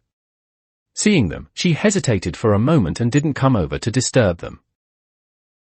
Chris stood before the diagram of her newly planned defensive fortifications, glanced back, and also looked away. Wiz and Darkness were in the kitchen studying a newly arrived magic stove, with wisps of smoke rising. Axel was very quiet. There was only the rustling of the wind through the trees and the gurgling of the stream. Aqua finally broke the silence, her voice unusually soft. Even though the Divine Realm has game consoles and TVs. Actually, sometimes it's quite boring too. Kazuma didn't speak. Because it's too long, Aqua continued. A god's lifespan is too long. After playing games for hundreds of years and watching anime for thousands of years, you get tired of it, though I regret it now. She paused. But at least here, every day is different. Although it's troublesome, although it's exhausting, although you're a Kichiku and stingy captain, at least I won't get so bored that I grow mold. Kazuma turned to look at her. Aqua's expression was serious, a rare sight for her. So. Aqua took a deep breath, then suddenly reverted to her usual goofy grin. Let's work hard together. Defeat that other demon king. Then I'll go back to the Divine Realm, get my game console, and let you play too. Kazuma was stunned, then laughed. Really? Aqua looked triumphant. So, to be able to play games sooner, you have to do your best, Demon King. I feel like your motivation is very problematic. Whatever. Aqua stood up and brushed the dust off her skirt. Let's go. Let's see if Wiz's lunch is ready. I'm hungry. She ran toward the kitchen, her blue hair bouncing in the sunlight. Kazuma sat there, watching her back, then looked at everything around him, the simple but improving base, the teammates who each had their own flaws, the absurd Demon King identity, and the system that issued bizarre tasks all day. He couldn't go back. He probably would never be able to go back. But he had a house here, he had companions, and he had a mission. And a new life. He stood up and patted the dirt off his butt. Whatever, he muttered to himself, as if trying to convince himself. At least here, I'm a Demon King, not a shut-in NEET. Even if being this Demon King was a bit miserable. Even if this Demon King's castle was a bit run down. Even if this Demon Lord faction was a bit poor. But it was his. He walked toward the kitchen, where the argument between Aqua and Wiz about how long mushrooms should be boiled drifted out. Darkness was showing off the depth of the pitfall she had just dug, Megumin was feeding Chomosuke, and Chris was studying a list of newly delivered furniture. The daily life of Axel continued.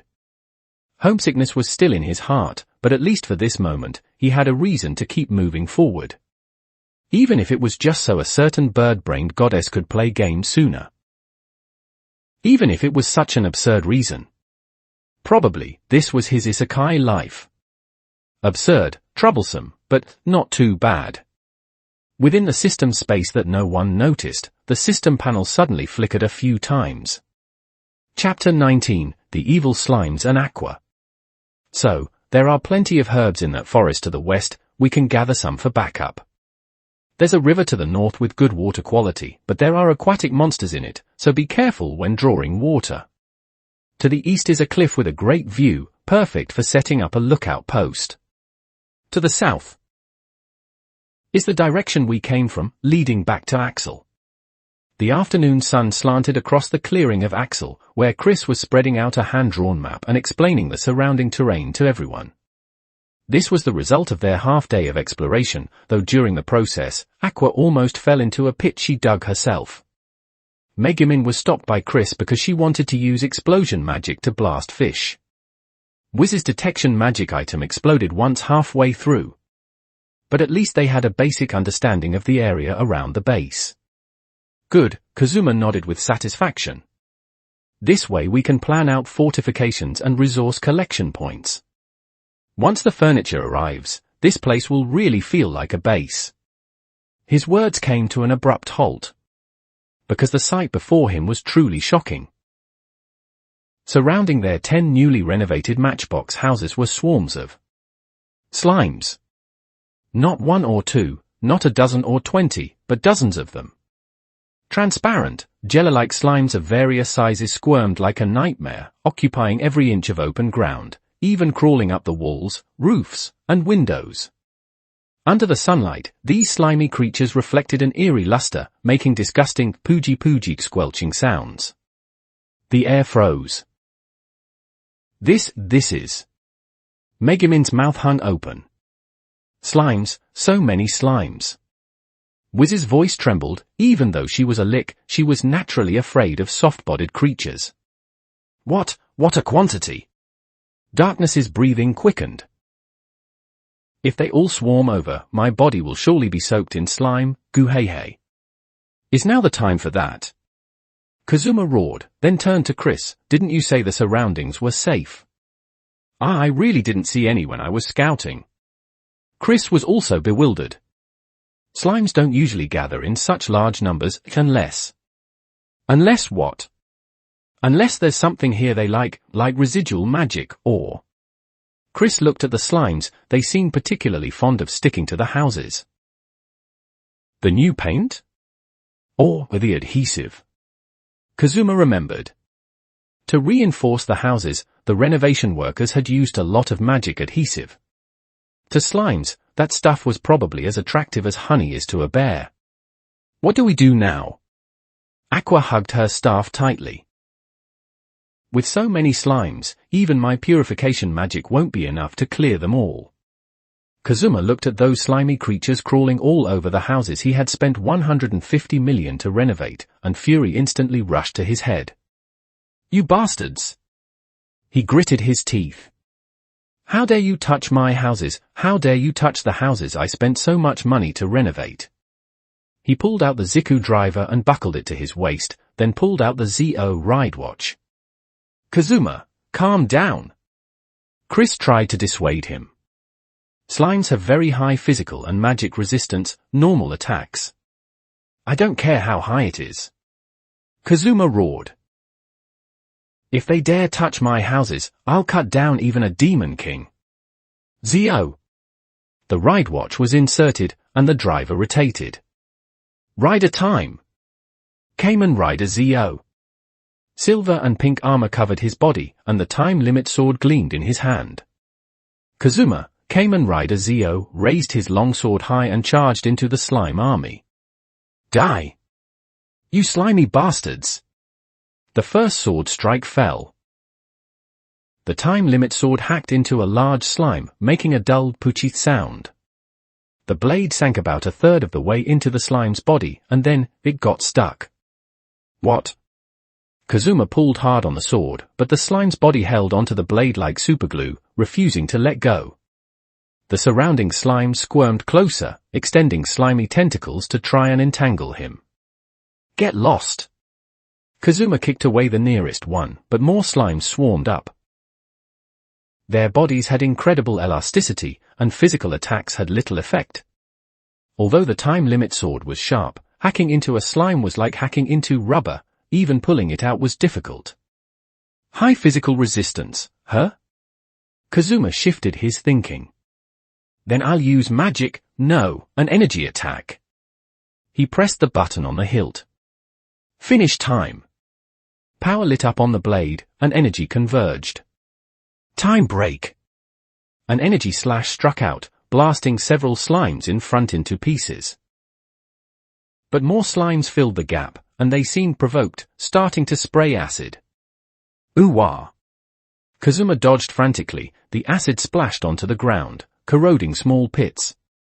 He tried a few more energy slashes. Although they could eliminate a few slimes, there were simply too many. Moreover, the slime's magic resistance was also ridiculously high, and the effect of the energy attacks was greatly weakened. Damn it, should I use Build Armor's formulaic binding? Or Cross ZS power? Kazuma's mind raced, but before he could switch forms, an especially massive slime slammed into him from the side. Bang! The ZO armor's defense blocked the impact, but the force made Kazuma lose his balance. More slimes took the opportunity to swarm over, burying him with their bodies. Kazuma! Megumin wanted to use explosion magic, but Chris stopped her. No. The houses will be caught in it. Then what do we do? While they were arguing, a muffled sound came from the pile of slimes. The slimy creatures were blasted away, and Kazuma in his ZO form broke free, but his armor was covered in slime, making his movements clearly sluggish. These guys, they are too sticky. Kazuma panted, the time limit sword covered in slime fluids, making it difficult even to swing. Another large slime jumped down from a roof, slamming toward Kazuma like a jelly cannonball. Here! Kazuma raised his sword to block, but his feet slipped, the ground was covered in the mucus secreted by the slimes. He stumbled, the sword was knocked away, and he fell backward. And that large slime, mid-air, deformed into a giant net of slime and came crashing down. OCR. Pooji. Zio was completely enveloped by the slime, rolling on the ground like a giant jelly ball. Slime seeped into the gaps of the armor, and the system issued a warning. Foreign matter intrusion in armor joints, mobility decreased by 70%. Recommendation, use another form. Use what, damn it? Kazuma struggled in the slime, but the more he struggled, the tighter it wrapped around him. Finally, under everyone's horrified gaze, the slime ball rolled a few times, hit a rock, and burst open. Kazuma flew out, tracing an arc in the air, and slammed heavily onto the ground. The ZO armor automatically disengaged, reverting him back to his original form, covered in slime and in a pathetic state. He lay on the ground, coughing and spitting out slime, bleg, so slimy. After a brief silence. Phut. PFFFT ha ha ha ha. Ha ha ha ha ha ha ha. Aqua was the first to burst out laughing, and she laughed extremely exaggeratedly. Clutching her stomach and bending over, she laughed until tears came out, ha ha ha. Kazuma. Just now. That look. Wrapped in a ball by a slime. Then rolling around. And finally bursting and flying out. Ha ha ha. So stupid. It's too stupid. Shut up. Kazuma protested weakly, but his voice was drowned out by Aqua's laughter. Ha ha ha. I can't, my stomach hurts. Aqua was breathless from laughing. This is funnier than any comedy I've ever purified. Ha ha ha. After laughing for a full minute, Aqua finally managed to straighten up and wipe away her tears.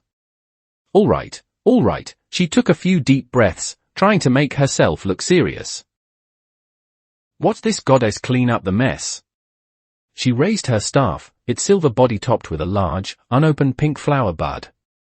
The bud glowed softly in the sunlight, looking more like a decoration than a weapon. Behold, the true power of a goddess. Aqua raised her staff high over her head and began spinning. 5 huge, complex magic circles expanded in the air, covering the entire area where the slimes were gathered. Then, she stopped abruptly, pointing her staff at the slime army. Sacred break spell. The pink bud bloomed instantly. Light radiated in all directions. The magic circles rotated with a humming sound, and a holy aura filled the air. Wait! Chris realized something. Aqua-senpai, control the power. It was too late. All 5 magic circles erupted simultaneously. It wasn't a beam or a shockwave, but an invisible, all-encompassing purification force. Wherever the light passed, the slimes let out pooji-pooji screams as their bodies rapidly decomposed and evaporated, dissipating into pure points of light. But here was the problem. The slimes were gone. What about the houses? The light swept over those newly renovated matchbox houses. The brand new doors and windows disintegrated in the light, the reinforced roofs were blown away like scraps of paper, the repaired walls cracked open again, and large patches of the fresh paint peeled off. Rumble, rumble, rumble. All 10 houses, none were spared. Some roofs collapsed, some walls fell, and some entire rooms simply turned into ruins. Wood, rubble, and glass were scattered everywhere, the scene was a complete mess. The light faded. Slimes? Not a single one left, all purified. Houses? They were pretty much all down. A dead silence fell over the clearing. Aqua lowered her staff, wiped away non-existent sweat from her forehead, and said triumphantly, "See, easy peasy. A goddess's power is no joke, huh?" She finally noticed the tragic scene around her. The 10 houses she had helped build and that Kazuma had spent a fortune renovating were now 10 piles of rubble. Kazuma lay on the ground, slowly lifting his head to look at the sight before him. He opened his mouth, wanting to say something, but no sound came out. He reached out and pointed at Aqua, his hand trembling. His eyes began to roll back.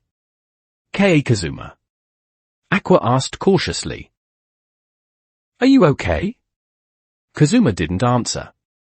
He remained in the position of pointing at Aqua, his eyes rolled back, and his body fell straight backward, the back of his head hitting the ground with a thud. "Azuma!" Megumin rushed over. "Azuma-san!" Wiz also ran over. Note, Azuma is the Japanese pronunciation of Kazuma. Chris facepalmed. "I knew this would happen." Darkness, however, looked at the ruins, her breathing quickening. What incredible destructive power! To destroy even the buildings along with them. "Aqua, I didn't expect your power to be this strong. Is now the time for that?" Chris shouted. Aqua stood there, looking at the fallen Kazuma, then at the surrounding ruins, and then at the staff in her hand. "Ah?" She blinked. "Did I overdo it?" No one answered her. Only the sound of the wind whistling through the ruins and the sound of the distant stream flowing. And there was Kazuma lying on the ground, completely unconscious, with his eyes rolled back. Axel, from renovation complete to becoming ruins, time taken, half a day. A new record is born. Chapter 20, The Ungrateful Scum. In a restaurant on the outskirts of Axel, the aroma of grilled meat and ale wafted through the air. This establishment touted itself as being far from the hustle and bustle of the city, providing a quiet dining environment, and was usually frequented only by a few regulars. But today, the atmosphere in the shop was exceptionally strange. Soto Kazuma sat alone in a corner booth, his table piled high with food. Golden roasted steak, steaming stew, fresh bread, and a large mug of foaming ale. He stabbed a piece of steak and shoved it into his mouth viciously, as if it weren't beef, but the head of a certain blue-haired goddess. "Damn it! 150 million. My 150 million. He mumbled while chewing, his mind replaying yesterday's disaster, slime invasion, me being sent flying, Aqua's holy dispel, 10 houses turned into ruins. To avoid being pestered by his teammates, he had made an excuse of scouting enemy intelligence early this morning and slipped away by piloting the space-time demon god machine. In reality, he just wanted to find a place to have a quiet meal and soothe his mood with food. "Another steak," he shouted at the counter. "Okay." The waiter agreed tremblingly, though their eyes drifted involuntarily toward another corner of the restaurant. There sat a indescribable creature.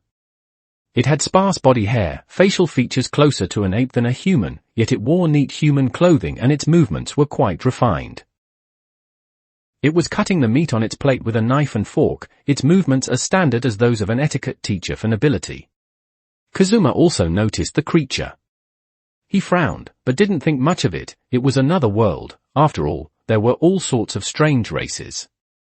He continued to focus on his food, attempting to use overeating to forget the heartache caused by his financial losses. Then, he heard that sentence. The voice was calm, even carrying a hint of academic discussion, but the content made the temperature of the entire restaurant drop by 10 degrees. Why is it that only humans cannot be killed and eaten?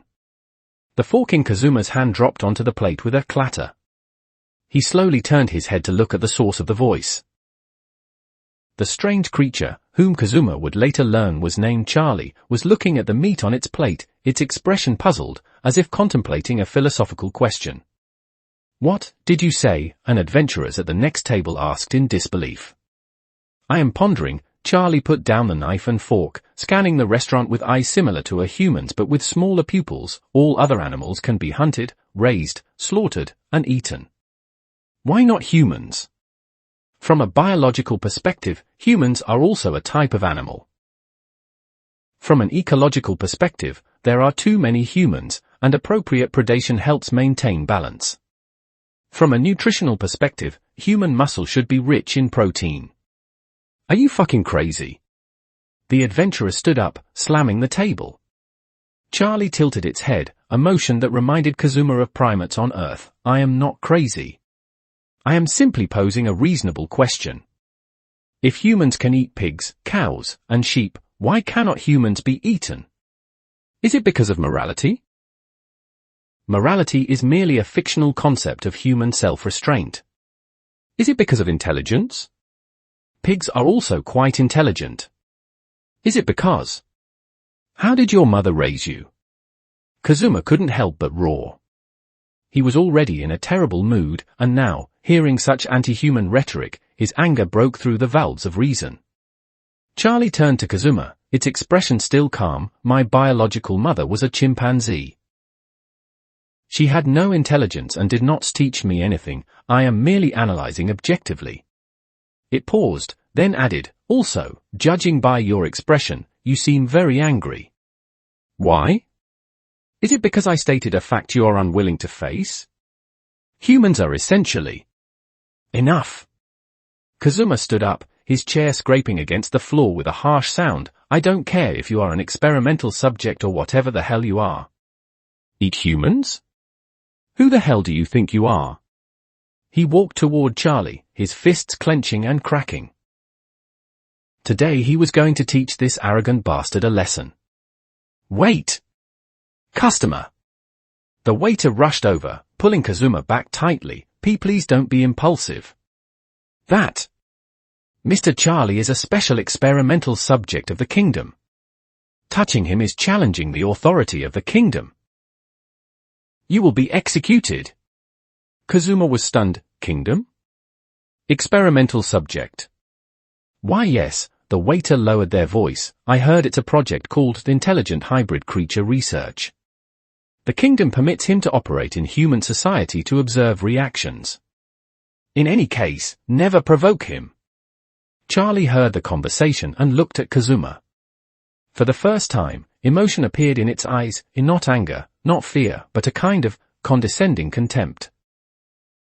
I never said I was human. It said slowly, humans are just a low-level species to me. You are too weak for me, you sleazebag. The last 3 words were like throwing a match into a gunpowder barrel. Kazuma's line of reason snapped with a pop. Having his house blown up by Aqua, being sent flying by a slime, being wanted, being treated as a demon lord. And now being called a sleazebag by an alien experimental subject? Very well. Kazuma smiled, a dangerous and cold smile. Very well. I'm already wanted by the kingdom anyway, I'm already a demon lord anyway. He took out the Ziku driver and, amidst the horrified gazes of the waiter and the adventuress, buckled it around his waist. Since that's the case, he took out the ZO ride watch and pressed the button. Then I'll do something meaningful. ZO. The ride watch was inserted, and the driver rotated. Rider time. Kamen Rider ZO. Silver and black armor covered his entire body, and pink-purple compound eyes flickered in the dim light of the restaurant. Kazuma, in his ZO armor, stood in the center of the restaurant, the time limit sword forming in his hand. Monster. It's the demon lord. That wanted criminal. The customer screamed and fled, and the waiter collapsed to the ground. Charlie finally showed an expression of surprise, not fear, but a kind of researcher's curiosity. Interesting. A transformation ability I have never seen before. Is it magic? Or technology? It's a lesson from your mother. Kazuma roared and threw a punch. With 20.5 tons of punching force, even using only 30%, it was terrifying enough. Charlie was hit as if by a battering ram, smashing through the restaurant wall and flying out, rolling over 10 meters on the street before stopping. Kazuma walked out from the broken wall. Pedestrians on the street saw the Zo armor and immediately fell into chaos. The Demon Lord! The Demon Lord is here! Guards! Call the guards quickly! Kazuma ignored the screams. He walked toward Charlie. The latter was actually still alive. Although several ribs were broken and it was vomiting blood, its eyes remained terrifyingly calm. Strength is very high, Charlie said while coughing up blood, but this does not change the potential of humans as ingredients. Shut up!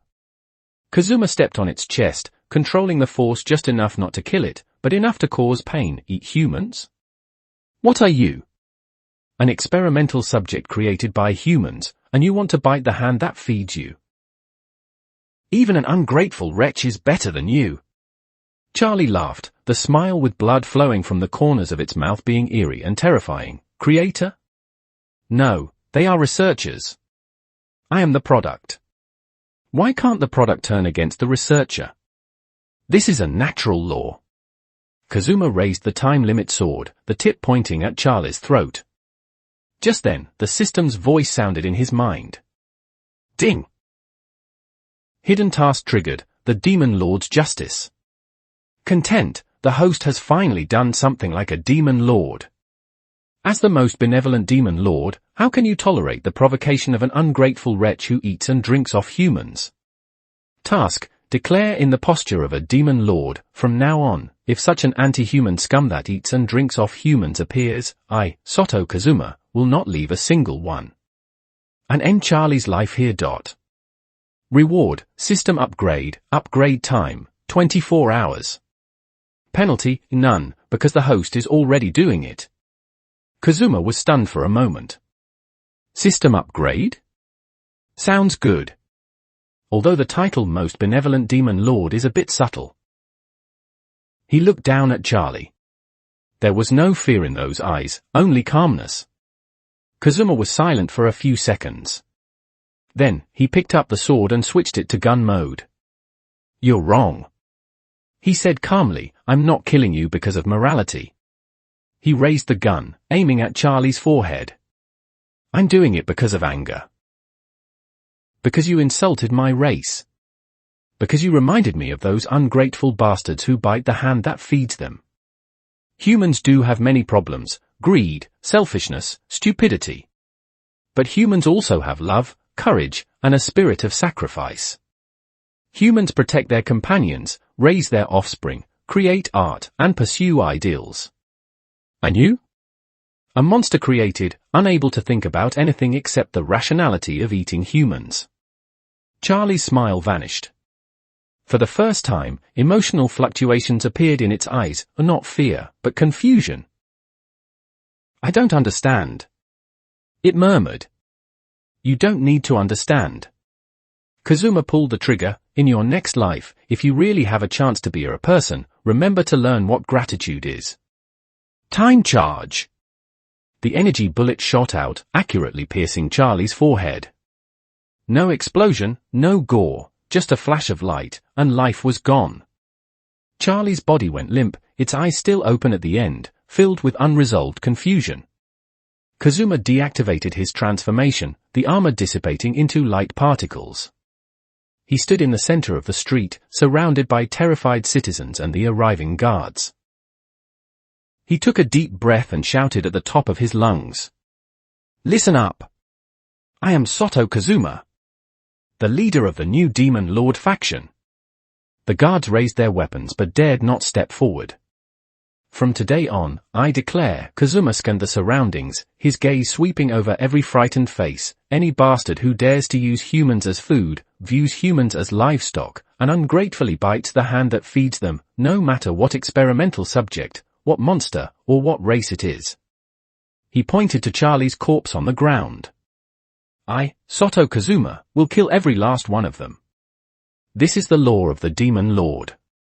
After speaking, he turned and rushed toward the street corner before the guards could react.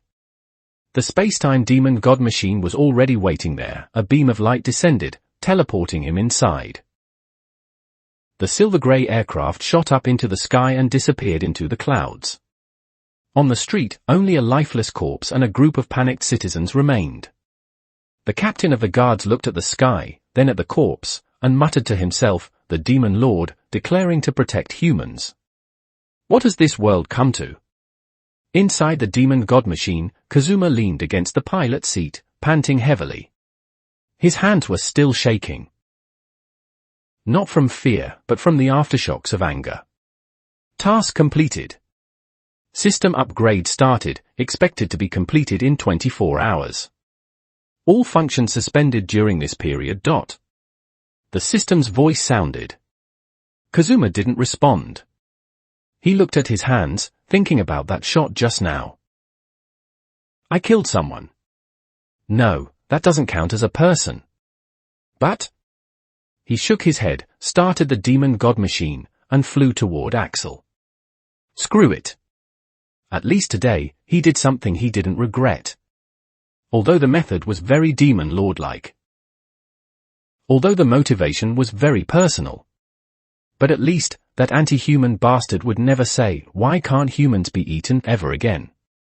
The demon god machine streaked across the sky, carrying the conflicted demon lord, flying toward that ruined home. And in Axel, a new legend began to spread. The demon lord Soto Kazuma publicly executed an anti-human experimental subject and declared the protection of humans. The world was becoming increasingly incomprehensible. P.S. My new book is signed, "Dear readers, please give the little author a free power-up." This is very important to the little author and this book, TT. Chapter 21, Kamen Rider Encyclopedia. 24 hours felt as long as 24 years to Soto Kazuma. After returning from Axel, he had locked himself in the largest half of his matchbox house. Though the house had already been blown to only half its size by Aqua, it still barely managed to keep out the wind and rain. His teammates noticed his abnormality. The usually perverted and noisy Kazuma had suddenly become reticent, and even when Aqua excitedly ran over to take credit for finding half a bottle of surviving bubble wine in the ruins, he just waved her off perfunctorily. "What's wrong with Kazuma?" Megumin asked Chris in a low voice during lunch. They sat around the makeshift campfire, eating the stew Wiz had made from the remaining ingredients. The taste was average, but at least it was hot. Chris glanced at the half-collapsed house and shook her head. "I don't know. He's been like this since he came back yesterday. He won't say anything when asked, just says he'd want some quiet time. Who is quiet time?" Aqua asked indistinctly, fishing a piece of potato out of the stew pot. "It's not anyone." Megumin rubbed her forehead. "Anyway, he definitely encountered something." Darkness was thoughtful. Could it be because the house was destroyed again, and the blow was too great? "It's possible." Wiz nodded. After all, it cost a lot of money. In reality, what Kazuma was agonizing over wasn't the house at all, though it was indeed heartbreaking that the house was destroyed. What he was agonizing over was that incident yesterday, killing a person in public, declaring the Demon King's law, and then walking away. He didn't regret it. A monster like Charlie, who was anti-human, deserved to die. Just like killing goblins, there was no need for guilt. But he was afraid of what his teammates would think if they found out. What would Megumin say? How would Chris look at him? Aqua, well, Aqua probably wouldn't care at all. But what about the others? Would they think he was too cruel? Would they think he really was a Demon King? "I am the Demon King." Kazuma lay on the bed, looking at the hole in the ceiling that Aqua had made. What's the problem with a Demon King killing an anti-human bastard? Although he said that, he still felt uneasy inside. Just then, a familiar yet long-absent voice rang in his mind. Ding! System upgrade complete. Kazuma sat up with a jolt. New function, Kamen Rider Encyclopedia.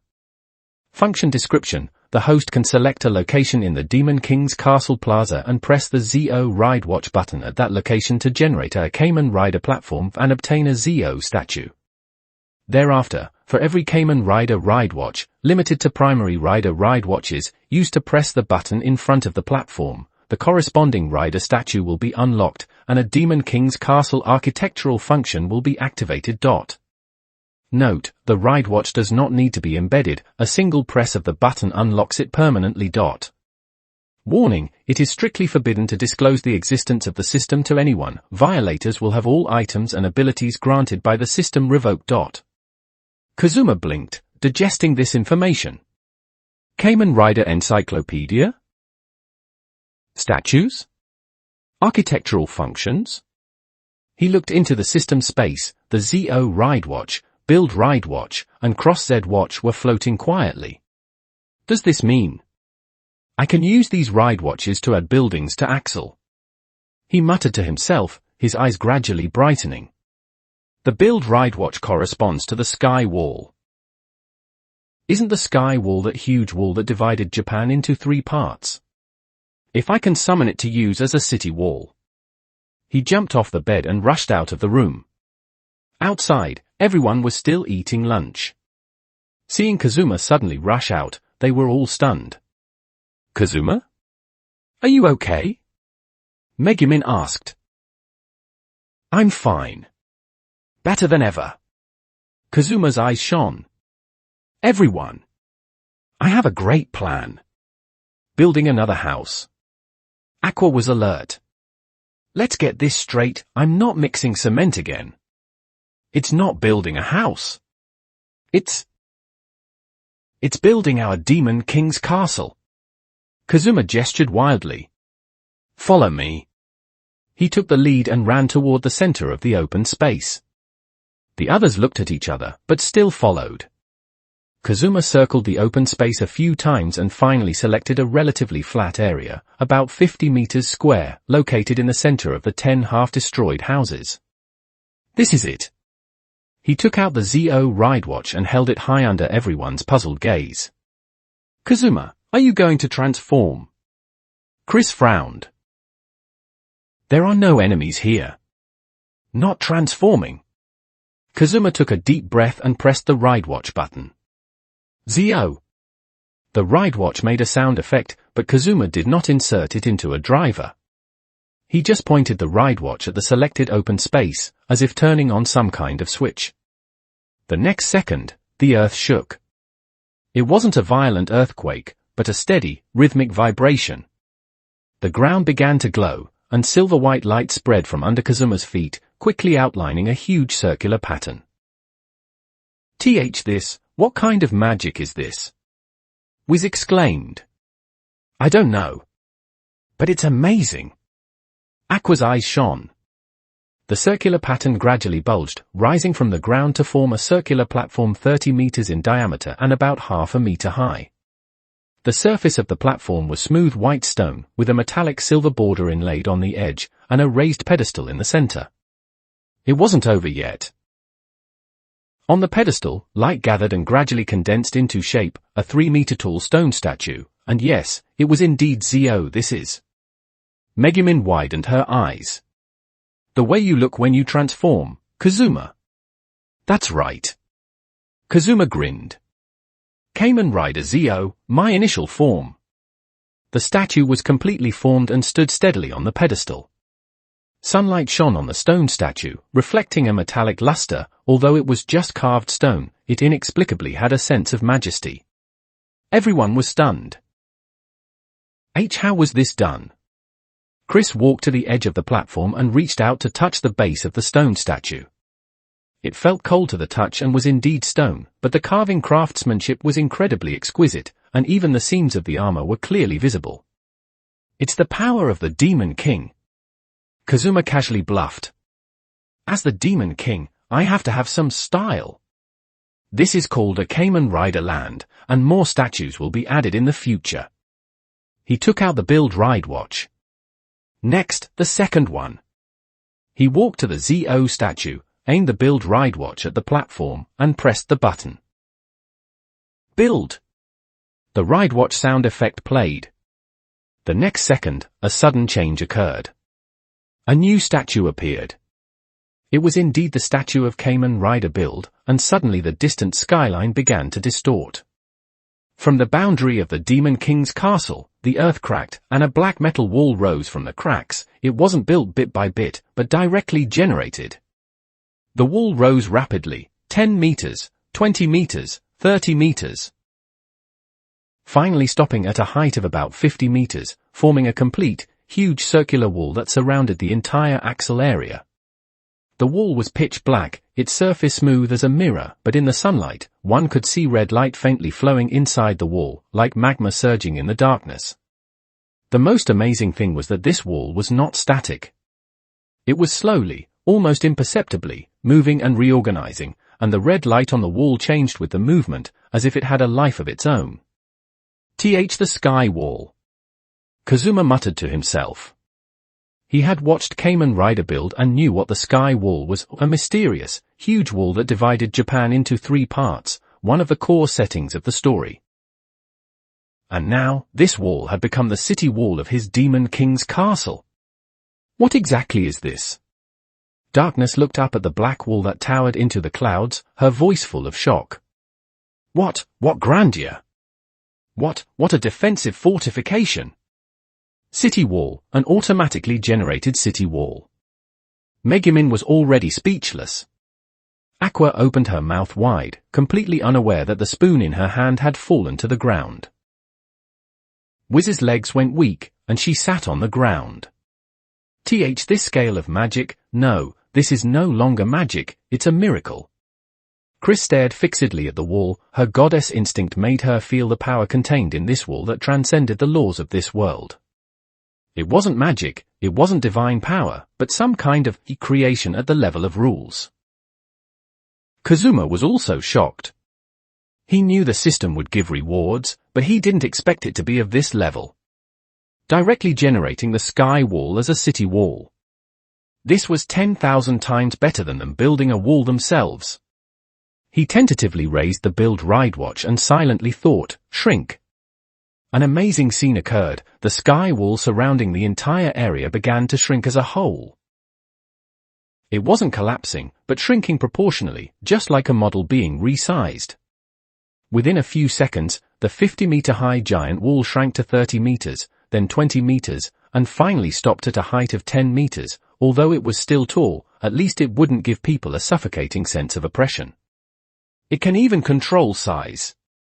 Kazuma excitedly tried it again, raising, lowering, thickening locally, opening doorways. As long as he held the build ride watch, he could control this giant wall like playing with a toy. This is so convenient. He laughed.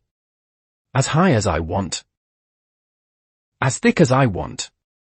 It can open doors. It can move. This isn't a city wall, it's a universal building module. The others gathered around, watching Kazuma manipulate the sky wall like playing with building blocks, their expressions changing from shock to numbness. Kazuma, Megumin finally found her voice. Tell us honestly, what kind of power is this? I already said it's the power of the Demon King. Kazuma lied without changing his expression. As the Demon King, it's normal to have some special abilities, right? Normal my foot. Aqua screamed. Which Demon King can conjure such a huge wall out of thin air? Even I, a goddess, can't do that. That's because you're weak. Kazuma was merciless. What did you say?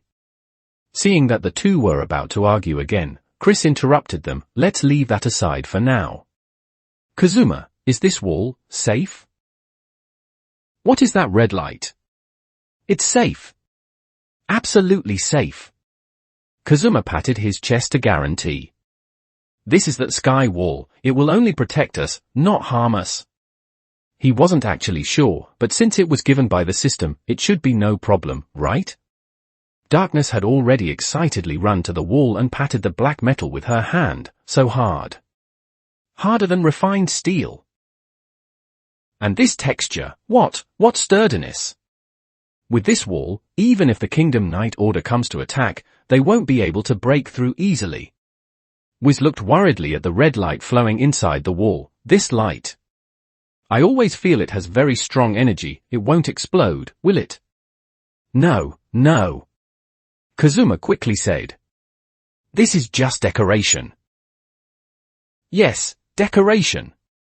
In reality, he didn't know what the red light was either, but he had to stabilize morale at this time. He looked at the build ride watch in his hand, then at the ZO statue, and finally at the sky wall surrounding the entire stronghold, a surge of heroic spirit rising in his heart. Although the house was blown up again, although the money was all spent, although he was wanted, although his teammates were unreliable. But now, he had a real city wall. A city wall that could be controlled at will, an indestructible city wall. Axel! He muttered, then raised his volume. From today on, this is the real Demon King's castle. Sunlight shone on the black wall, and the red light flowed like molten blood. The ZO statue stood quietly in the center of the platform, as if announcing the beginning of a new era. Although the monarch of this new era was a wanted shut-in, and his ministers were an idiot goddess, a one-shot-a-day mage, a masochistic knight, a bankrupt lick boss, and an unemployed goddess, disguised as a thief. But at least, they had a decent city wall. Perhaps, it could be considered a good start.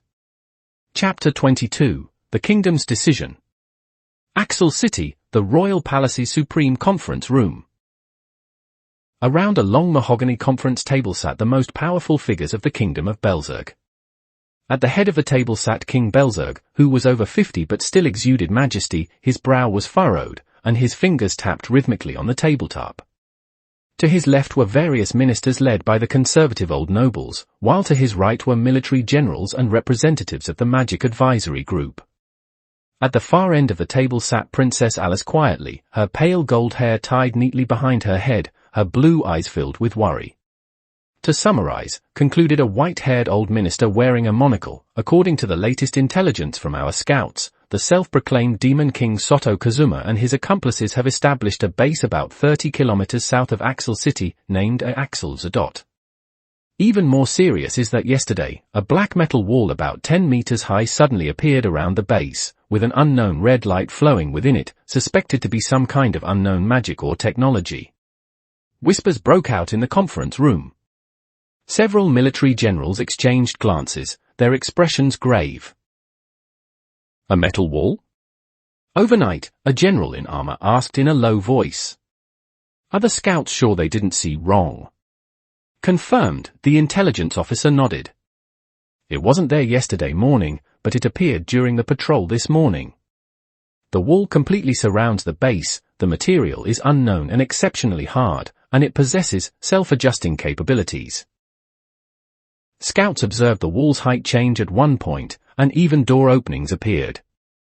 Self-adjusting, the king finally spoke, his voice deep. That means the wall isn't an ordinary structure, but some kind of living thing? Or a magic item? The possibility is high, the chief mage, an old man in deep purple robes, interjected.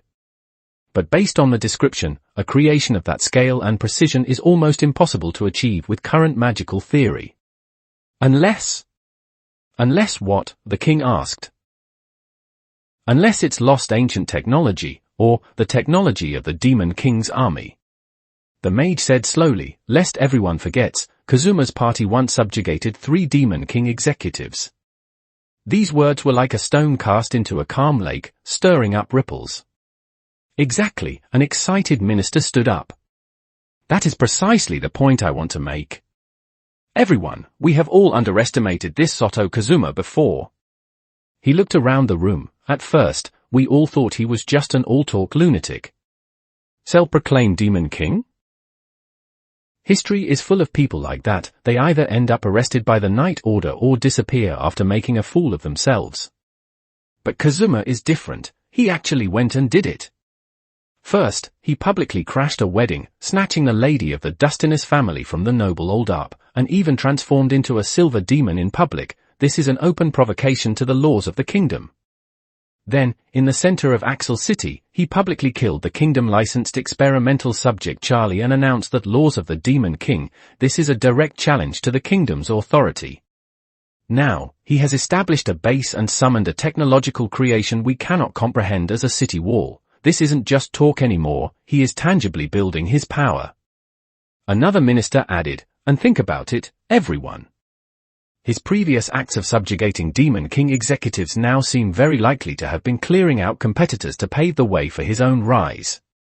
Very likely, a military general nodded. The incident where he defeated Mitsurugi Kuya now seems like a test, testing the kingdom's attitude toward the strong, testing our bottom line. The discussion grew louder. The conservative nobles chimed in one after another, believing that tough measures must be taken immediately. The military also leaned toward a forceful solution. After all, an uncontrollable powerful force establishing a base in the kingdom's heartland was a serious military threat. But a soft but firm voice sounded. Everyone looked toward the source of the voice, Princess Alice. The princess stood up, her blue eyes scanning everyone present. Lords, Mr. Kazuma. Soto Kazuma, I know him. He is indeed a bit unconventional, but he is by no means an evil person. She paused, trying to organize her words. Although he sometimes does strange things, it's more of a, well, personality issue, rather than evil. An old noble shook his head. Princess, you are still young and easily deceived by appearances. Saving you might have just been to gain trust, being friendly to commoners might just be to win people's hearts. In history, many ambitious leaders would disguise themselves as benevolent people in the early stages of their rise. But furthermore, the intelligence officer interrupted the princess. Witnesses claim that when Kazuma killed the experimental subject Charlie, his attitude was extremely cold. He said, any bastard who dares to feed on humans, I will kill every single one I see. It sounds righteous, but from another perspective, isn't he just establishing a protector of humanity image to win over the people? But he actually did protect humans. Alice insisted. When Charlie said those things, any normal human would be angry. Alice, the king finally spoke again, his voice carrying an unquestionable majesty. Your kindness is commendable, but politics is not a game. We are now facing not a simple lunatic, but a powerful, strategic, and rapidly growing potential threat. He looked at the intelligence officer. Regarding that wall, is there any other information? Yes, the intelligence officer opened a report. Scouts risked getting close to observe and found the wall's material to be extremely peculiar. Ordinary swords cannot leave a scratch, and magic attacks are absorbed or reflected. Moreover, the wall moves. Not as a whole, but adjusting its form like a living thing. The conference room fell into silence. A wall that could move, adjust, and absorb magic. This was completely beyond their range of understanding. If this really is Demon King's army technology, the chief mage said slowly, then the problem is serious. It means Soto Kazuma not only calls himself the Demon King but might actually have connections with the current Demon King's army, or he is the new agent for the Demon King's army. He must be eradicated before he grows too large. The military general clenched his fist. A 10-meter-high wall, no matter how sturdy, can be blasted open with siege magic. Mobilize the kingdom's elites, cooperate with the Mage Corps, and wipe them out in one go. I object! Alice stood up again, her voice trembling with emotion. Mr. Kazuma saved me. He's a good person. We can't just sentence him to death like this. Princess, the king looked at her with a complex gaze. This isn't a personal grudge. This is for the security of the kingdom. If Soto Kazuma really is related to the Demon King's army, or if he is becoming a new Demon King, then not stopping him now could cost the lives of thousands of soldiers and civilians in the future. But enough. The king raised his hand, stopping his daughter's argument. He turned to the room and announced in a deep voice. Given that Soto Kazuma and his forces already pose a clear threat to the kingdom, I have decided that starting today, Soto Kazuma is listed as a special class wanted criminal, with a bounty of 1 billion eris, dead or alive. Father! Alice's face turned pale. At the same time, the king continued, his voice cold. His accomplices, Aqua, Megumin, Darkness, Chris, and Whis, each have a bounty of 100 million eris, with live capture preferred, but they can be killed if necessary. Order the 3rd and 5th Battalions of the Night Order, in cooperation with the 1st and 3rd Squadrons of the Mage Corps, to assemble toward Axel starting today. In 3 days, launch the subjugation operation. Your Majesty is wise, the ministers echoed in unison. The military generals rose and saluted, as you command. Alice stood where she was, looking at her father, looking at the room full of people who had decided to kill her friends, tears welling up in her eyes.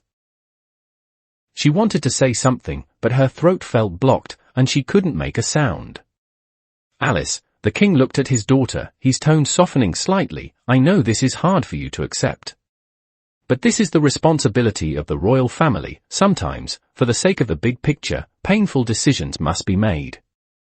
The princess lowered her head, her golden hair falling forward and hiding her face. The meeting was over. Ministers and generals left one after another, discussing the details of the operation and the issuance of the bounty. Only the king and the princess remained in the conference room. Father! Alice looked up, tear streaks still on her face. What if we're wrong? What if Mr. Kazuma really just wants to live quietly, and those things were just misunderstandings? The king was silent for a long time, finally sighing, if that's truly the case. I will clear his name after the war, give him a grand burial, and apologize to his surviving companions.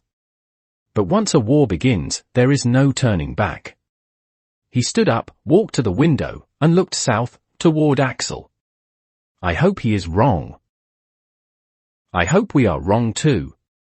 But the kingdom cannot afford to gamble on that. What if Alice didn't speak again. She silently left the conference room and returned to her chambers. Closing the door, she leaned against it and slowly slid to the floor. The image of Kazuma's face, always wearing a calculating expression yet stepping up at critical moments, appeared in her mind. She remembered his "what a pain" grumble when he saved her, the way his eyes lit up like a miser's when he received his reward, and the bitter face he made when he heard she wanted to learn swordsmanship, as if saying, give me a break. Mr. Kazuma. She whispered softly, please run as far as you can. But she also knew Kazuma wouldn't run. Although that man was scum-like, stingy, and unreliable, he had a strange stubbornness. He would stick to what he believed in until the end. Just like now, since he had decided he was the Demon King, he actually went and built a Demon King's castle. Outside the window, the sun was setting, casting long shadows of the palace. Somewhere to the south, on the black walls of Axel, red light flowed quietly, like the pulse of a sleeping giant beast. The Zo statue stood silently, waiting for the coming storm. The 1 billion bounty was about to spread throughout the kingdom. The subjugation army was assembling. And in the Demon King's castle, a certain Demon King had no idea that he had been marked with a dead or alive price tag. He was excitedly researching the various functions of the sky wall, calculating what buildings the next ride watch could unlock. He was completely unaware that a real crisis was approaching. Perhaps this is what they call an information gap. Chapter 23, Decision, heading to the Crimson Demon Village. The morning sun shone through the top of the sky wall into Axel, casting mottled light and shadows on the black metal walls. After a few days of adjustment, everyone had started to get used to this magical wall that emitted red light and could transform on its own. Kazuma lay leisurely on the temporarily set-up hammock, playing with a ride watch in his hand. The ride watch spun on his fingertips, and he had simulated his cool transformation pose countless times in his mind. Life seemed to have finally gotten on track. They had a wall, they had a statue, and although the houses were still half collapsed, at least they didn't have to worry about being attacked by a slime in the middle of the night. Wiz had barely managed to repair a few rooms with magic, although the exterior was still unsightly, at least they were habitable. Darkness dug more traps inside the wall. Chris was planning the farmland and supply storage area, Megumin was blasting away in some unknown part of Axel every day, and Aqua was trying to brew Goddess special bubble wine with her newly purchased brewing equipment. Kazuma even started planning the future of the Demon King's castle, build a training ground here, add some decorations to the plaza in the middle. Although there were only 6 people and 1 cat now, one still had to have dreams. Just as he was dreaming his sweet dream of being the lord of the Demon King's castle, the system's notification sound ruthlessly broke the silence. Ding! New quest release. Kazuma jumped, almost falling off the hammock. Quest, subjects of the Demon King. Content, as a Demon King's castle, how can it lack signs of life? Please host, acquire your own subjects, greater than or equal to 200 people, within 30 days. Reward, Cayman Rider Wizard Ride Watch ×1. Penalty, perform the Crayon Shinchan elephant dance continuously for 24 hours. Kazuma. He stared at the quest panel, rubbed his eyes, and stared again. Subjects? 200 people? 30 days? And that penalty? Crayon Shinchan's elephant dance? And you have to dance it for 24 hours straight? System, are you serious? Wait, he roared in his heart. Where am I supposed to find 200 people willing to move into the Demon King's castle? The whole kingdom is probably hunting us down right now. No, even if they weren't, who would come to settle in a Demon King's castle if they were normal? It's not like they've lost their minds. Quest accepted. Countdown begins, 29 days 23 hours 59 minutes. I didn't say I accepted, hey! Refusal will be considered abandonment, and the penalty will be executed immediately. Kazuma imagined the scene of himself dancing the elephant dance in public, but naked, hands on his waist, singing elephant tilde, why is your nose so long? He shuddered instantly. I accept, okay, he said, wanting to cry but having no tears. But the problem remained, 200 subjects, where would they come from? He lay on the hammock, staring at the red light flowing at the top of the sky wall, his brain spinning rapidly. Recruit refugees? No, the kingdom must be blocking the news, so refugees wouldn't be able to reach here at all. Kidnapping? How do you kidnap 200 people? And can people who are kidnapped be called subjects? The system definitely wouldn't accept it. Bribe them with money? He still had over 800 millionaires, but who would move into the Demon King's castle for money? It's not like everyone is as money hungry as him. Wait. Kazuma suddenly sat up, his eyes brightening. There is one place, the people there might actually be willing to come. The Crimson Demon Village. That small village filled with Chunibya Crimson Demon clan members. Those guys who spend all day shouting evil eye of the wicked king, Thunder Hammer, and number 1 ** of the Crimson Demon clan. If he told them the Demon King's castle is recruiting, they might cheer and run over, thinking finally, I've found my organization. And although the Crimson Demon clan is Chunibya, their strength is genuinely formidable. The Crimson Demon clan members are all magical geniuses if he moved the entire Crimson Demon clan over. Kazuma counted on his fingers, the Crimson Demon clan has over 300 people in total, excluding the elderly and children, there are at least 200 who can fight. Doesn't this fit the quest requirements perfectly? And with the Crimson Demon clan here, we won't be afraid if the Kingdom Army subjugation force comes. The more he thought about it, the more excited he got. They are a race that can destroy the continent. Although they usually just pose and say lines, when it comes to real fighting. He jumped off the hammock and rushed into the temporary meeting room. A meeting. Emergency meeting. 5 minutes later, everyone had gathered. So, Megumin said expressionlessly after hearing Kazuma's plan, you want to go to the Crimson Demon village and swindle the whole clan into coming over to be your subjects. It's not swindling. It's an invitation. Kazuma said righteously, look, the Demon King's castle, how well it fits your aesthetic. Black walls. Red light. And me, a genuine Demon King. Genuine. Chris raised an eyebrow. Are you referring to the Demon King who got knocked away by a slime, or the Demon King whose house was blown up by Aqua? Those were accidents. Kazuma blushed. Anyway, the Crimson Demon clan living in the Demon King's castle is a match made in heaven. You can be as Chunibya as you want, without worrying about being treated as crazy by ordinary people. I can get subjects and complete the quest. It's a win-win. Aqua raised her hand. Then what about me? What do I get? You can get over 200 new followers, if they are willing to believe in you. Deal. Aqua switched sides instantly. Wiz whispered, but would the Crimson Demon clan be willing to move over? They have lived in the Crimson Demon village for a long time. That's why we need to go and persuade them.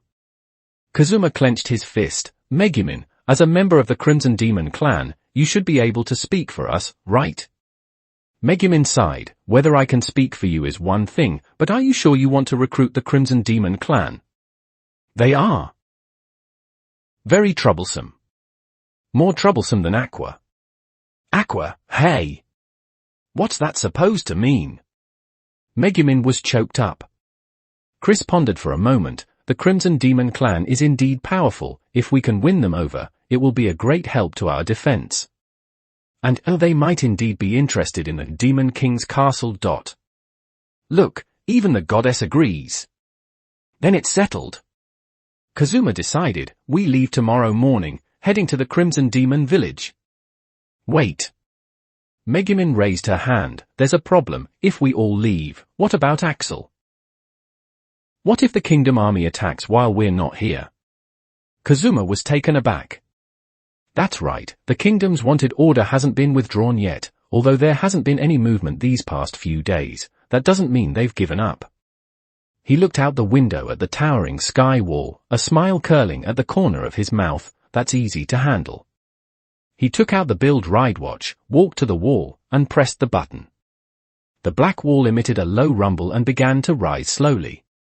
10 meters, 20 meters, 50 meters, finally stopping at a height of 100 meters. The wall, which was already tall, had now turned into a despair-inducing giant wall. Looking up, the top of the wall was almost submerged in the clouds. 100 meters high, red energy flowing inside the wall, hardness unknown. Kazuma looked at his work with satisfaction. Even if the Kingdom Army comes, it will take them some effort to break through this wall. Everyone looked up at the giant wall that blocked out the sky, speechless for a moment. Isn't it a bit too high? Wiz asked timidly, won't it be too conspicuous? That's exactly what I want. Conspicuous. Kazuma said righteously, it's a Demon King's castle, how can it not be imposing? And the higher the wall, the harder it is for enemies to attack. Aqua had already started fantasizing. When the Crimson Demon clan comes, I'll build a statue of myself in the plaza that's even bigger than Kazuma's. That way, everyone who comes can admire my beauty. Denied. Kazuma answered instantly. The plan was set just like that. Early the next morning, the 6 of them and 1 cat packed their luggage, ready to set off for the Crimson Demon village. This should be foolproof. Kazuma looked at his masterpiece and nodded with satisfaction. Are you sure the Crimson Demon clan will come with you? Megumin confirmed one last time. They are very stubborn. Don't worry. Kazuma was full of confidence. I have a secret weapon. What secret weapon? You'll know when the time comes. The 6 of them set off on their journey. Chomasuke was left at the base because traveling long distances with a cat was too troublesome. The sky wall slowly closed behind them, leaving only a hidden entrance and exit. On the way, Darkness couldn't help but complain, Kazuma, have you had a relapse of your Chunibyo recently? First the Demon King and the Demon King's castle, and now you want to recruit the Crimson Demon clan.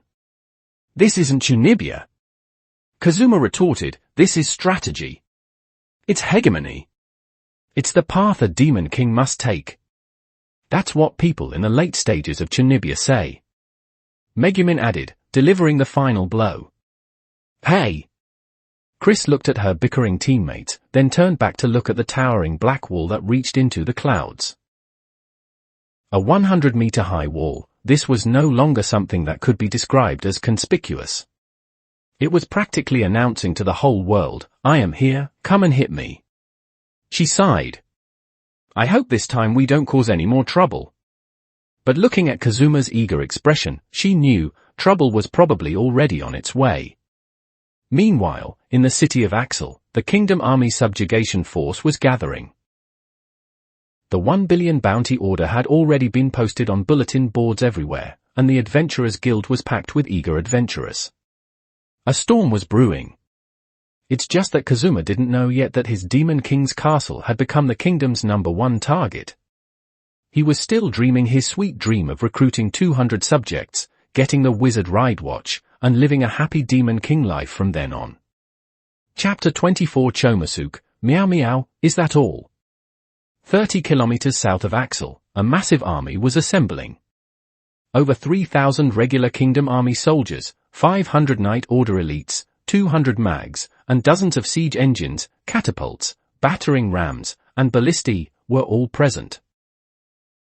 This was the largest military operation the Belzerg Kingdom had seen in recent years, with only one goal, to eradicate the self-proclaimed Demon King, Soto Kazuma, and his forces. At the very front of the army, an old general wearing golden armor and a scarlet cape sat atop his warhorse, observing the distant black wall through a telescope. Even from such a distance, that wall was clearly visible, like a black scar cutting across the earth, with the red light flowing within the wall faintly visible even in broad daylight. That is Axel. The old general lowered his telescope, his brow furrowed. Yes, General, the adjutant answered respectfully. According to scout reports, the wall is about 100 meters high, made of an unknown material, and is suspected to have self-repairing capabilities. The internal situation is unknown, but there should only be a few guards, Soto Kazuma and his core associates, totaling no more than 10 people. No more than 10 people. The old general muttered. To mobilize an army of this scale for just a few people, it's truly. He shook his head. The king's orders had to be executed, but in his heart, he felt it was making a mountain out of a molehill. A brat calling himself the Demon King and a few unreliable adventurers, even if they had strange transformation abilities and that wall, how much of a stir could they really cause? Pass down the order, the old general commanded. The entire army is to advance to 500 meters outside the wall and form ranks. The mage corps is to prepare, first, test them with long-range magic. The order was passed down, and the army began its orderly advance. The sound of horse hooves, clashing armor, and rolling wheels merged into a dull roar, startling countless birds into flight. Half an hour later, the massive army stopped 500 meters from the sky wall and deployed its formation. 3,000 infantry formed a phalanx, their spears like a forest, 500 knights stood ready on the flanks. 200 mags gathered at the rear and began chanting. The siege engines were pushed to the front, and the operators adjusted their angles, aiming at the massive black wall. The old general raised his telescope again. This time he could see more clearly. The wall was absurdly high, its surface as smooth as a mirror, the black material glinting with a metallic luster in the sunlight, and red light pulsed faintly within the wall like blood in veins. The top of the wall had serrated defensive structures and protruding watchtowers, but the towers were completely empty. The entire Demon King's castle was silent, no sound could be heard, and no person could be seen, as if it were a dead city. Playing tricks, the old general snorted. Mage corps, first volley. 200 mags simultaneously raised their staffs. Fireballs, ice shards, lightning, wind blades, multicolored magical light lit up at the rear of the formation, then turned into a rain-like assault, slamming into the black wall. Boom! Boom! Boom! Boom! The sound of explosions was continuous as magical energy erupted against the wall, with flames, frost, and lightning weaving into a brilliant yet deadly curtain of light. Dust and smoke filled the air, obscuring the view. The attack lasted for a full minute. The mags stopped, panting. A volley of such high intensity was incredibly draining. The dust gradually cleared. The old general, the adjutant, and all the soldiers held their breath as they looked toward the wall. Then, they saw a scene they would never forget for the rest of their lives. The black wall was completely unscathed. Not only was it unscathed, there wasn't even a single mark on it. Those magical attacks, enough to collapse stone walls and melt steel, hit the wall like water splashing against a rock. Aside from triggering a few ripples of red light, they left nothing behind. The red light within the wall even grew slightly brighter, as if it had absorbed the energy of the attacks. This, impossible, a mage cried out in shock. My level 6 explosion spell can melt even steel. My freezing spell too. At the very least, there should be cracks. The lightning was completely conducted away. Is that wall an insulator? The old general's expression was grim. Continue. All siege engines, volley. Catapults hurled massive stones, ballistae fired spears, and battering rams were pushed toward the wall. Though the distance was only 100 meters, the battering rams needed to be close to be effective. The massive stone smashed against the wall with a dull thud and then bounced off, without leaving even a dent. The ballista spears hit the wall, their tips snapping and the shafts flying back. The battering rams were finally pushed to the base of the wall, and the soldiers pushed the rams with all their might. Dong! The ram slammed into the wall, producing a loud sound like a giant bell. And then, there was no then. The wall didn't budge an inch, instead, the ram recoiled backward, nearly crushing the soldiers pushing it. General! The adjutant's face turned pale. This wall, it's too hard. The old general gritted his teeth. Mage Corps, concentrate your attacks on a single point. I refuse to believe we can't break through. The mags gathered once more, but this time they didn't fire a volley, instead, they concentrated all their mana onto a single point. Fire mags led the attack, ice mags assisted by lowering the temperature to cause embrittlement, lightning mags tried to disrupt the wall structure, and wind mags compressed the air to increase the impact force. A composite magic beam over 5 meters in diameter shot out, slamming violently into a specific point on the wall. Boom! The scale of the explosion was 10 times larger than before, the shockwave nearly knocking the front row soldiers off their feet. Dust and smoke soared into the sky, enveloping that entire section of the wall. This time, surely. The dust cleared. The wall still stood tall. At the point of impact, the red light was brighter than anywhere else, as if mocking their incompetence. Continue, the old general roared. Use every means at your disposal. Today, we must smash this wall open. The next hour became a nightmare for the Belzerg Kingdom army. Magical bombardment, physical impacts, and some even tried digging tunnels, but the part of the wall deep underground was just as hard, and their shovels snapped without making a dent. Soldiers took turns attacking, mags drank potions to restore their mana and continued blasting after exhausting it, and siege engines continued firing after cooling down from overheating. The entire area was blasted into craters, yet that black wall remained completely unharmed. Listen up, those inside. The old general finally gave up on the brute force assault and switched to psychological warfare. He personally rode his horse to the front of the formation, channeling his battle chi to make his voice carry across the battlefield. You are surrounded by the kingdom army. Lay down your weapons and surrender, and we might leave you with whole corpses. Resistance only leads to death. The wall was silent. Soto Kazuma. I know you're in there. Come out and surrender. Silence. Aqua. Megumin. Darkness. Wheeze. Chris. You have all been deceived. It's not too late to turn back. Silence. You cowards. Yellow bellies. Will you only hide in your tortoise shell? Silence. The old general was so angry his beard was shaking. He had fought countless battles in his life, but he had never encountered a situation like this. The enemy wouldn't show their faces or respond, with just an unbreakable wall standing there, leaving him to stare helplessly. General, the adjutant said cautiously, should we try shouting insults? To provoke them to come out. Shout, the old general gritted his teeth. Everyone, shout insults. Shout until they come out. And so, 3,500 soldiers plus 200 mags began the most bizarre insulting contest in human military history. Soto Kazuma. Your mother is calling you home for dinner. Aqua. Your bubble wine has gone sour. Megumin. Your explosion magic can only blow up fish. Darkness. Your armor is rusty. Wheeze. Your magic item exploded again. Chris! Your money was stolen. All sorts of vulgar, low-class, and personal insults rose and fell, the waves of sound growing louder and louder. If an uninformed person happened to pass by, they would probably think an insulting contest was being held here. The wall remained silent. Only the red light within the wall seemed slightly brighter than before, as if it were suppressing a laugh.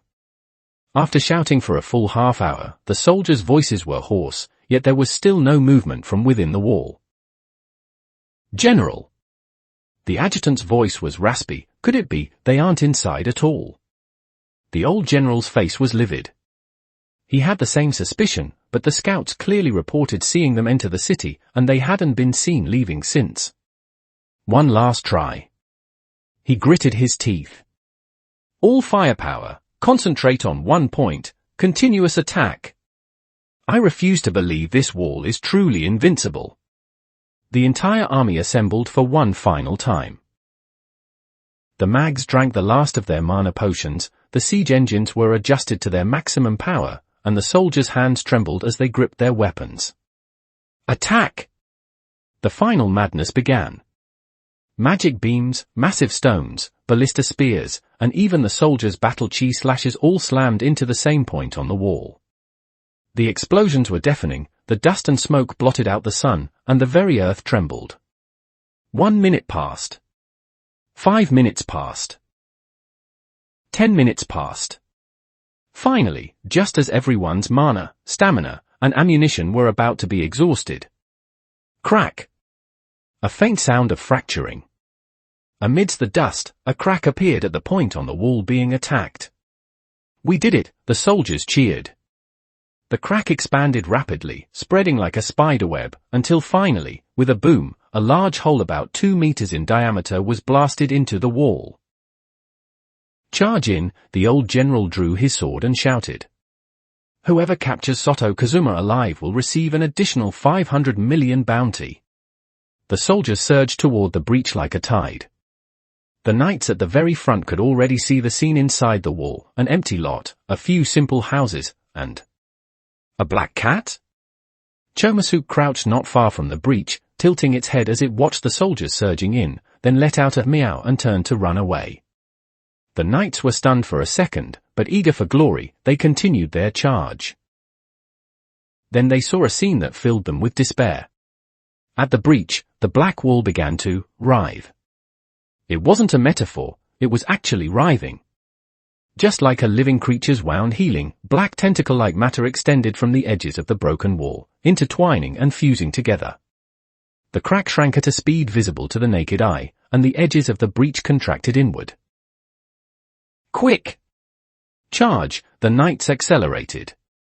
But it was too late. At the very moment the first knight was about to charge through the opening, the wall completely closed. Dong! The knight slammed hard into the now healed wall, his nose bridge broke, and he fell down in a daze. The soldiers behind him braked hard, staring dumbfounded at the wall that was as good as new, not a single mark was left, as if the breach just now had been a mere hallucination.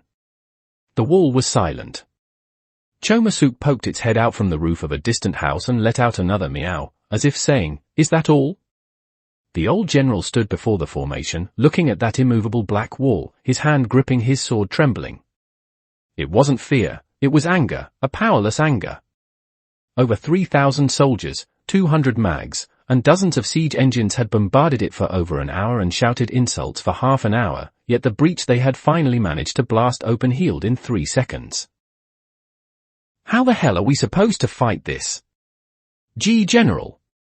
The adjutant's voice was trembling. Now, what do we do? The old general was silent for a long, long time. Finally, he sheathed his sword, his voice raspy and exhausted. Withdraw the army. But His Majesty sighed. Report truthfully. The old general turned his horse around. Say that the wall cannot be breached, and suggest we take a longer view. The army began to retreat. They had come with aggressive momentum, but they left dejected.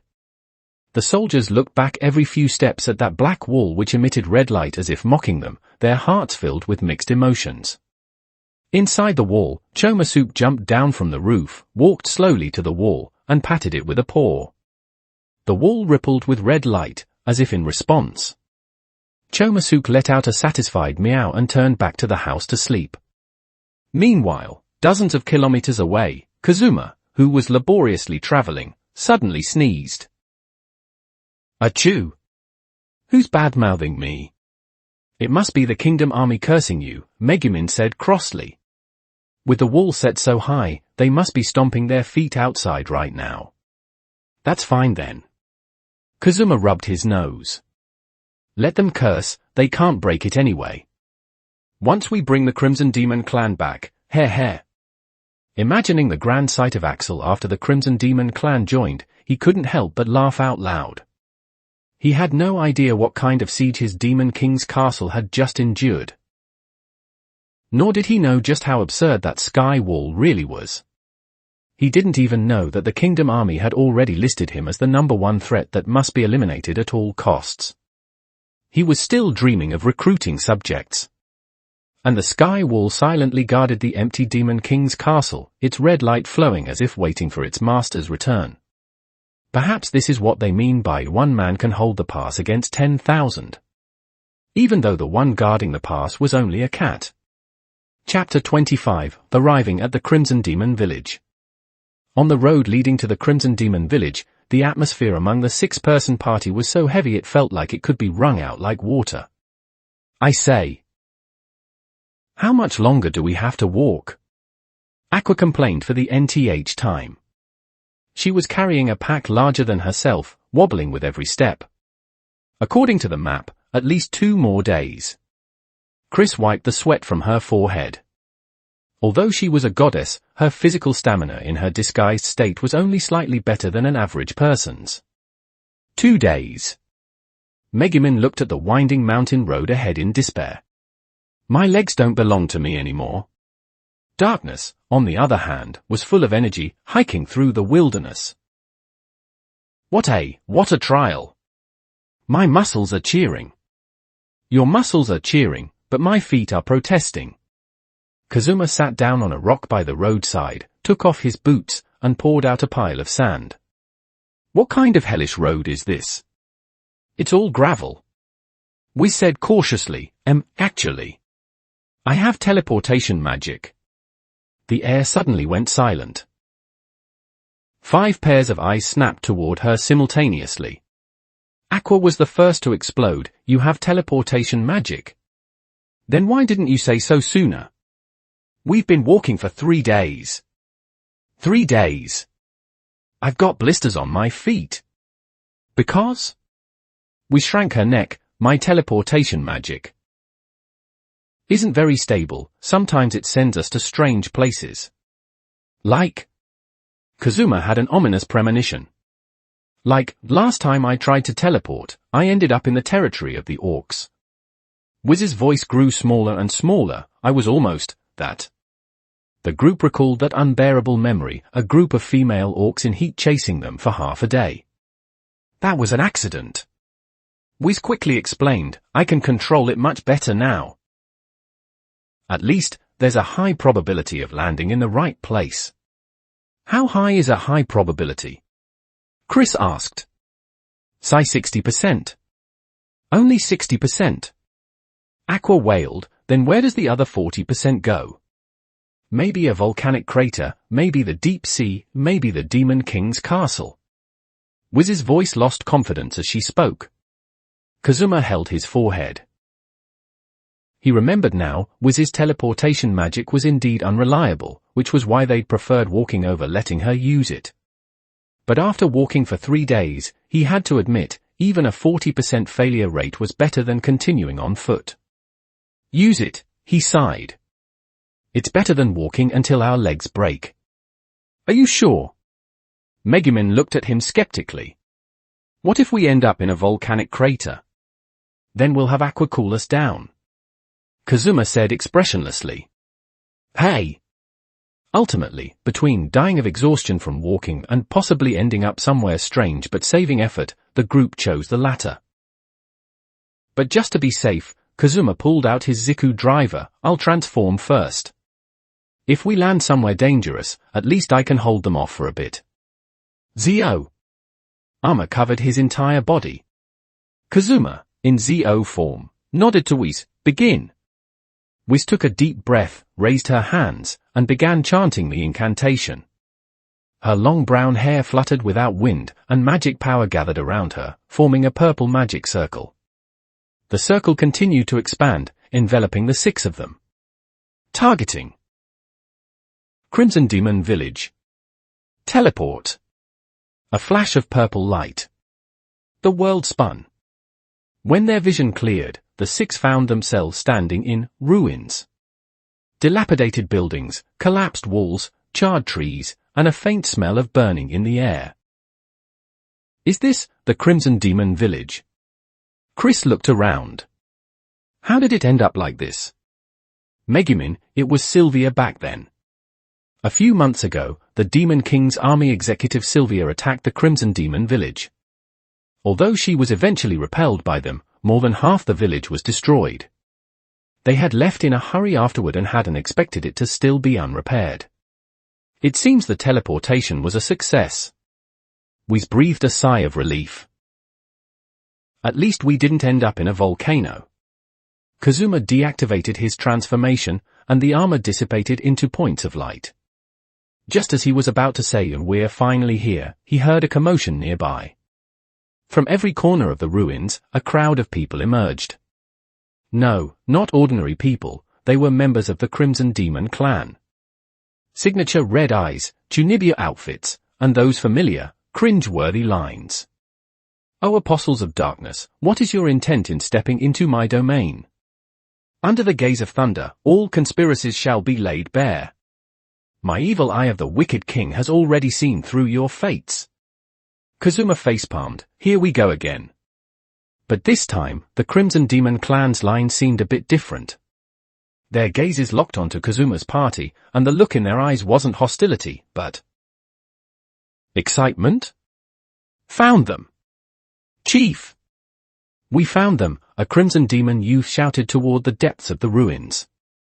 A middle-aged man, the Crimson Demon village chief, Sylvia, stepped out from the ruins. Behind him followed a woman weeping into her hands, a man trying to look calm while his hand shook, and a despairing, red-eyed Union. The heroes have finally returned. Sylvia's voice was trembling, but not from being moved, it was from agitation. "Chief," Kazuma stepped forward, striking a "we're here to save the world again" pose. "The post-disaster reconstruction of the Crimson Demon village doesn't seem to be going well.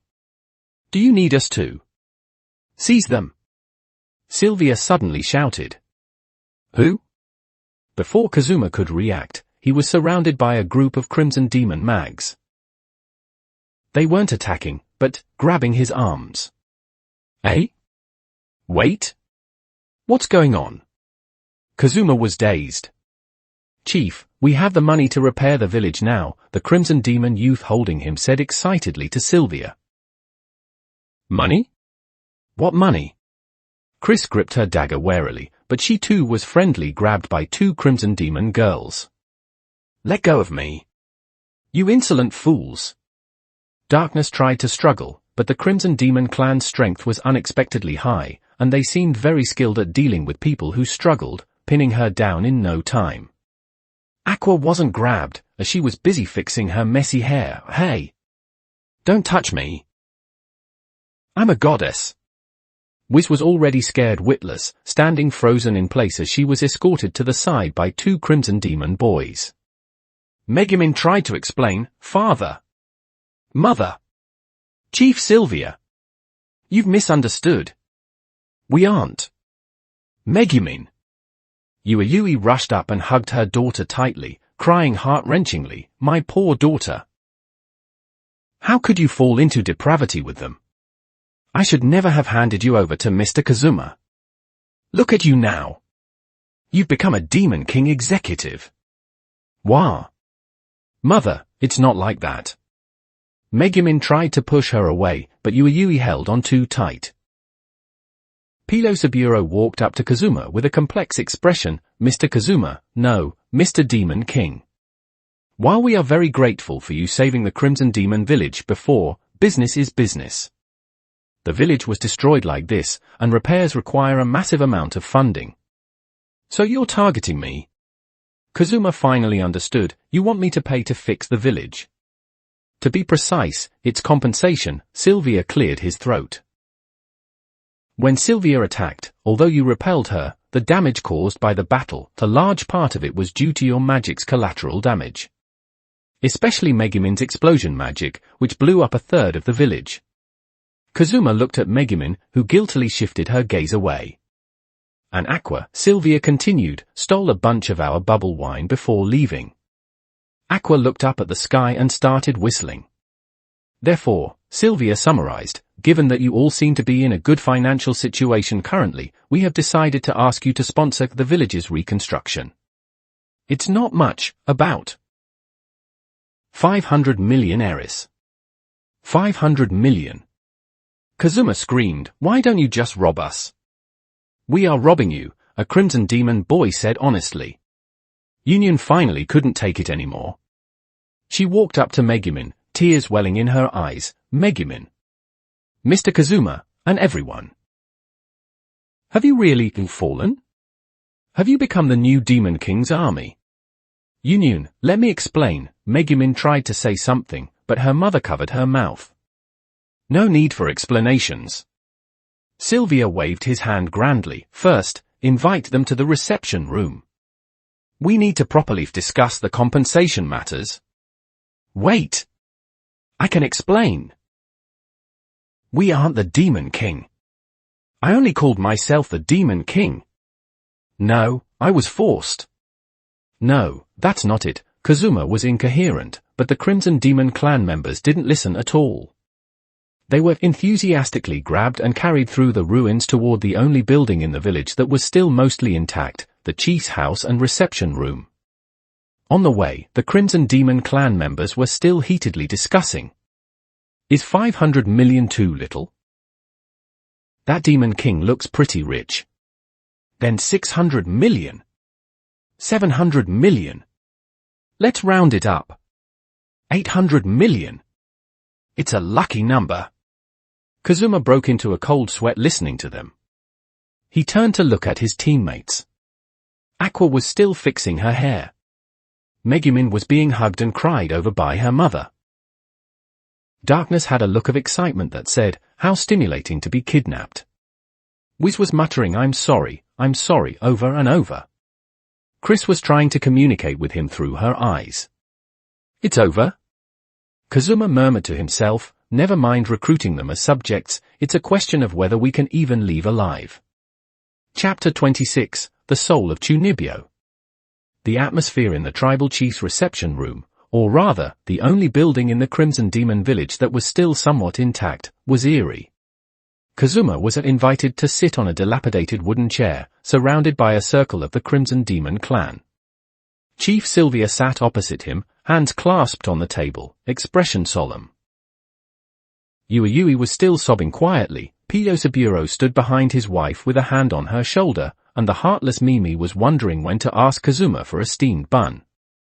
Union sat in the corner, eyes red, stealing glances at Megumin from time to time. Megumin, Aqua, Darkness, Chris, and Wiz were accommodated on the other side of the room, accompanied by a few Crimson Demon youths, which, in reality, meant they were being guarded. So, Sylvia cleared his throat and began the interrogation. First question, Mr. Soto Kazuma, what is your purpose in coming to the Crimson Demon village? All eyes focused on Kazuma. The Crimson Demon clan perked up their ears, and Megumin and the others watched him nervously, though they didn't know what Kazuma was actually planning either. Kazuma took a deep breath. At this point, beating around the bush was useless. I am here to invite you all, he said, looking straight into Sylvia's eyes. I invite everyone in the Crimson Demon village to join my Demon King's castle, Axel. Silence. Then, raucous laughter. Phut, ha ha ha ha. A Crimson Demon youth laughed so hard he slapped his thigh. Demon King's castle? Mr. Kazuma, did Megumin's explosion magic blow up your brain? Exactly.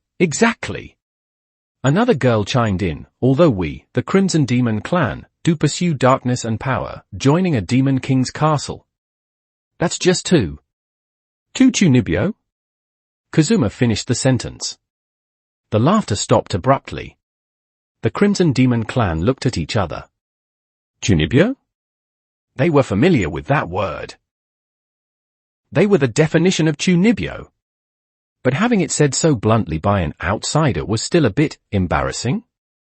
Ahem, Sylvia coughed twice. Mr. Kazuma, we of the Crimson Demon clan are indeed, quite individualistic.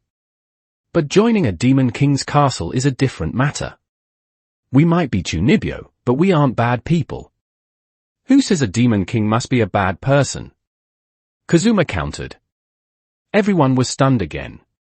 I obtained a mysterious power, Kazuma began to state, this power allows me to transform, to build special structures, and to do things that ordinary people cannot. But in gaining this power, I was also misunderstood and wanted by the kingdom, and labeled as a demon king. He paused, observing the expressions of the Crimson Demon clan. Some were suspicious, some curious, some disdainful.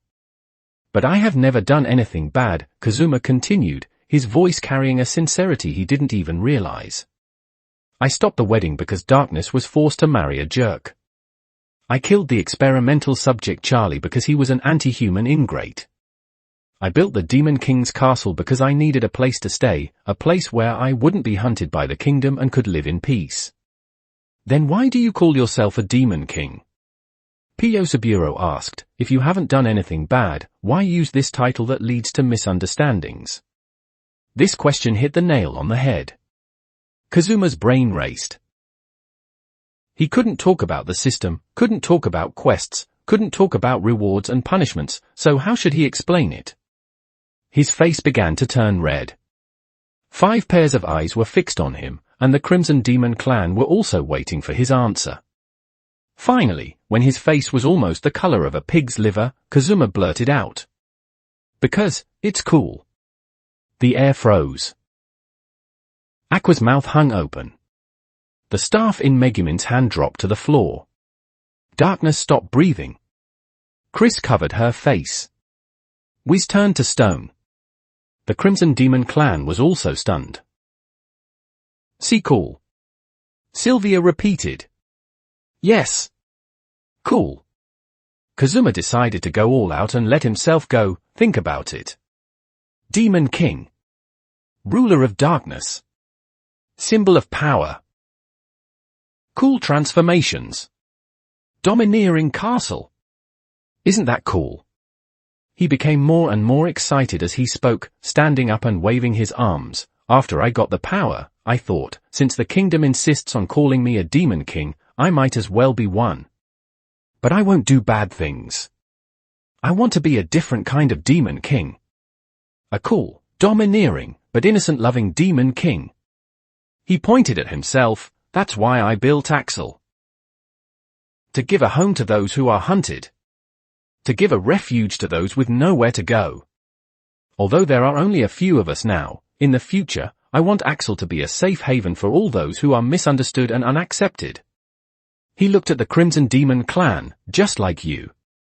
The Crimson Demon clan. Possessing powerful strength, yet ostracized and misunderstood by ordinary people because of being a Chunibyo. Out of place in human society. But in Axel, you can be yourselves. You can shout those cool lines to your heart's content.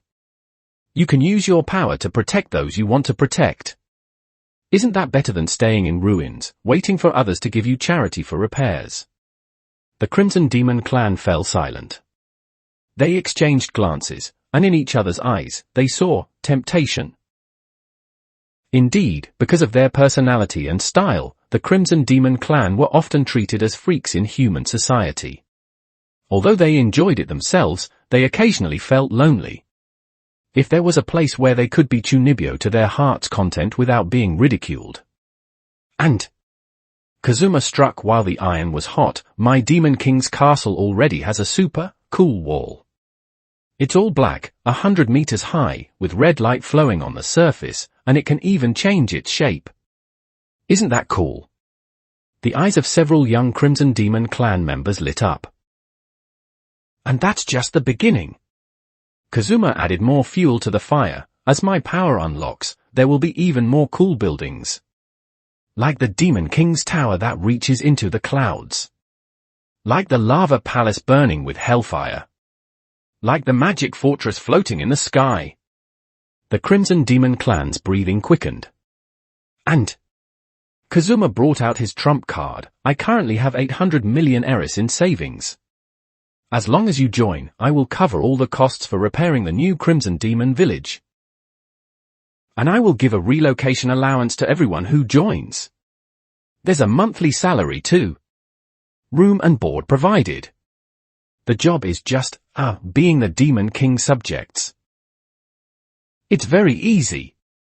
800 million. Relocation allowance. Salary. Room and board. The eyes of the Crimson Demon clan weren't just lit up, they were practically glowing. Chief Sylvia tried hard to maintain his solemnity. Are you telling the truth? Is there really 800 million? Absolutely true. Kazuma patted his chest. If you don't believe me, you can send representatives back with me to see. The wall is there. The money is there too. In the corner, a Crimson Demon clan girl whispered to her companion, black wall, red light, and it changes shape. So cool. Demon King's tower, lava palace, magic fortress, sounds much cooler than our village. And there's money, that magic book I've been saving up for. I want to see human cities, but I'm always treated like a freak. The whispering grew louder. The Crimson Demon clan was tempted. Finally, a Crimson Demon clan girl couldn't help but stand up. Her name was Yuku, a classmate of Megumin and Yunun at the magic school, known for being well-developed and having brighter dreams. I am Yuko.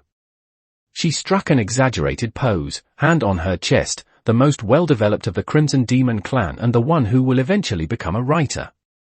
I am willing to join your Demon King's castle and witness the birth of a dark epic. With the first one, came the second. Another twin-tailed girl stood up. She was a famous brother complex. I am Softy. The Crimson Demon clan's #1 brother protector, known as the Brother Complex. I have come to seek the dark power to protect my loved ones. The third girl, Dong Dong Ryu, hesitated for a moment, then stood up. I am Dong Dong Ryu. The Crimson Demon clan's #1, what was it again? Anyway, I want to join too. The other Crimson Demon clan members couldn't hold back anymore. I am Tsumi me. The Crimson Demon clan's #1 Twintail and Thunder Hammer user. I also follow my master Rika Rika. I am Zhu Zhu. The Crimson Demon clan's #1 Architect, the Demon King's castle is also my destination. I am Rika Rika. The Crimson Demon clan's #1 Eye Technique user. Intending to use the Demon King's guidance to let our evil eye of the wicked king see through the truth and falsehood of hypocrisy. I am. The sounds of self-introductions rose and fell, each one more chunibyo than the last, each more exaggerated. The reception room was filled with words like I am, darkness, power, and destiny, and the scene was momentarily out of control. Chief Sylvia tried to maintain order. Wait. Everyone. Calm down. We haven't decided yet. Chief. A Crimson Demon youth interrupted him. The money for repairing the village is settled. And we can go live in the super cool Demon King's castle. Why not agree? That's right, Chief. Look at that wall. How domineering. We, the Crimson Demon clan, are a race that pursues power and darkness in the first place. The Demon King's castle is a perfect match. I'm going to write a novel set in the Demon King's castle. Let's call it the Dark Era, the Demon King and his 300 Crimson Demons. Sylvia looked at the agitated clansmen, then at Yui and Pio Saburo. Yui wasn't crying anymore and was whispering to Pio Saburo, actually, the Demon King's castle sounds pretty good, at least Megumin will have a place to live. Piosaburo sighed and nodded at Sylvia. The chief finally gave up resistance. Fine, he said helplessly. Since everyone thinks so, then the Crimson Demon Village unanimously agrees to join Mr. Soto Kazuma's Demon King's castle, Axel. Yay! The Crimson Demon clan cheered. Kazuma breathed a sigh of relief and wiped the sweat from his forehead. Finally managed it. However, Sylvia changed the subject. We need time to pack our luggage. Although the Crimson Demon Village is destroyed, there are still many traditional items, magic books, and family heirlooms that cannot be lost. Give us 2 days, and after 2 days, everyone will set off for Axel. No problem. Kazuma readily agreed. 2 days is fine. That was settled. The Crimson Demon clan dispersed happily and began packing their luggage.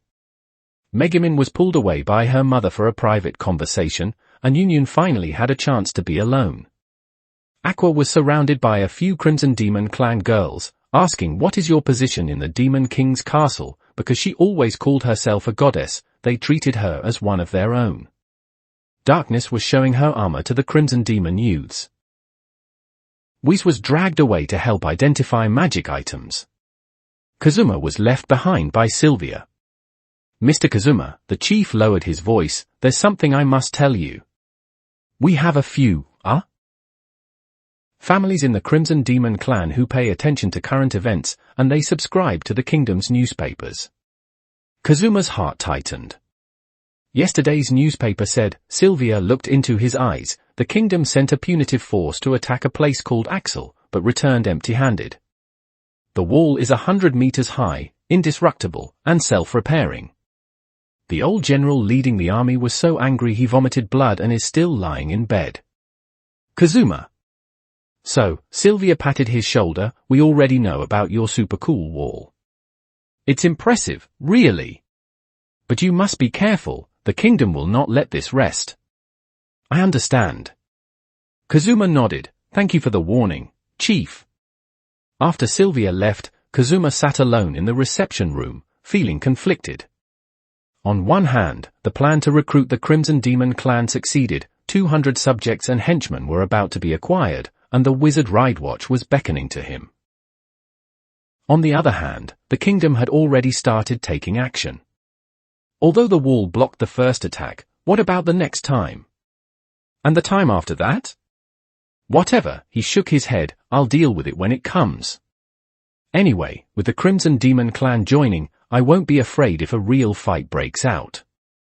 Outside the window, the Crimson Demon clan was busily packing their luggage, and Chunibyo lines were endless. My dark books will surely illuminate the library of the Demon King's castle. This sword has followed me into battle for many years, today it has finally met a wise master.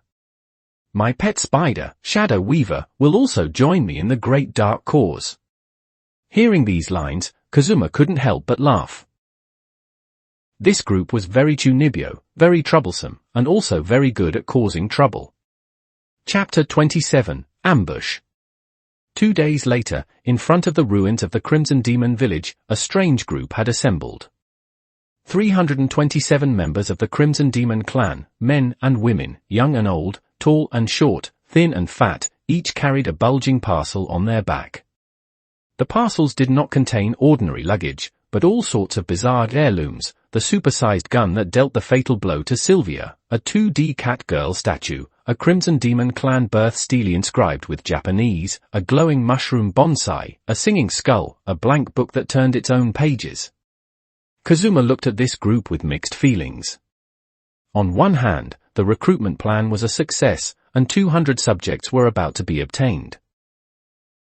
On the other hand, system, he asked in his mind, can the mission be settled now? The subjects have already been obtained, right? Mission subjects of the Demon King settlement conditions, subjects must actually arrive at Axel and complete registration. Current status, subjects have not yet arrived, mission incomplete. Countdown, 27 days 18 hours. Who? They actually have to arrive. Kazuma almost shouted, but they have already agreed to join. Agreeing to join does not equal actually becoming subjects. Please, host, bring the subjects back to the base as soon as possible. Kazuma felt like vomiting blood. In other words, he had to bring all 300+ members of the Crimson Demon clan, along with their bizarre luggage, all the way back to Axel to complete the mission. Chief, he turned to Sylvia, can we use teleportation magic? For example, having those who know teleportation transport them over in batches. Sylvia shook his head. We Crimson Demon clan members do have quite a few who know teleportation magic, but teleportation requires knowing the exact coordinates and appearance of the destination. We have never been to Axel. If we force a teleportation, we might end up stuck inside a wall, or teleported into mid-air and fall to our deaths. Then what if someone who has been there brings them? Like me. That won't work either. Sylvia continued to shake his head. Teleporting with so many people consumes a huge amount of magic power, and precision cannot be guaranteed. The safest method is still to walk. Walk. From the Crimson Demon village to Axel, based on previous experience, it would take at least 5 days. 5 days with over 300 people and a pile of bizarre luggage. Kazuma had already started to get a headache. However, Sylvia added, we can use magic to speed things up. For example, mass levitation, endurance buff, and pathfinding. If things go smoothly, we should be able to arrive in 4 days. For days, better than 5. Then let's set off. Kazuma waved his hand, resigning himself to his fate. Thus, a massive group consisting of the 6-person party and 327 members of the Crimson Demon clan set off on their journey to Axel. The Crimson Demon clan members were clearly very excited. Along the way, Tunibia lines were endless. An expedition. This is an expedition of the Dark Forces assembling. My magic eye has already seen the black giant wall in the distance. That is our new home. Carrying ancestral artifacts, stepping onto the path of conquest. What a sense of epicness. By comparison, the 6-person group of Kazuma's party was much more sullen. They walked at the front of the group leading the way, with I'm so tired, I want to go home, and when will this end written on everyone's faces. Kazuma, Aqua complained for the nth time, my bubble wine is almost finished. I should have brought more bottles. Endure it. Kazuma said with a blank expression. Kazuma-san, was whispered, there is one thing I'm a bit worried about, we have been away from Axel for so many days, will Choma-suke be? It should be fine. Kazuma said, though he felt a bit uneasy inside. Although he left an automatic feeder, would the cat get lonely? Would it be attacked by some remaining monsters? Even though the city wall was strong, what if the cat? Don't worry. Chris Eris spoke up, Choma-suke is very smart, and the city walls will protect it. How do you know the city walls will protect it? Megumin asked. Chris paused, intuition. The group continued to move forward. The Crimson Demon clan members seemed to have endless energy, performing magic while walking, some used fire to write in the air, some sculpted various shapes out of ice, and some summoned small animals to run along with the group. On the first night, they camped in the wild. The bonfires lit by over 300 people illuminated half the sky. The Crimson Demon clan members sat around the fire and began their traditional art, Tunibia poetry reading. Darkness descends upon the land when the Demon King rises. The Crimson Demon eyes shine, following the flag of shadow. We swear by blood, pledging allegiance to the Black City. The name of Axel shall surely resound through the sky. After the reading, the applause was thunderous. The Crimson Demon clan members were moved to tears by themselves.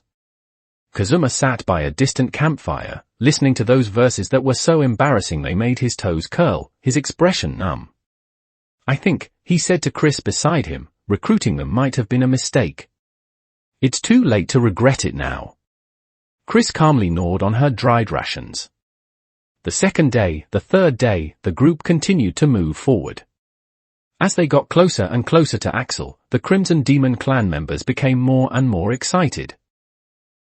They had heard the legend of the 100-meter black giant wall from newspapers, and now that they were about to witness it with their own eyes, they were all as excited as if they were going on a pilgrimage.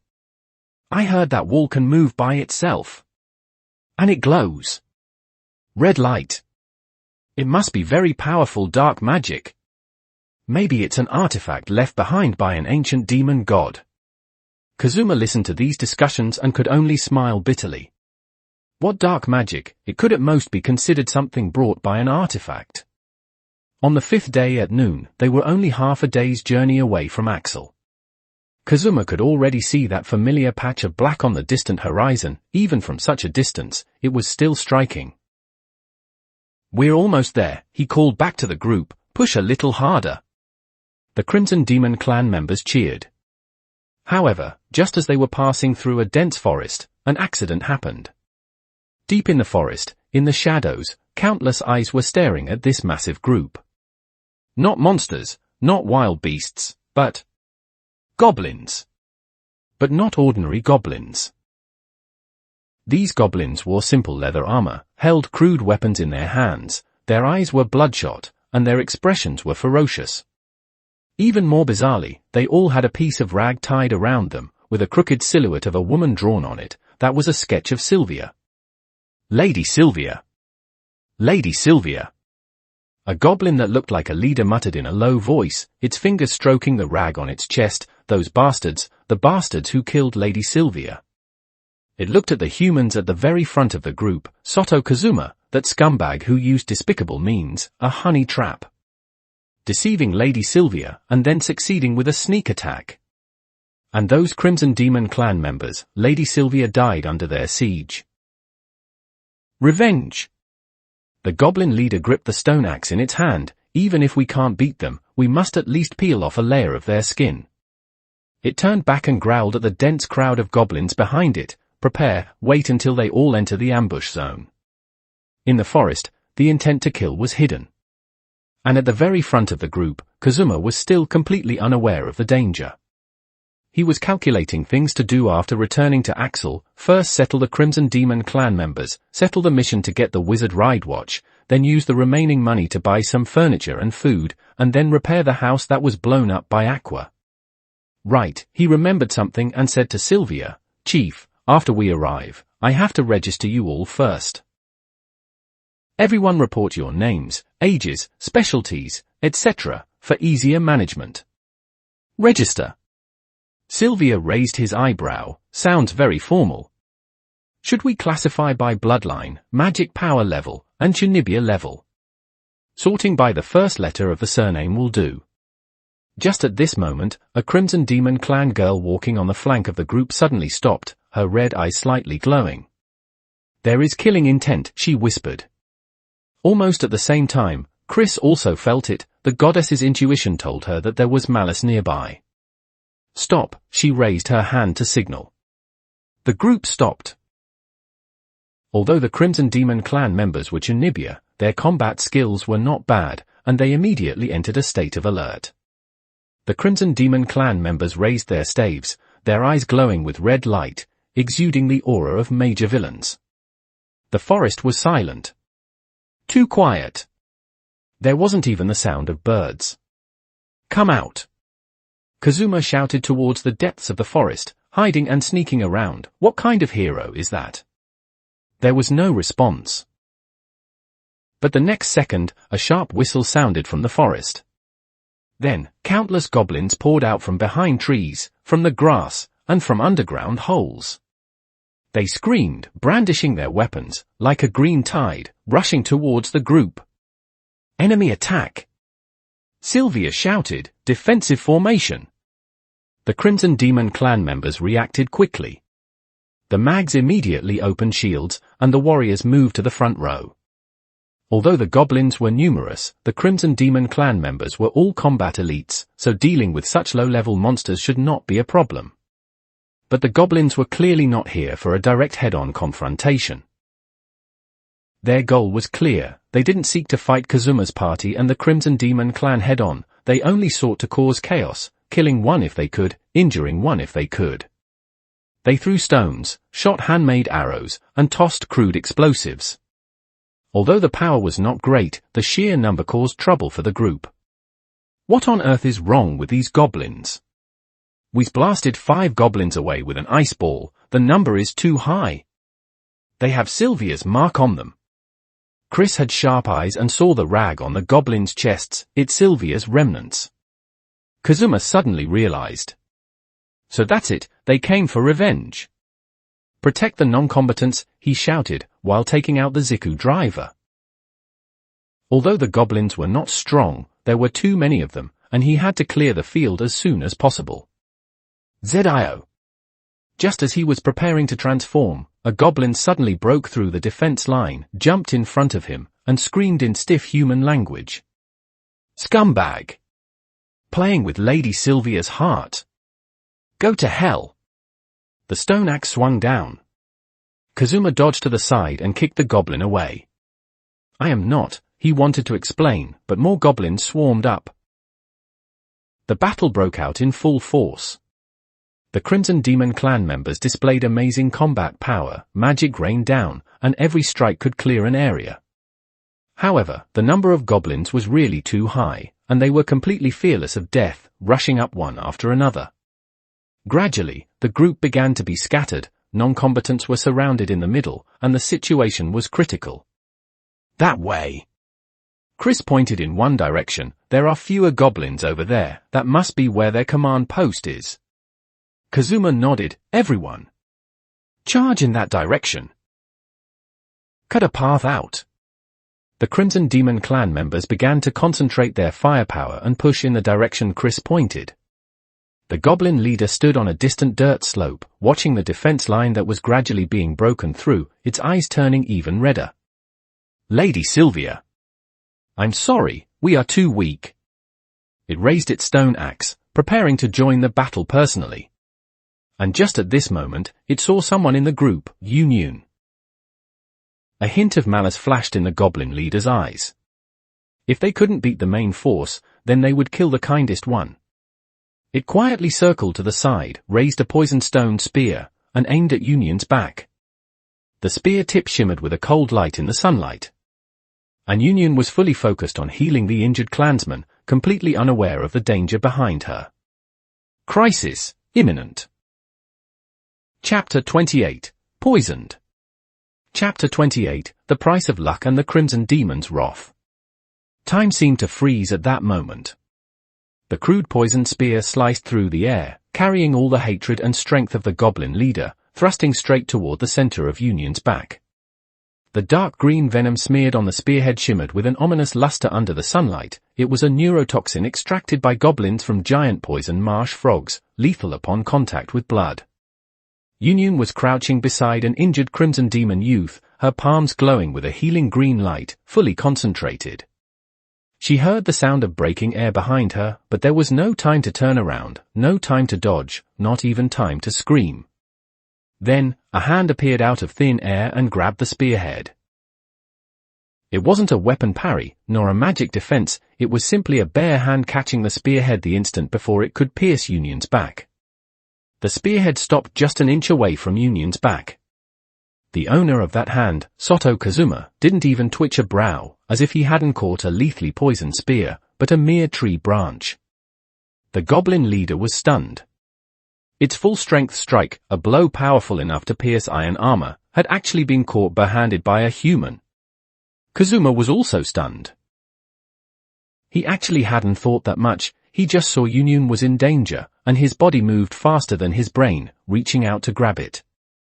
Now that he had caught it, a wave of delayed fear washed over him. What if he hadn't caught it? What if his grip had slipped?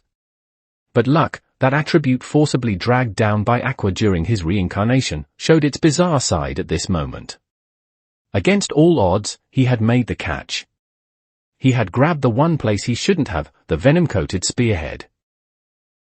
The venom seeped from the spearhead into the skin of Kazuma's palm. A slight stinging sensation followed, like a bee sting. Kazuma instinctively let go, and the poisoned spear fell to the ground with a clang. He looked down at his palm, there was a shallow scratch, turning black at a visible speed. Kazuma-san. Union finally reacted, turning to see the wound on Kazuma's hand, her face turning pale. Poison! This is goblin neurotoxin. Quickly, treat it! Her words came to an abrupt halt, because the surrounding temperature suddenly plummeted. It wasn't a physical drop in temperature, but a sensory distortion caused by a sharp rise in mana concentration. The air became viscous, light began to warp, and even sound seemed to be swallowed by something. Yunyun slowly turned her head to look at her clansmen. 326 members of the Crimson Demon clan, regardless of age or gender, and regardless of what they were doing a moment ago. Those casting magic stopped their chanting, those swinging weapons retracted their movements, and even those tending to the wounded looked up. Their eyes changed from their usual deep red to a burning crimson. Not a single person spoke. Not a single person roared. But that silence was more terrifying than any roar. Sylvia, the clan chief, slowly walked out from the crowd. He didn't look at Kazuma, he didn't look at Yunyun, and he didn't even look at the goblin leader who had thrown the spear. He only looked at the poisoned spear on the ground, at the traces of Kazuma's blood remaining on the tip. "You," he began, his voice terrifyingly calm, "targeted my beloved daughter." The goblin leader instinctively took a step back. It felt a killing intent so substantial it could almost be touched, a pressure enough to freeze the soul. "We Crimson Demons," Sylvia continued, his tone still calm, "do not like being serious. Because when we get serious, things become very boring." He raised his right hand, palm upward. "But you have crossed the line." The moment the words fell, 326 Crimson Demons raised their hands simultaneously. Not staffs, not weapons, but simply and in perfect unison, they raised their right hands. Then, the color of the sky changed. That's not a metaphor. The color actually changed. From azure blue to dark red, as if the firmament had been soaked in blood. The clouds began to swirl, forming a massive red vortex that covered the entire battlefield. The earth began to tremble. It wasn't an earthquake, but the mana beneath the ground surging and roaring. What is this? Aqua's mouth hung open, even her instincts as a goddess were trembling. "The Crimson Demon clans," Megumin said softly, her eyes also turning crimson. "Our clan usually uses less than a tenth of our mana. Because if we go all out..." She didn't finish. Because in the next instant, magic descended. Not fireballs, not ice shards, not lightning, not any common magic. But something more primitive, more pure, and more violent, the torrent of pure mana.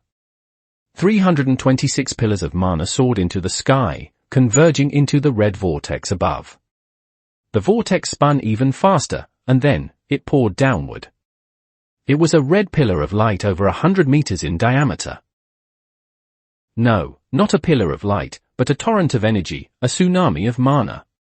The light pillar struck where the goblins were most densely concentrated.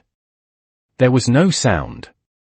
Or rather, the sound was swallowed by the energy itself. There was only a patch of pure, blinding, destructive red. When the red light dissipated, nothing remained in that area. No corpses, no bloodstains, no weapons, even the ground was gone. In its place was a bottomless crater 100 meters wide, its edges of soil and rock melted into a glass-like substance by the high heat, emitting wisps of blue smoke. The goblin leader stared blankly at the crater, watching half of its subordinates vanish in an instant. It opened its mouth, wanting to say something, but no sound came out. Then, the second wave descended.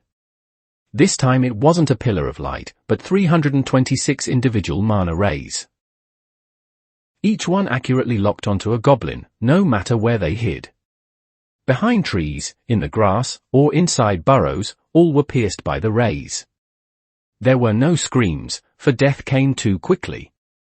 The goblins burst like punctured balloons, turning into a mist of blood.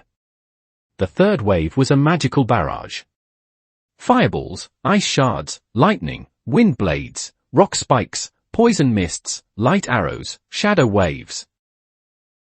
Every magic you could imagine, and some you couldn't, were released by the 326 Crimson Demons at the same time. The sky was filled with multicolored magical lights, like a grand and cruel fireworks display. The sounds of explosions were continuous. No, those weren't explosion sounds, it was space itself wailing. The earth trembled, the air burned, and even light became fragmented. Everyone in Kazuma's party except Megumin was dumbstruck.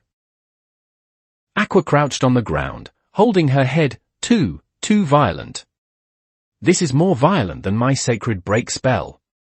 Darkness's breathing was ragged, but not out of excitement, it was out of fear.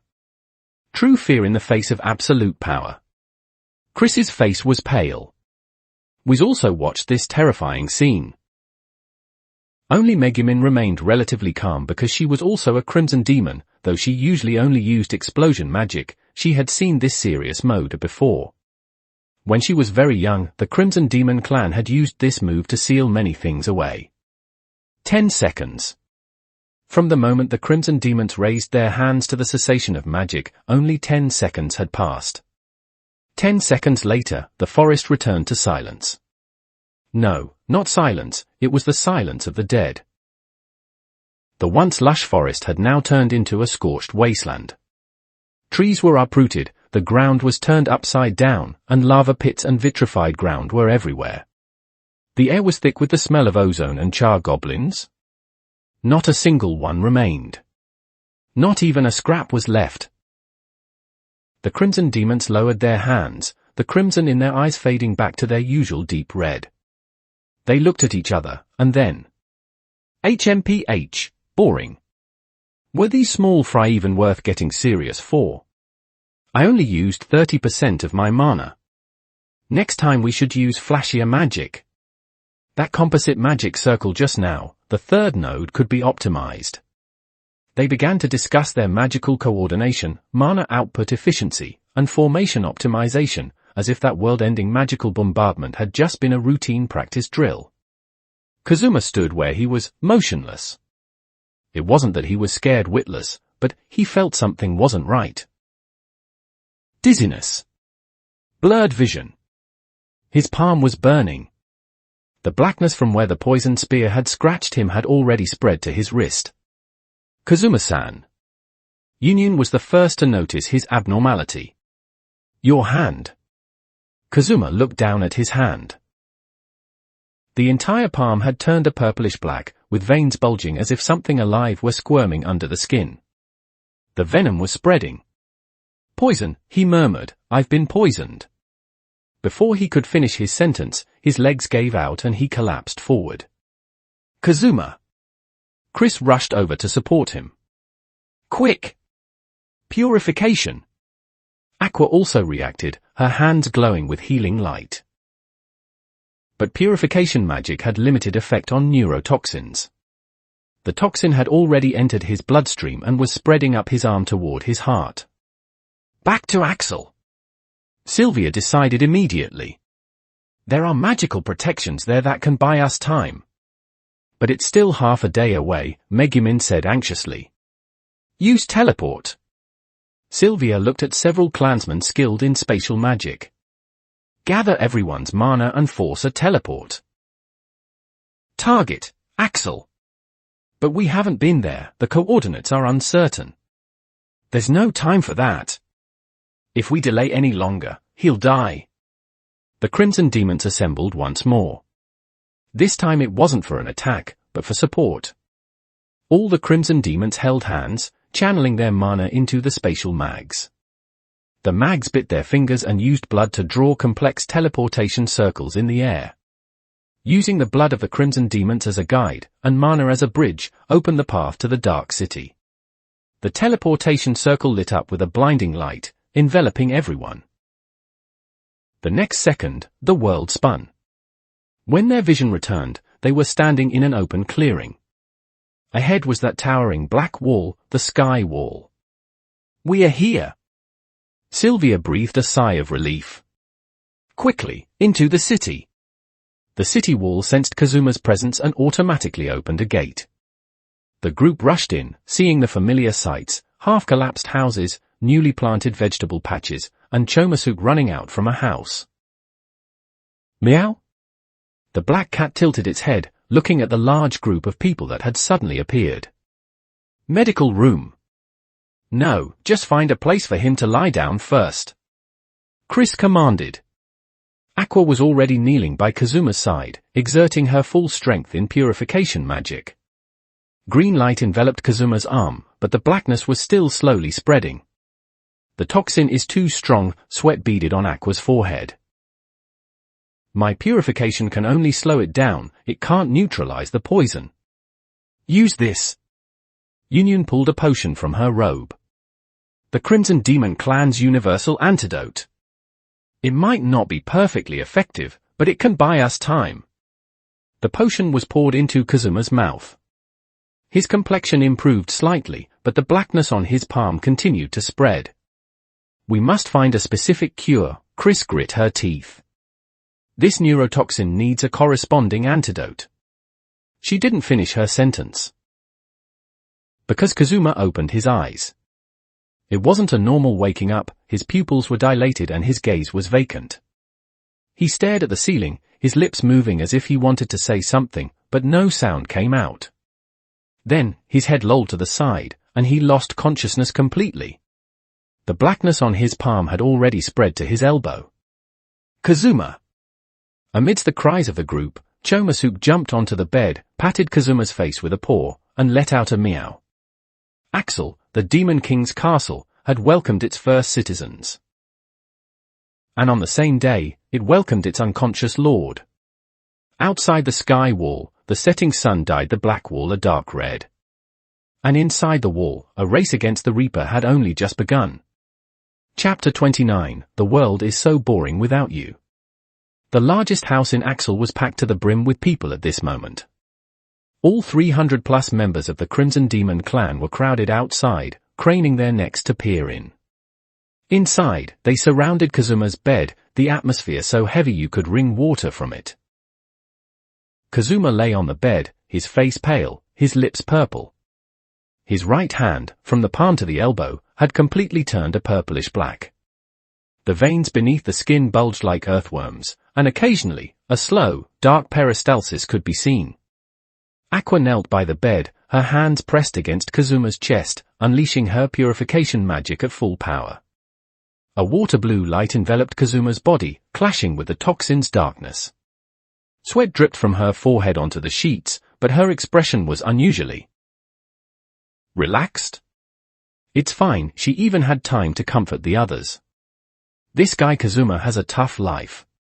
He won't die. Even if he really does die, I can resurrect him. It's not like it's the first time, after all.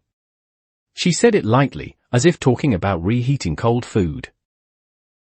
Megumin stood to the side, clutching her staff, her crimson eyes fixed on Kazuma's hand. But the toxin is still spreading. Aqua, your purification doesn't seem to be working. Who says it's not working? Aqua retorted indignantly. I at least slowed down the spread. Otherwise, he'd be dead from the poison by now. Wiz approached with a basin of hot water, asking cautiously, how about trying my antidote potion? No, everyone chorused in unison. Darkness clenched her fists, her nails digging into her palms. It's all my fault. If only I had noticed that goblin earlier. It's not your fault, Chris shook her head. No one could have reacted to an ambush from that distance. She walked to the bedside, reached out to feel Kazuma's pulse, faint, but still beating. She looked at the purplish black arm again, her brow furrowed tightly. This toxin. I've never seen anything like it, she said in a low voice. It's not ordinary goblin poison. There's something mixed in, something darker. Something dark. Chief Sylvia squeezed in. Could it be poison from the Demon King's army? Possibly, Chris nodded. The goblin chieftain said it was begged from the Demon King. If it truly is poison bestowed by the Demon King himself, then it's no wonder even a goddess's purification can't completely cleanse it. Hearing this, the light from Aqua's hands faltered. You're saying, this is poison from the Demon King? Highly likely, Chris said, looking at Kazuma's worsening complexion. The Demon King's army is skilled in using various curses and poisons. Some are even difficult for divine purification magic from the divine realm to handle. If it's poison personally concocted by the Demon King. She didn't finish, but the meaning was clear. A deathly silence fell over the room. Only the hum of Aqua's purification magic and Kazuma's faint breathing remained. Time ticked by, second by second. The black toxin had already spread to his shoulder and was beginning to creep towards his chest. Kazuma's breathing grew fainter, his complexion turning from pale to ashen grey. No good. Aqua's voice began to tremble. I can't purify it. There's something in the toxin resisting my divine power. She increased her magical output, the light growing brighter, but the toxin spread only slowed slightly, not stopping. Aqua-senpai, Chris said softly, stop. You're about to exhaust your mana. No. Aqua gritted her teeth. I'm a goddess. I can definitely save him. I promised to take him back to the divine realm to play games. He hasn't played my PlayStation yet. He hasn't seen the endings of the games he likes. Her voice choked up. Megumin turned her face away, unable to look. Darkness lowered her head, her shoulders trembling slightly. Whiz covered her face, sobbing quietly. The Crimson Demon clan stood outside the door, terrifyingly quiet. Chief Sylvia sighed, speaking to the clansman beside him. Go prepare for the funeral arrangements. Though we haven't known him long, he is our new leader, after all. No. It's not time for that yet. Aqua screamed, tears finally spilling over. I still have a way. I can resurrect him. Yes. Resurrection. If Kazuma dies, I'll resurrect him. It's not the first time. Senpai. Chris's voice was light, but it cut through Aqua's last hope like a knife. Everyone looked at Chris. The silver-haired goddess stood there, her expression complicated. She looked at the dying Kazuma, then at the distraught Aqua, bit her lip, and finally spoke. Senpai, you can resurrect his body, that's true. But without me cutting corners, his soul won't return. The air froze. Aqua's expression shifted from devastation to confusion, from confusion to bewilderment, and finally to shock. What are you saying? Chris sighed, walked to Aqua's side, knelt down, and took her hand. You know the rules of the divine realm. When mortals die, their souls go to the underworld, managed by the god of the underworld. Resurrection magic can only rebuild the body, it cannot recall the soul. Unless there's special permission from the divine realm, or a deity who governs souls helps out. Aqua murmured, her face growing paler by the second. But I'm the goddess of water. I have no jurisdiction over the underworld. And that old stickler, the god of the underworld, would never make an exception for a visitor from another world like Kazuma. She suddenly grabbed Chris's hand. You can help, right? You're Eris. Goddess of fortune and mercy. You're well connected in the divine realm. You must have a way, right? Chris looked at her, her purple eyes filled with sorrow. Under normal circumstances, I could indeed help. But this time is different. She pointed at Kazuma. He's been classified by the divine realm as the second Demon King. This means his soul has already been marked as the new Demon King.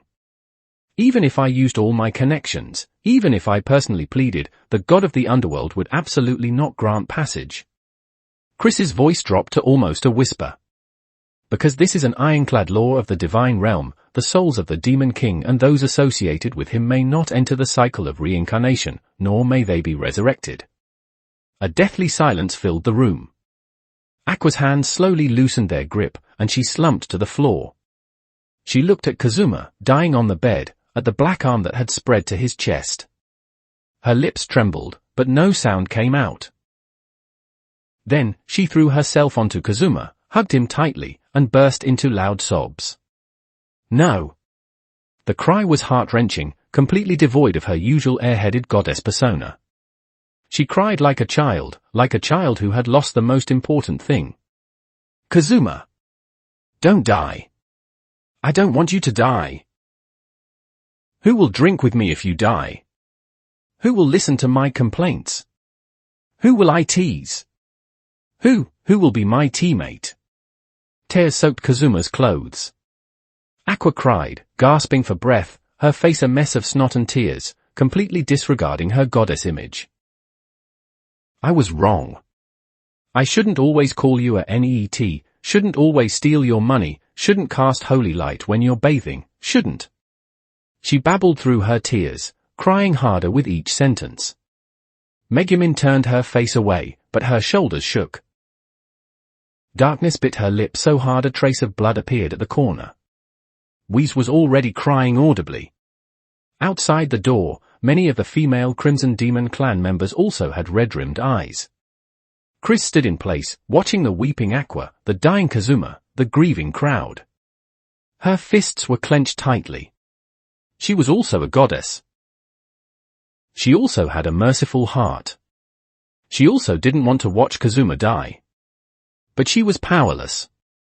The rules of the divine realm could not be broken, even by a goddess. Especially when it concerned the Demon King, the most sensitive topic for the gods. Is there no other way? Chief Sylvia asked quietly. Chris shook her head. Unless we find an antidote before the toxin reaches his heart. But this is poison personally concocted by the Demon King. The antidote is probably only in the Demon King's possession. Then we'll go to the Demon King's castle and steal it. Megumin suddenly looked up, flames burning in her crimson eyes.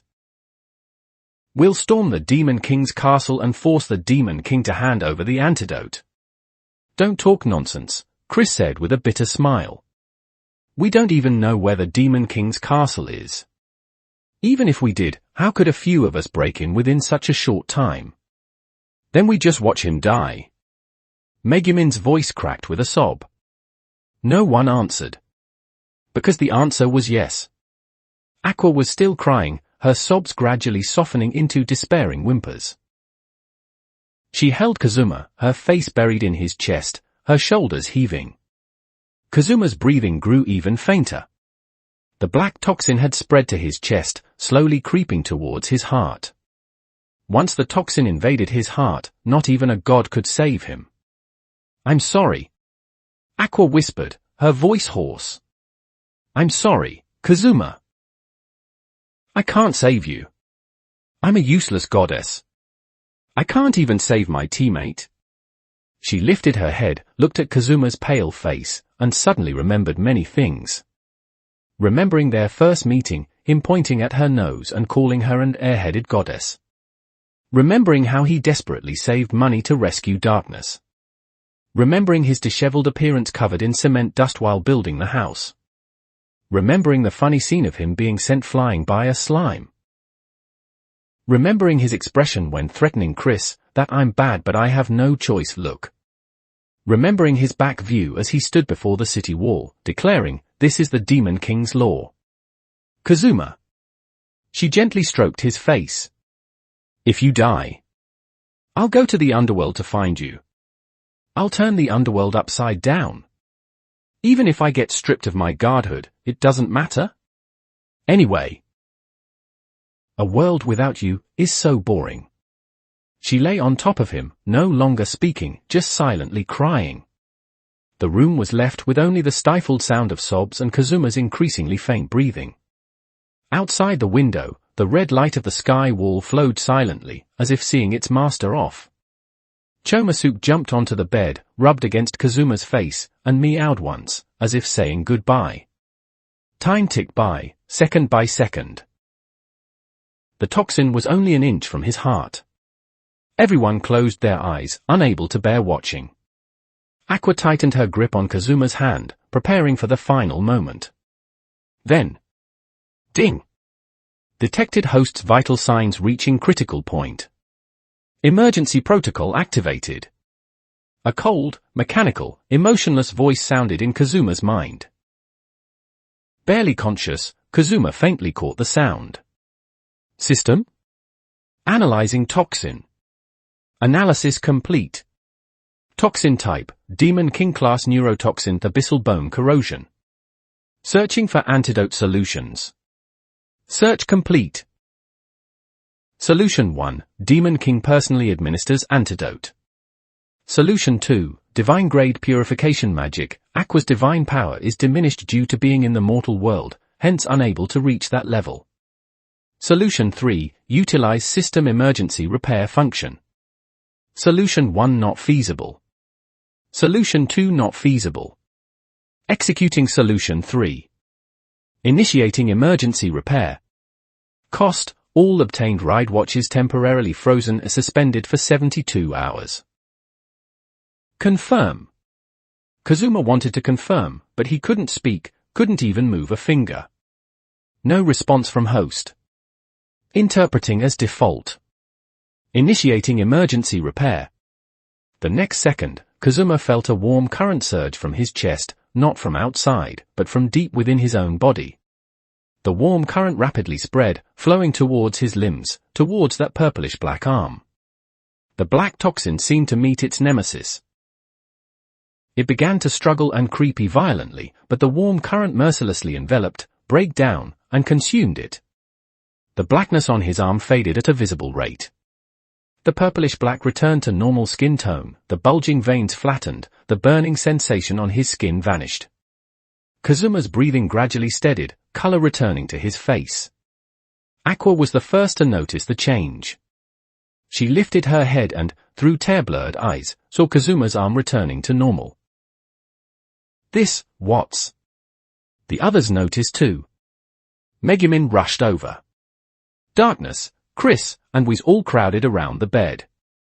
The black toxin retreated step by step, from his chest back to his shoulder, from his shoulder to his elbow, from his elbow to his wrist, finally gathering entirely at the small wound on his palm. Fat. A wisp of black smoke emerged from the wound, emitting a pungent odor before dissipating into the air. On Kazuma's palm, only a small, already scabbed wound remained. He opened his eyes. He opened his mouth, his voice hoarse. I'm alive. Aqua stared at him blankly for 3 seconds. Then, with a roar, she cried even harder. But this time, it was tears of joy. Chapter 30, The Invincible Harem King Kazuma.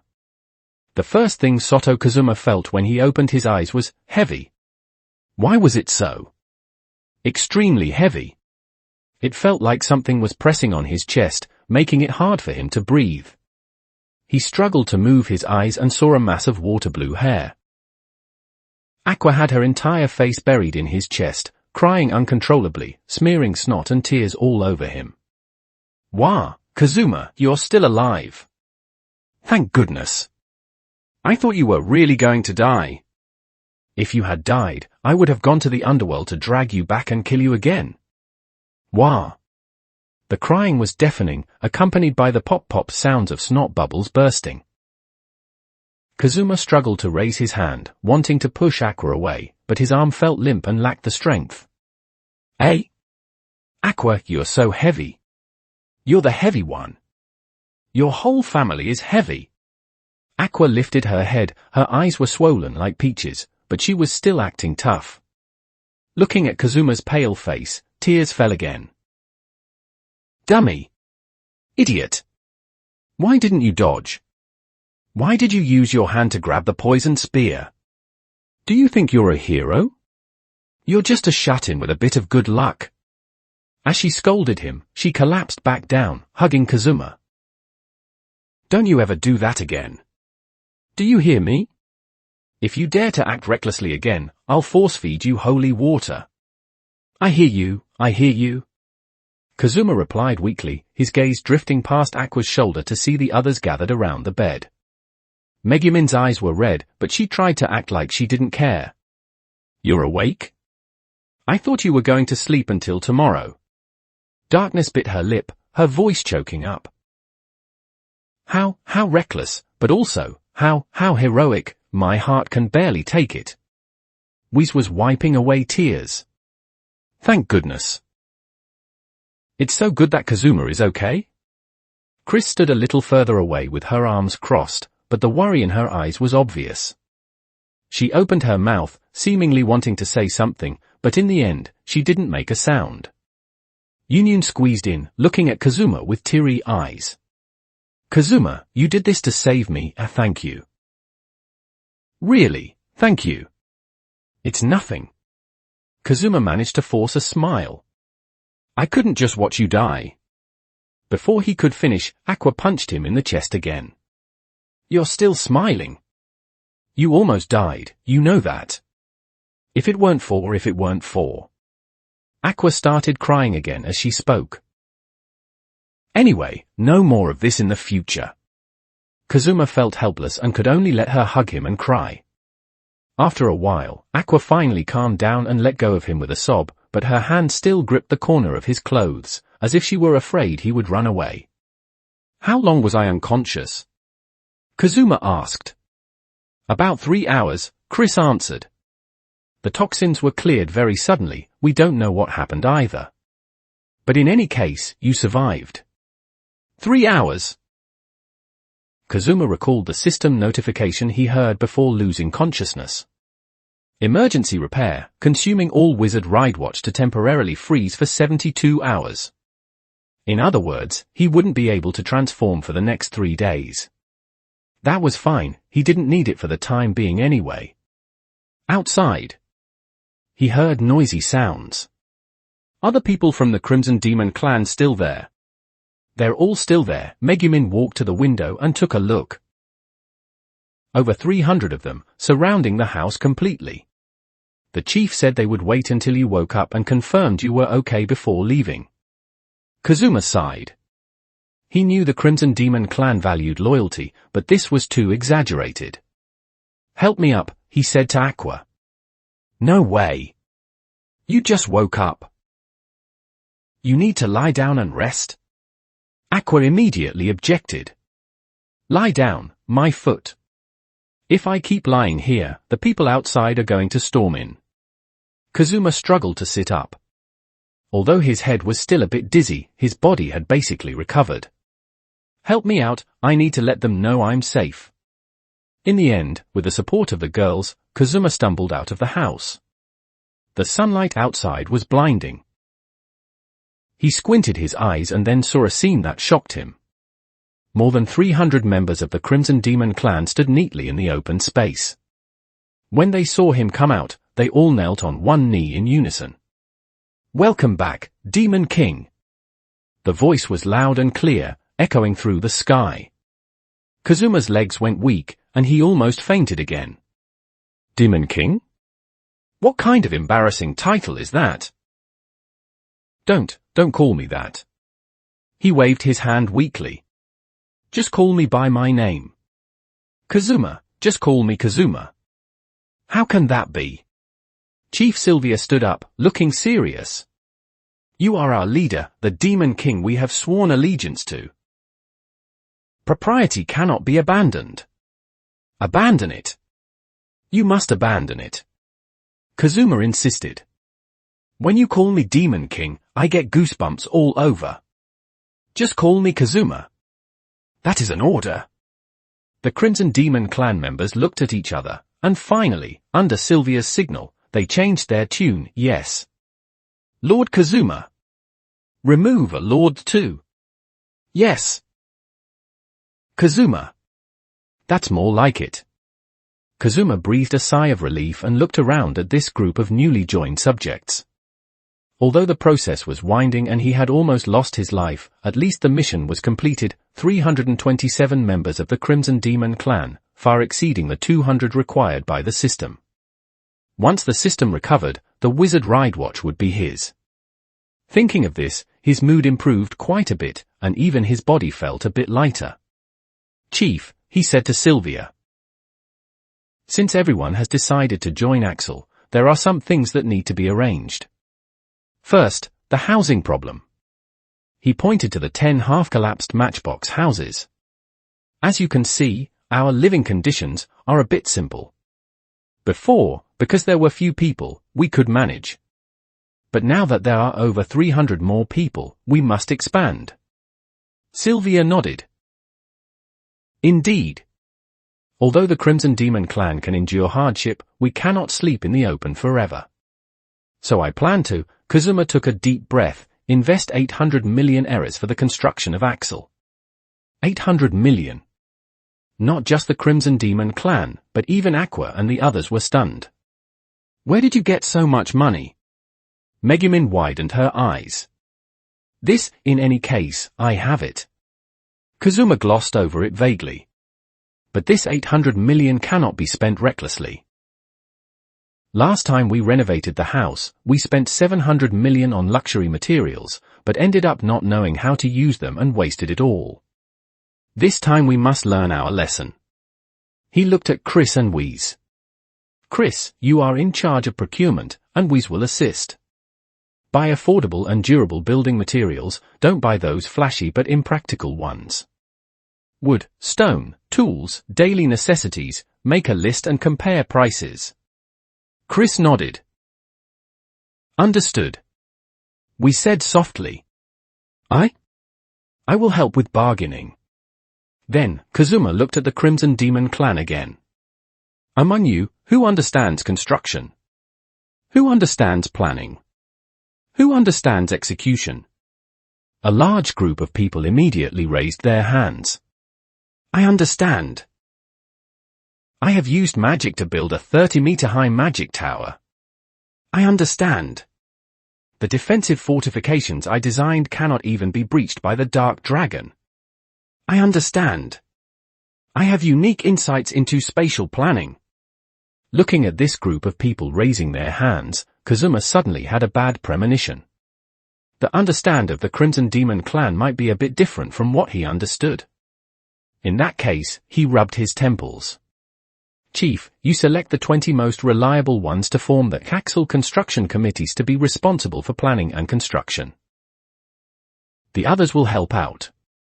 The principle is, practicality first, aesthetics second, Chu-Uni, don't make it too exaggerated. Understood. The Crimson Demon clan members replied in unison, their eyes shining with excitement, not excitement for the work, but excitement for the tuna-level off-the-charts project of building the Demon King's castle. The matter was settled just like that. Chris and Wiz took a group of Crimson Demon youth to procure supplies, Chief Sylvia organized manpower to clear the ruins and plan the new area, and the other Crimson Demon clan members started setting up temporary tents. After all, over 300 people couldn't sleep in the open forever. And Kazuma, as a patient who had just recovered from a serious injury, was ordered to rest and was not allowed to participate in any manual labor. At first, he quite enjoyed it.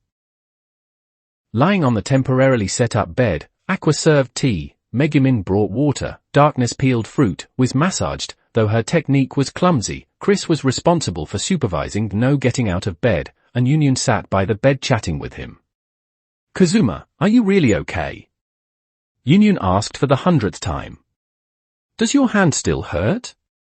Is your head still dizzy? Do you want to drink some more medicine? I'm fine, I'm fine. Kazuma answered for the 100th time, then directed Aqua. The tea is cold, change it. Yes, yes, yes, my lord. Aqua rolled her eyes and went to change the tea. The fruit is finished, peel another one. He said to Darkness. How bossy, but taking care of the wounded is a knight's duty. Darkness blushed and went to peel fruit. My shoulders are a bit sore, Wiz, use a bit more strength. He said to Wheeze. Okay. Wiz increased the strength, almost pressing the breath out of Kazuma. Megumin couldn't watch anymore.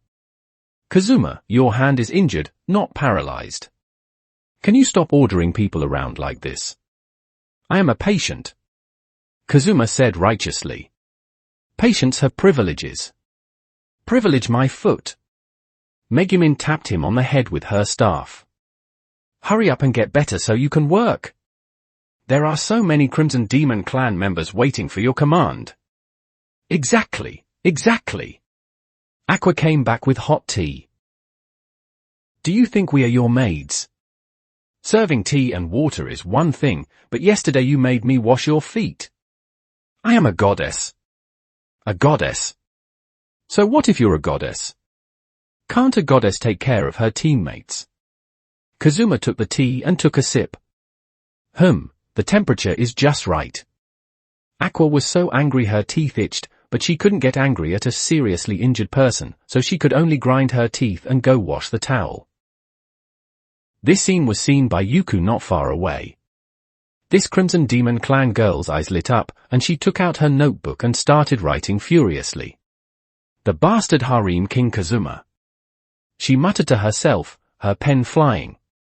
Surrounded by 6 beautiful women with different personalities, ordering them around. Aqua, the Thunder Goddess of Water, Megumin, the Thunder Genius Arch-Wizard, Darkness, the Masochistic Crusader, Chris, the Mysterious and Cute Thief, Union, the Gentle and Healing Union. It's a pun, you all know what it means, girl, Wheeze, the Ditzy and Busty Lick. What a perfect harem configuration. What an enviable, no, infuriating scummy behavior. The more she wrote, the more excited she became, completely immersed in her creation. Under her pen, the image of a bastard scum protagonist who uses the debt of saving lives to coerce women, orders them around all day, is never satisfied despite having 6 girlfriends, and flirts everywhere gradually took shape. What she didn't know was that this novel, written casually and purely for entertainment, would be discovered by the descendants of the Crimson Demon Clan hundreds of years later and studied as historical documentation. Several hundred years later, it would spread throughout the world and be adapted into plays, novels, manga, and games. And the name Soto Kazuma would go down in history with the title Bastard Harem King. Of course, the current Kazuma knew nothing about this. He was still enjoying his patient privileges, ordering this person and that person around, having the time of his life. Until the 3rd day. Kazuma, whose body had basically recovered, was still lazing in bed and refused to get up. He wanted Aqua to feed him breakfast, Megumin to get his clothes, Darkness to carry him when going out, and even needed Union to help him to the toilet. Kazuma, Chris couldn't stand it anymore. You are already better. The toxins are completely cleared, and the wounds have scabbed over. You must get out of bed and move around today. No, I'm dizzy. Kazuma played dead. You're dizzy because you've been lying down for too long. Aqua also exploded. Get up. Get up for me. You must process the backlogged paperwork today.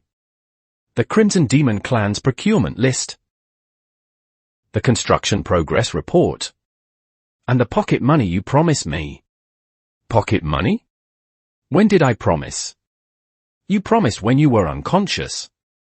I heard it. That was in a dream. The two started arguing. Megumin joined the fray. Kazuma. If you don't get up, I'll use explosion magic to blast you up. You can only use explosion magic once a day, you wouldn't waste it on me, Tilda. Then I'll have Chomasuke scratch you. Chomasuke likes me better, Tilda? Darkness couldn't watch anymore. Kazuma. As a man, how can you be so lazy? Get up and fight me. You're a woman, and I'm already male, no need to fight, Tilda. We said timidly. Kazuma, everyone is very worried about you, it's not good to laze in bed like this. Even you are scolding me, Wiz Tilda. Union wanted to mediate, but couldn't get a word in. Finally, when Aqua was ordered to pour tea for the 100th time, only to find the teapot was full, she exploded completely. Soto Kazuma. The goddess's wrath was earth-shattering. Aqua swung her fist, gathering holy light on it, and smashed it hard onto Kazuma's head. Bang! It hurts. Kazuma clutched his head. It's supposed to hurt. Aqua straddled him, swinging her fists left and right.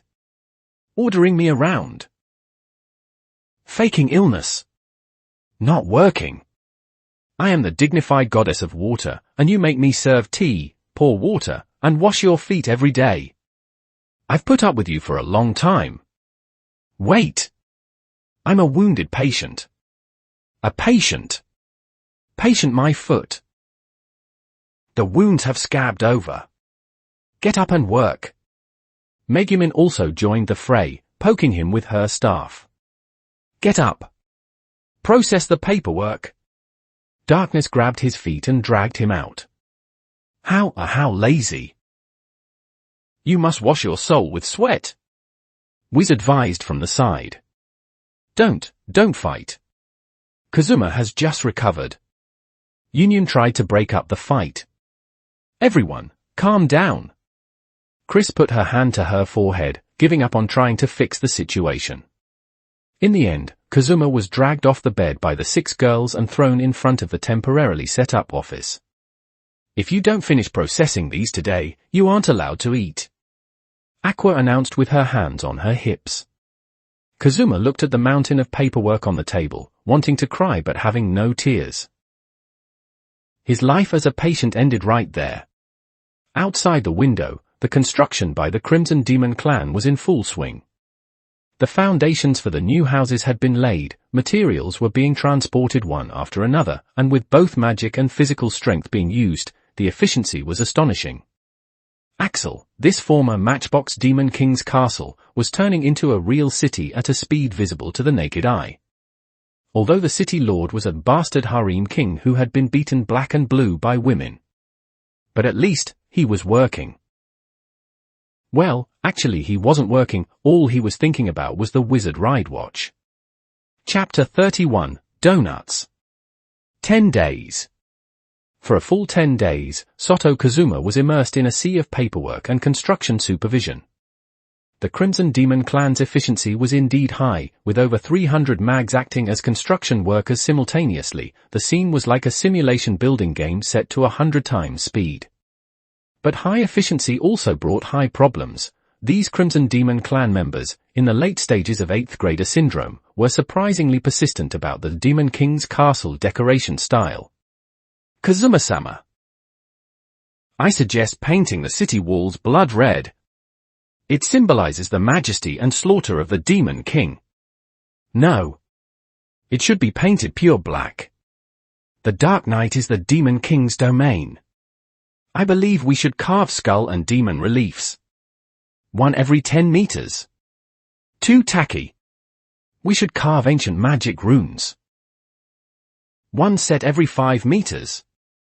My suggestion, install fire-breathing dragon head statues on the walls. No. Skulls that fire lasers." Kazuma's head throbbed as he listened, finally making a decision. "Stop arguing. The walls stay as they are. Black is enough. The red glow is built in." With the wall settled, it was time for the interior. The bedroom should be decorated in a graveyard style. Coffin beds. Candle lamps. Vampire bat wall hangings. The dining hall should have long tables filled with roasted suckling pigs and wine. Boar heads on the walls. The library shelf should be built with bones. Book covers made of human skin. "Stop!" Kazuma roared. "We are a Demon King's castle, not a horror house. And certainly not a den for psychopathic killers." Finally, under his firm and exhausted persistence, the decoration style of Axel was set as warm and minimalist. The walls were painted off-white, the floors used raw wood, the windows had to be large enough for good lighting, and the furniture was primarily practical. Although the Crimson Demon clan members were disappointed, they didn't dare defy the Demon King's orders, only muttering it doesn't feel like a Demon King's place at all while obediently following along. 10 days passed, and the new residential area began to take shape. 50 double-story wooden houses. The Crimson Demon clan insisted on living with a sense of hierarchy, each capable of housing 6 to 8 people. A public cafeteria. Although the Crimson Demon clan wanted to call it the Blood Feast Hall, Kazuma forcibly renamed it the Grand Cafeteria. A library with shelves filled with magic grimoires and manga brought by the Crimson Demon clan, as well as mysterious little books in a corner designated as minors prohibited. Also a training ground and a brewery. Most importantly, everyone moved into houses with roofs, walls, and no drafts. Although the decoration was simple, it was at least 100 times better than the matchboxes from before. Finally, on the evening of the 10th day, the last wooden board was nailed down, and the last bed was made. Kazuma stood in the newly built plaza, the the Crimson Demon clan insisted on calling it the Dark Altar, but Kazuma changed it to Central Plaza. Looking at the burgeoning Axel, a sense of accomplishment welled up in his heart. Then, he remembered the system. The ZO Ride Watch, Build Ride Watch, and Cross Z Watch were unfrozen, and all functions were normal. And that long-delayed task. The Demon King subjects completed. Number of subjects, 327, all members of the Crimson Demon clan. Reward issued, Wizard Ride Watch ×1. A silver and black ride watch appeared in the system space. Kazuma took it out and examined it in his palm. Wizard, huh? Kazuma recalled the setting of Kamen Rider Wizard, a mage rider, transforms with rings, can use various elemental magic. I wonder what building will be unlocked this time. The more he thought, the more excited he became. The Build Ride Watch unlocked the Sky Wall, so what about the Wizard Ride Watch? A magic tower? An elemental sanctuary? Or a summoning circle that can summon familiars? Damn it, I haven't even watched it, I should have checked it out earlier. No, I have to try it right now. Everyone! He ran to the center of the plaza, standing before the statues of Zio and Build, and shouted loudly, "Gather around! I have a big announcement." The Crimson Demon clan members were packing up their tools. Hearing the call, they gathered around one after another.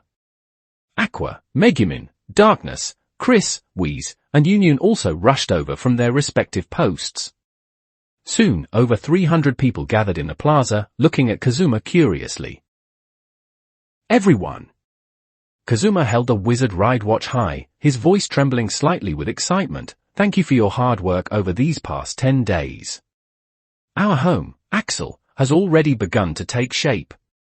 Applause rang out. The Crimson Demon clan members were very supportive. But this is not the end. Kazuma continued, as the Demon King's castle, we still need more and more powerful facilities. And today, I will show you the next miracle of the Demon King's castle.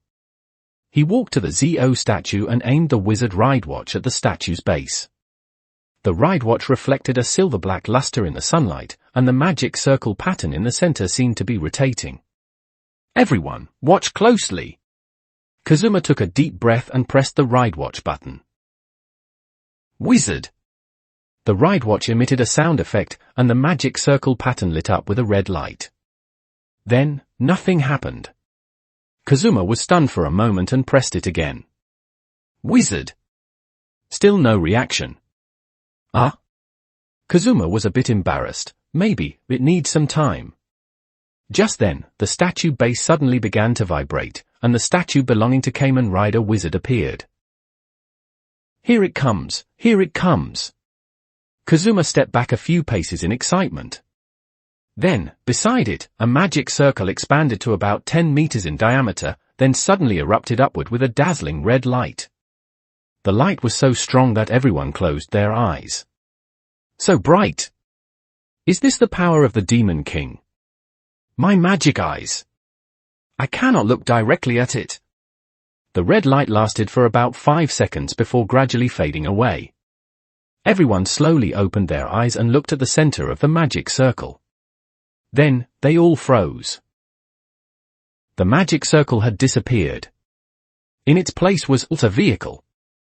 A food truck with a pink exterior, yellow interior, and a giant donut pattern painted on the side. The food truck wasn't large, about 4 meters long and 2 meters wide. On the roof was a prominent sign with the word hungry written in the characters of this world, next to a drawing of a smiling donut. The vehicle was clean and tidy, the windows were polished bright, and through the glass, one could see neatly arranged tableware and a cabinet full of donuts. The air was silent for 3 seconds. This is. Patriarch Sylvia was the first to speak, his tone full of confusion. A house that appears on its own. Yuko tilted her head. No, that's a means of transportation. Aqua's voice rang out, clearly holding back laughter. In another world, this is called a food truck, and it's used to sell food. A food truck. The Crimson Demon clan members looked at each other. To sell food. Then why would it appear here? Everyone's gaze turned to Kazuma.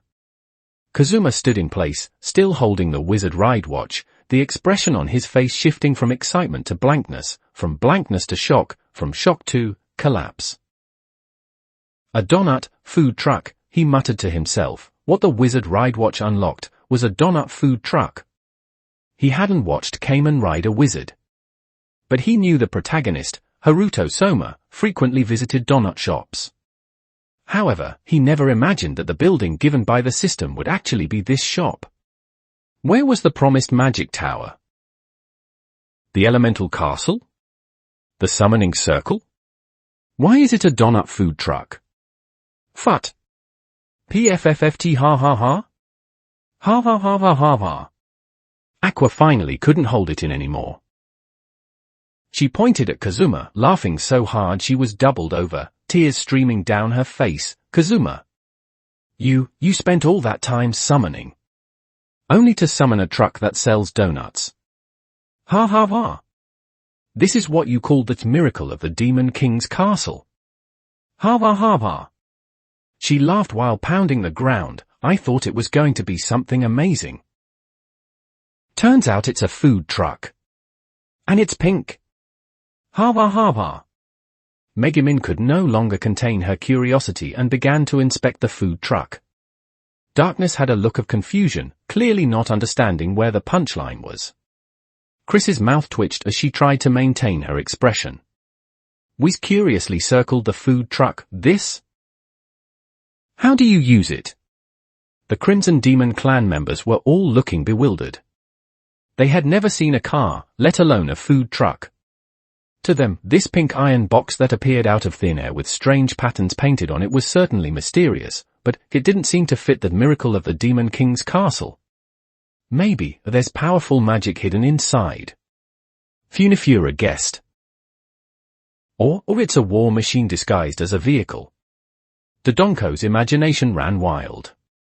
I believe this might be some kind of ancient artifact that requires a special ritual to activate. Rika analyzed solemnly. Listening to these discussions, Kazuma's face grew darker and darker. He walked to the food truck and pulled the door open forcefully. Dingling. The bell on the door rang. The space inside the truck wasn't large, but it was fully equipped, a counter, oven, deep fryer, display case, and a cabinet full of donuts.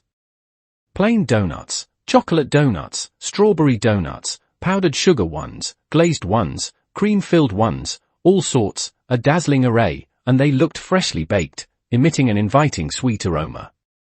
Gurgle. Someone's stomach growled. With a dark expression, Kazuma took a plain donut from the cabinet and took a bite. Soft, sweet, perfect texture.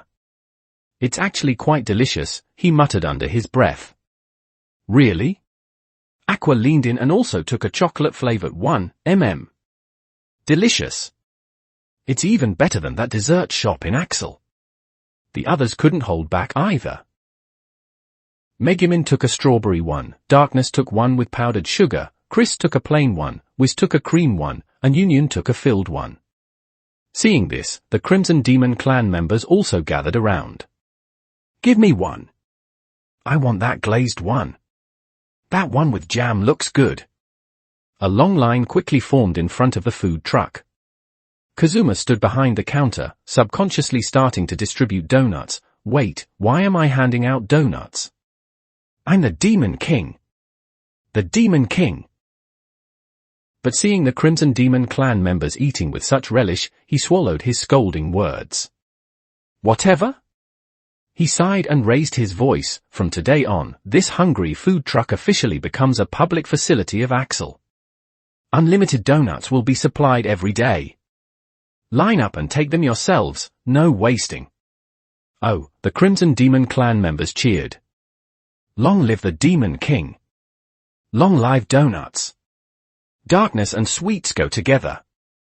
Kazuma didn't know whether to laugh or cry listening to these messy slogans. He looked at the pink food truck, then at the half-eaten donut in his hand, and finally at the Wizard Ride Watch used notification on the system panel. If it's a donut food truck, then so be it. He took another bite of the donut, resigned to his fate. At least, it tastes good. Aqua leaned over, nudged him with her elbow, and whispered, "Hey, Kazuma, since this truck can supply unlimited donuts, can it supply bubble wine?" "No." "Stingy." The two started bickering again, but this time, it was amidst the aroma of donuts. In the plaza, the Crimson Demon clan members lined up to receive free donuts, eating while discussing this miracle iron box.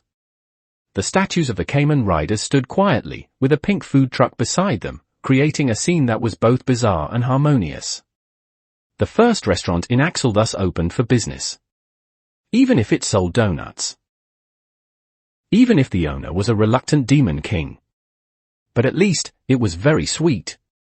Kazuma leaned against the food truck, looking at the lively plaza, and suddenly felt that this wasn't bad either. Even if the reward from the Wizard Ride Watch was a letdown. Even if Aqua was still mocking him.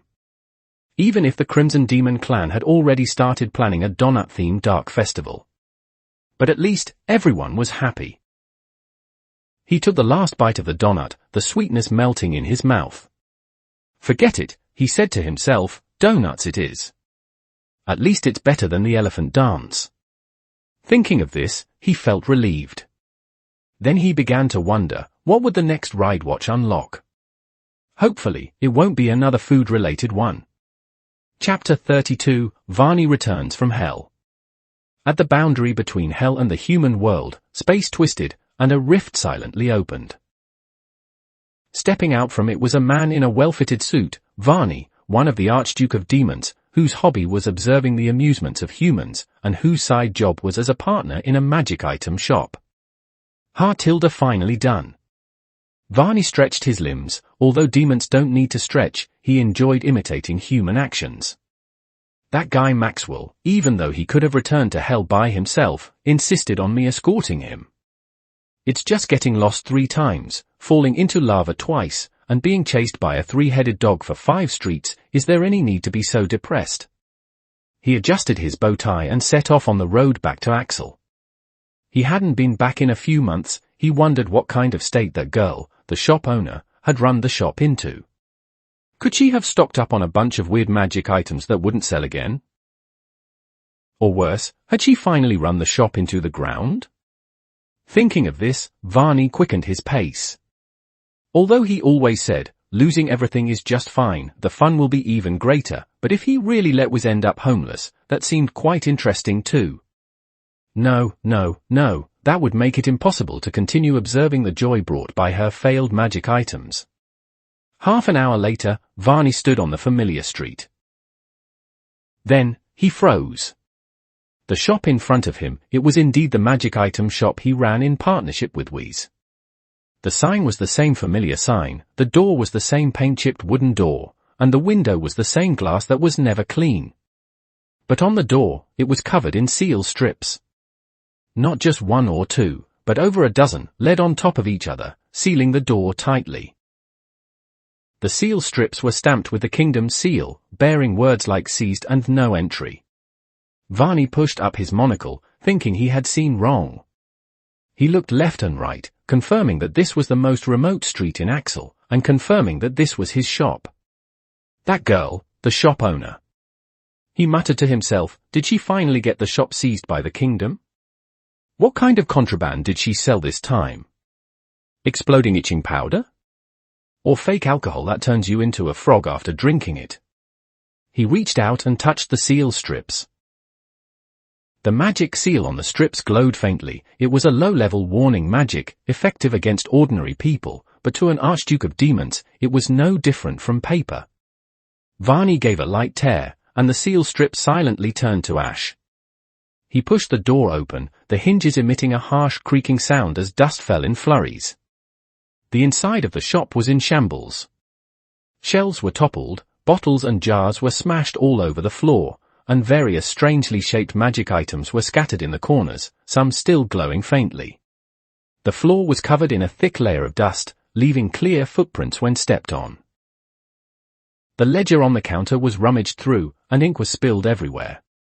What concerned Varney the most was that Wiz's treasured items that she usually cherished, such as the skull that could talk, the broom that could tap dance, and the mirror that let out strange laughter were all gone. Not stolen, but taken away. This is getting interesting. Varney stroked his chin, not angry but instead laughing. Did the shop owner run away? Or was she captured? Given her personality, she shouldn't have committed an offense to the level of being wanted by the kingdom. He casually picked up a bubbling test tube from the floor, the liquid inside emitting a suspicious purple glow. This was Wiz's new creation from 3 months ago, the mood potion, which would change color based on one's mood, blue for sadness, red for anger, yellow for happiness. Varney had mocked her at the time, saying, "This thing is useless except for determining if you've gone crazy."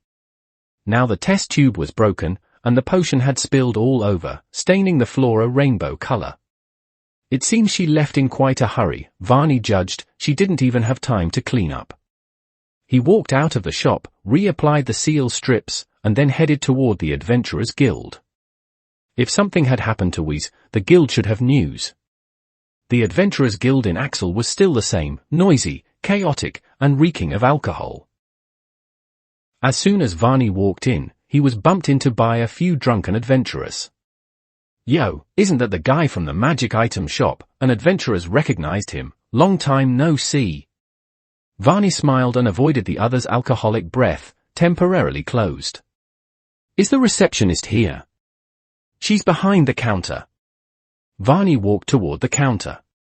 Luna didn't even look up. Quest acceptance on the left, quest submission on the right, consultation fee standards are on the wall.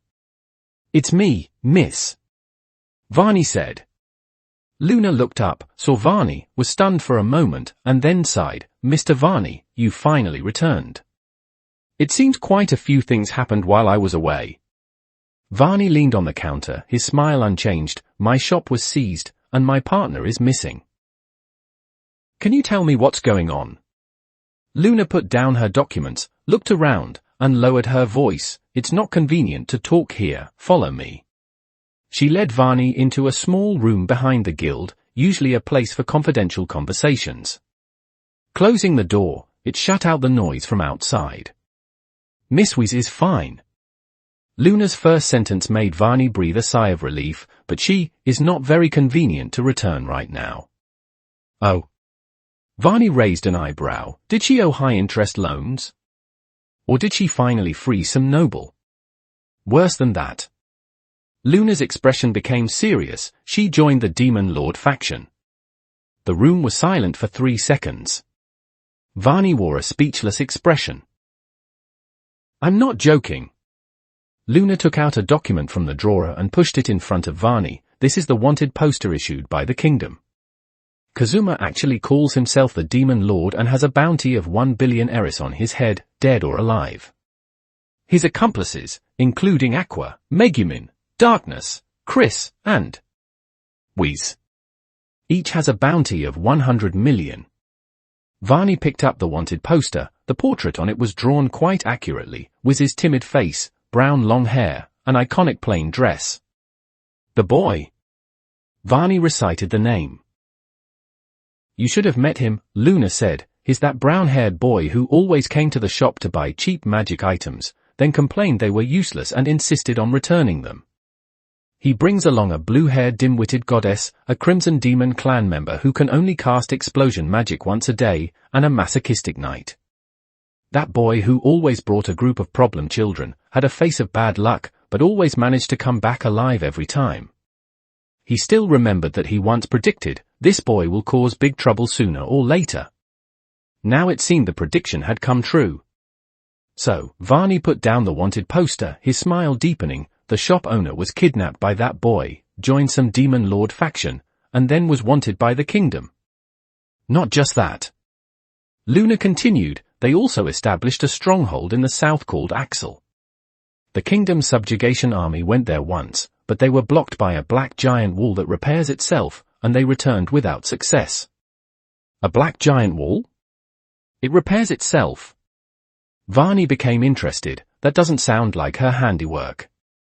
Although that girl is also very good at this kind of thing, she wouldn't know how to build a wall. It's said to be Kazuma's doing.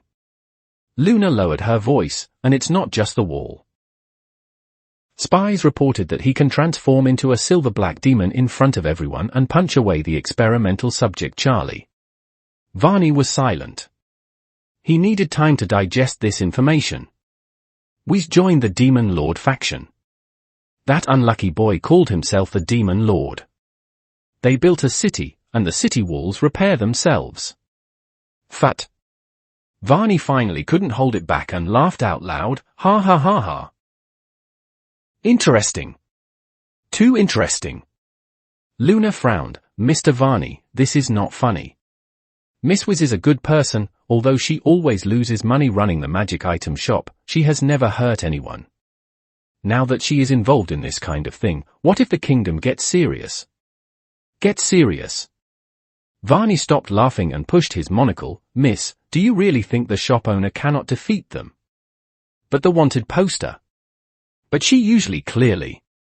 Varney waved his hand. The first subjugation failed. The kingdom will not come again for a second time in a short period. They need to re-evaluate the strength, mobilize more troops, and prepare for a longer time. But? And Varney's smile became meaningful. Don't you think this is interesting? A shut-in boy, bringing a group of problem children, calling himself the Demon Lord, building a city, and creating a wall that repairs itself. This is much more interesting than Wiz's failed magic items. Luna looked at Varney's found new fun expression and sighed. I knew you would say that. So, you intend to go find them? Of course. Varney stood up, adjusted his suit, the partner ran away, the shop was seized. As a boss, I have to go check the situation, right? By the way, observe just how interesting this Demon Lord faction really is. He walked to the door and turned back to ask, by the way, where is that Axel specifically located? Keep going south, there is a very high black city wall, it's easy to recognize. Luna paused and added, Mr. Varney, although I know you are very strong, but please don't hurt everyone. They are all good people. Rest assured. Varney's smile appeared extra deep in the shadows. I am just going to watch for fun. As for that girl Whis. He pushed the door open, and the sunlight spilled in. To be able to make such an interesting choice, I, as her senior, should also praise her. After saying that, he disappeared outside the door. Luna sat in the room, looking at Wiz's wanted poster on the table, then looked at the direction Varney left, and rubbed her temples. Kazuma, really? Axel has been getting more and more lively lately. You and everyone must stay alive. Outside the window, Varney was already walking on the road to the south. The pupils under the mask flashed with excited light. Demon King's castle, huh? Sounds much more interesting than selling magic items. You really know how to give your senior a surprise. He hummed a tune, his steps light. The demon who returned from hell was about to step into the Demon Lord's territory. And of all this, the people of Axel were still unaware. Chapter 33, Free Labor. Varney stood outside the walls of Axel, looking up at the legendary Black Giant Wall. The wall wasn't very high now, only about 10 meters or so. The sky wall shimmered with a metallic luster under the sunlight, with faint red light flowing within its structure, like blood in veins. The overall design was simple yet imposing, truly having the look a Demon King's castle should have. Tilda, not bad, not bad. Varney stroked his chin, his eyes beneath the mask gleaming with appreciation, more tasteful than I imagined. I thought it would be one of those tacky designs covered in skulls and dripping with blood. He adjusted his mask, straightened the collar of his suit, and prepared for a formal visit. Given his partnerships with Whis, plus his status as an Archduke of Demons, he should be able to go in for a cup of tea and some reminiscing, right? And take a look at what kind of goods that Demon King kid was. Just then, he felt a gaze from above. Varney looked up and saw several heads peeking over the top of the wall. Black hair, red eyes, standard Crimson Demon clan members. They were staring at him, their expressions shifting from curiosity to surprise, from surprise to excitement. That's... A Crimson Demon girl narrowed her eyes, mask, suit, white gloves. This look. It's Varney, another Crimson Demon youth exclaimed, former Demon King's army executive. Ruling Archduke of Demons. What? The Demon King's army is attacking. Quick! Notify everyone. The Crimson Demons on the wall instantly erupted into chaos. Some jumped straight off the wall, some pulled out whistles and blew frantically, some shouted into the city, "Enemy attack! Enemy attack! Remnants of the former Demon King's army are here! Varney!" Before he could process what was happening, more and more Crimson Demons had gathered on top of the wall. They pointed at him excitedly, whispering among themselves. It really is Varney! That demon from the Demon King's army! He must be here to capture Lady Whis. No. He must be here to eliminate the new Demon King and retake control of the Demon King's army. Whatever. Let's attack first. Our magic is already thirsting for battle. Varney understood, but was even more confused. He raised a hand, trying to explain, "Everyone, I'm not here to." Before he could finish, a fireball crashed down from the wall. Not an ordinary fireball, but a Crimson Demon Clan special enhanced version, over 2 meters in diameter, trailing a long tail of flames, carrying enough heat to melt steel, heading straight for Varney's face. Varney sidestepped it. The fireball hit the spot where he had just been standing, blasting out a crater 3 meters wide, sending dirt and rubble flying. Wait, A second attack followed immediately. This time it was a rain of ice spikes, hundreds of arm-thick ice spikes raining down from the sky, covering an area of 20 meters in radius. Varney snapped his fingers, and a semi-transparent black barrier unfolded above his head. The ice spikes struck the barrier, making a dense series of asterisk thump thump asterisk sounds, and were all deflected. Listen to me, I'm no longer. The third wave of attacks arrived. This time it was combined magic, fireballs plus lightning plus poison mist plus wind blades. A riot of colorful magical lights completely engulfed Varney. Asterisk boom boom boom boom boom. Asterisk. The explosions were continuous, dust and smoke billowed into the air, and the ground shook violently. The Crimson Demons on the wall cheered excitedly. Direct hit. A mere Archduke of Demons is no match for the might of our Crimson Demon clan. My magic is peerless under heaven. The dust and smoke slowly cleared. Varney stood in the same spot, his suit spotless, his mask intact, not even a hair out of place. He brushed off non-existent dust from his shoulder and sighed. So, as I was saying, the Crimson Demons froze. That last wave of attacks should have injured even a Demon King's army executive, right? Why was this demon completely unscathed? As expected of a former Demon King's army executive, a Crimson Demon shouted, "His strength is truly formidable. But we of the Crimson Demon clan will not back down. Brothers and sisters, go all out." Go all out, over 300 people responded in unison. Varney sensed trouble.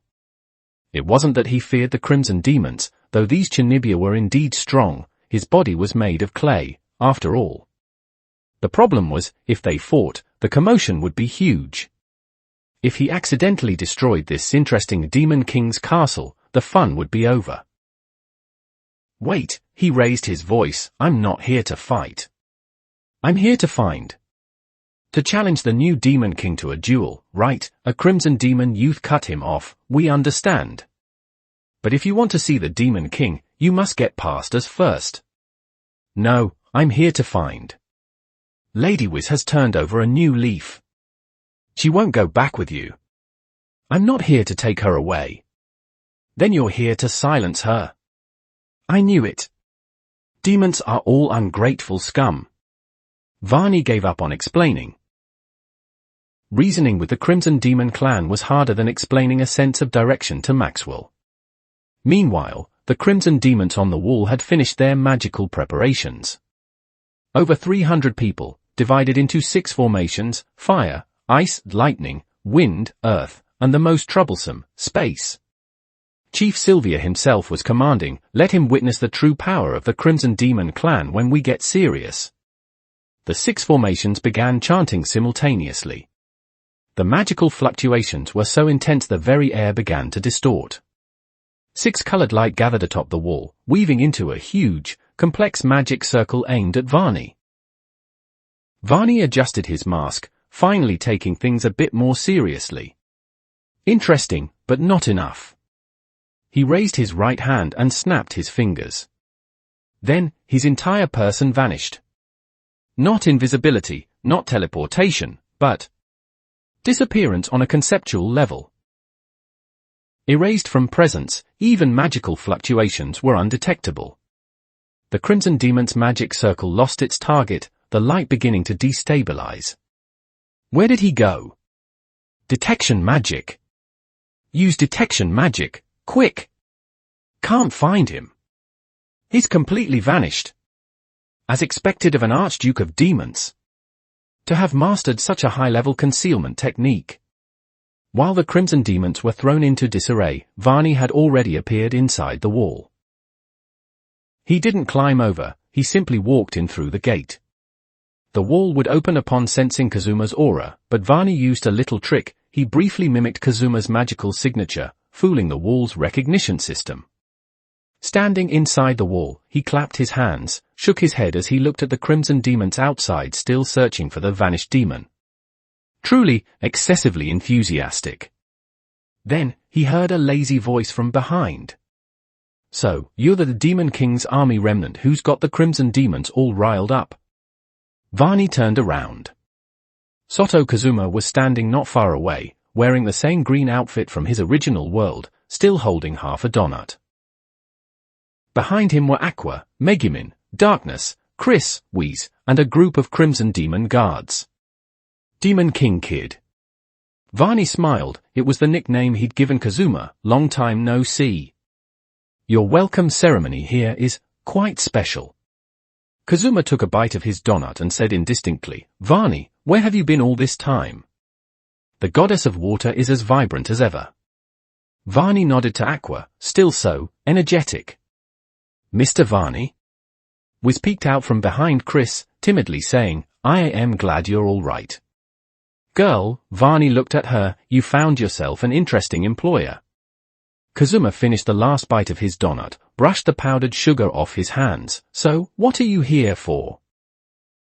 To catch up? For fun? Or just to watch the spectacle? All of the above. Varney admitted, mainly to watch the spectacle. I heard you built a Demon King's castle and even lured away my business partner. As her former partner, I had to come inspect the working environment, didn't I? Former boss? Kazuma raised an eyebrow. Whis is my head of R&D now. She has nothing to do with you. Is that so? Varney's smile deepened, but I heard your head of R&D has been having some issues with her expense reports for purchasing building materials lately. Overstated the budget by 30% to buy ahem, what was it again? Whis's face turned pale. Kazuma turned to glare at her, Whis. I didn't. Whis frantically waved her hands, I just wanted to buy some high-grade magical materials for experiments, but those materials are expensive. I was afraid Mr. Kazuma wouldn't agree.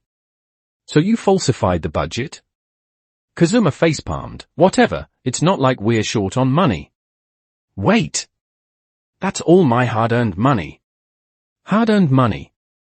Varney scoffed, Demon King Kid, where did your money come from? Robbed? Stolen? Or did it fall from the sky?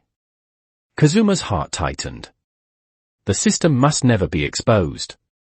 None of your business, he changed the subject. Anyway, you can see now, Whis is doing just fine with us. You can leave. Leave. Varney looked around, I just got here, haven't even had a tour yet. And that bunch of Crimson Demons outside doesn't seem to have given up looking for me. As if to prove his point, deafening explosions sounded from outside the wall. The Crimson Demons were still bombarding the area, trying to blast the vanished demon out.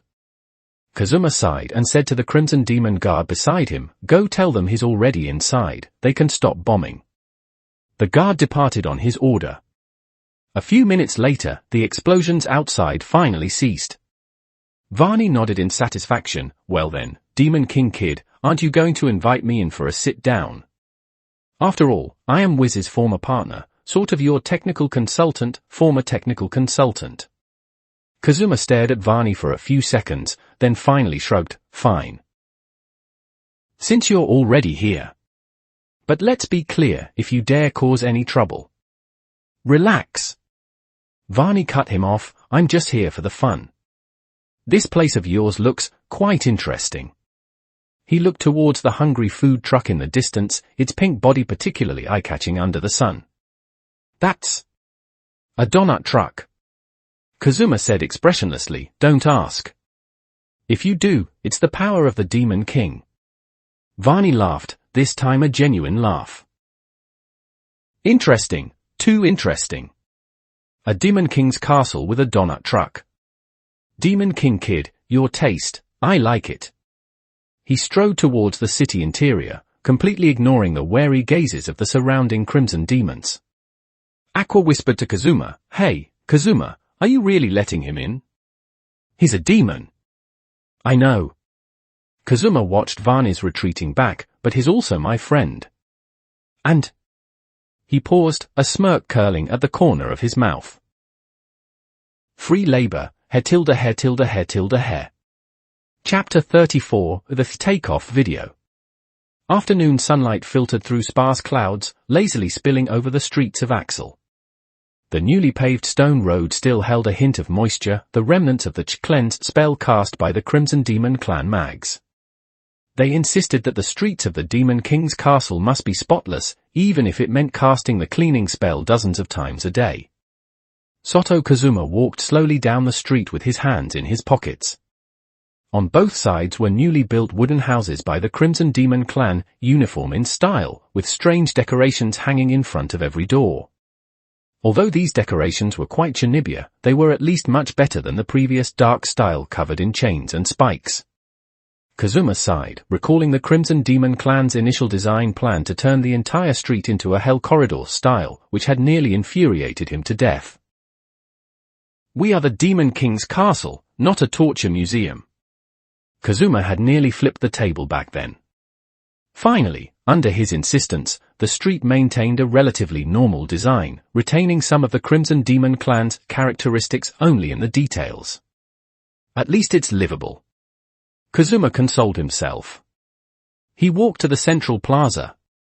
In the center of the plaza, the three statues of Zio, Build, and Wizard stood side by side, next to that pink hungry food truck. A few Crimson Demon clan children were lining up around the food truck, waiting to receive free donuts. Aqua stood by the food truck, handing out donuts while boasting to the children, this is holy food blessed by yours truly, the goddess. Eating it will increase your magic power. The children believed her and ate with great relish. Kazuma shook his head and didn't bother them.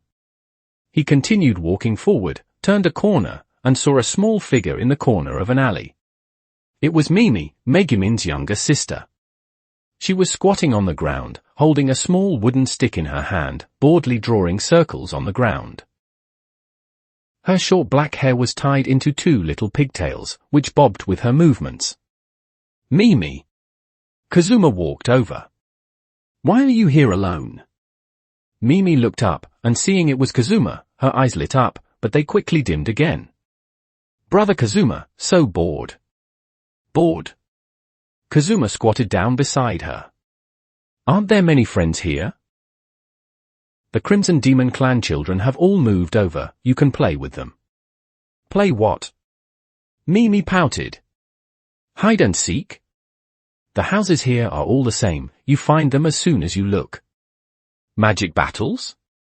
Mom said I'm still too young to use offensive magic. She pointed to the circles on the ground. I can only draw circles here. Draw, erase, draw again, erase again, so boring. Kazuma looked at the dense circles on the ground, feeling a sudden pang of emotion. Mimi was only * years old, the age when she should be playing. Back in the Crimson Demon village, she could run around the whole village, go exploring in the forest, catch fish in the stream, and even explore those abandoned ancient ruins. But here in Axel, although the houses were new and the facilities complete, it was, after all, just a city a few kilometers in diameter. For an energetic child like Mimi, it was indeed too monotonous. And Mimi whispered, there are no ancient ruins to explore here. In the ruins of the Crimson Demon Village, there are moving stone statues, cute little monsters, and secret chambers hiding treasures. There's nothing here. Kazuma fell silent. He remembered his own childhood, although there was no magic or adventure, at least, there were game consoles. He remembered that small room, that computer, and that pile of game discs. But Mimi didn't have these. This world had no game consoles, no computers, no mobile phones. Children's entertainment was limited to hide and seek, tossing sandbags, and drawing circles with a stick. The people in this world are truly pitiful. Kazuma suddenly said. Who? Mimi tilted her head. I mean. Kazuma looked into Mimi's clear eyes, a complex emotion welling up in his heart, half pity, half schadenfreude. You don't have game consoles, no cartoons, no manga, not even decent entertainment. You can only play with mud, draw circles, or do little tricks with magic. Mimi blinked. What's a game console? What's a cartoon? A game console is. Kazuma thought for a moment, trying to explain using the language of this world, a box with little people inside, and you can control the little people to run around, fight monsters, and find treasure. Cartoons are moving pictures that tell stories. Moving pictures? Mimi's eyes lit up. Like magic projections. Something like that, but more exciting. They have sound, color, and you can watch them for a long, long time. Wow! Mimi stood up excitedly. Then Brother Kazuma, do you have a game console? Do you have cartoons? I want to see. I don't. Kazuma smiled bitterly. This world doesn't have those things. Mimi's gaze dimmed. Oh. Looking at the little girl's disappointed expression, Kazuma suddenly felt a bit guilty. His words just now were less of an explanation and more of a show-off. Showing off that he came from a more fun world, showing off that he possessed forms of entertainment that people in this world couldn't even imagine. However, he patted Mimi's head, maybe there will be in the future. When your brother gets stronger, maybe I can make something similar. Really? Mimi's hope reignited. Really? Kazuma nodded, though he had no idea how to actually do it. Mimi laughed happily and went back to squatting and drawing circles. Kazuma watched her back, his heart filled with mixed feelings. He remembered his life before transmigrating, although boring, at least entertainment was abundant.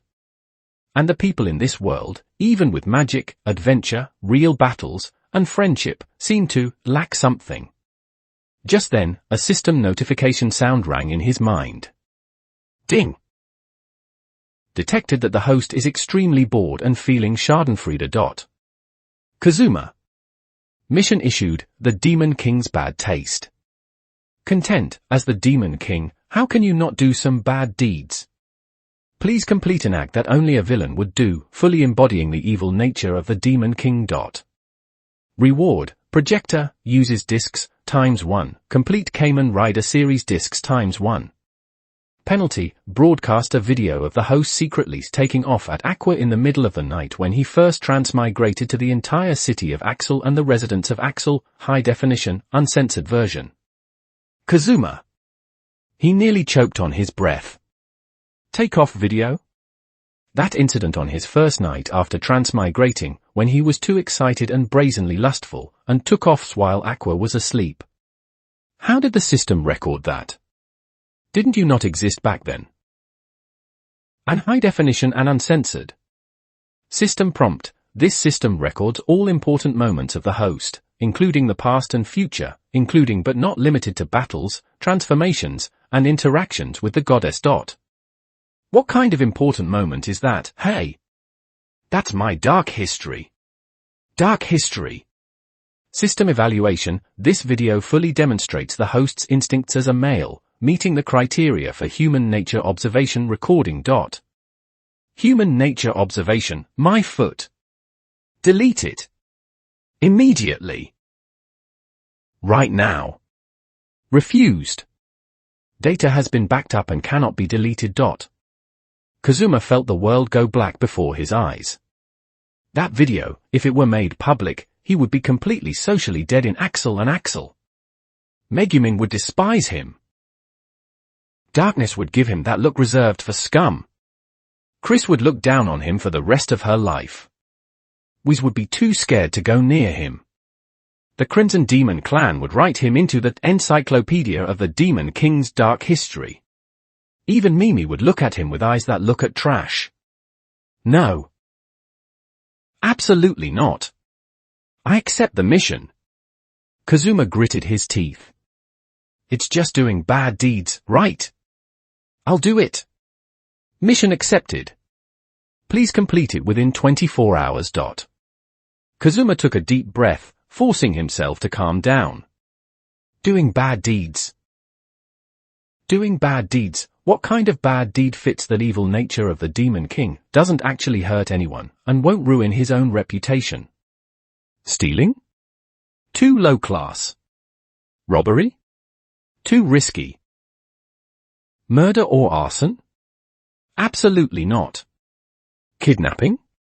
Who would he kidnap? He needed something that only a villain would do, but the consequences aren't serious, and it still embodies the Demon King's characteristics. He looked at Mimi, who was still drawing circles. The little girl had no idea what kind of psychological storm Kazuma had just endured and was still focused on drawing the game console she imagined. Mimi, Kazuma asked suddenly, if your brother did something, a bit bad, would you hate your brother? Mimi looked up and thought seriously for a moment. It depends on how bad. If it's stealing Darkness's panties, I would hate it. If it's stealing Aqua's bubble wine, I wouldn't hate it, because Aqua steals my juice. Why is it stealing panties and stealing wine? Because Darkness's panties are expensive, and Aqua's wine is also expensive. A genius of logic. Kazuma rubbed his temples.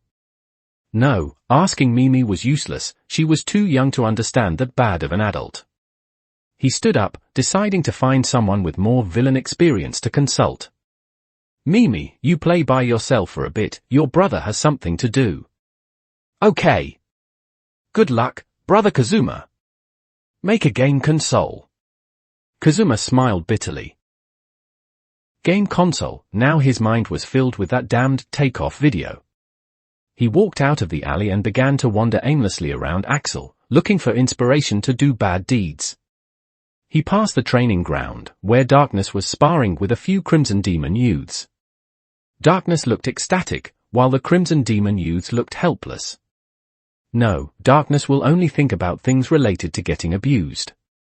He passed the library, where Megumin was engrossed in a manga, with Chomasuke sleeping on her lap.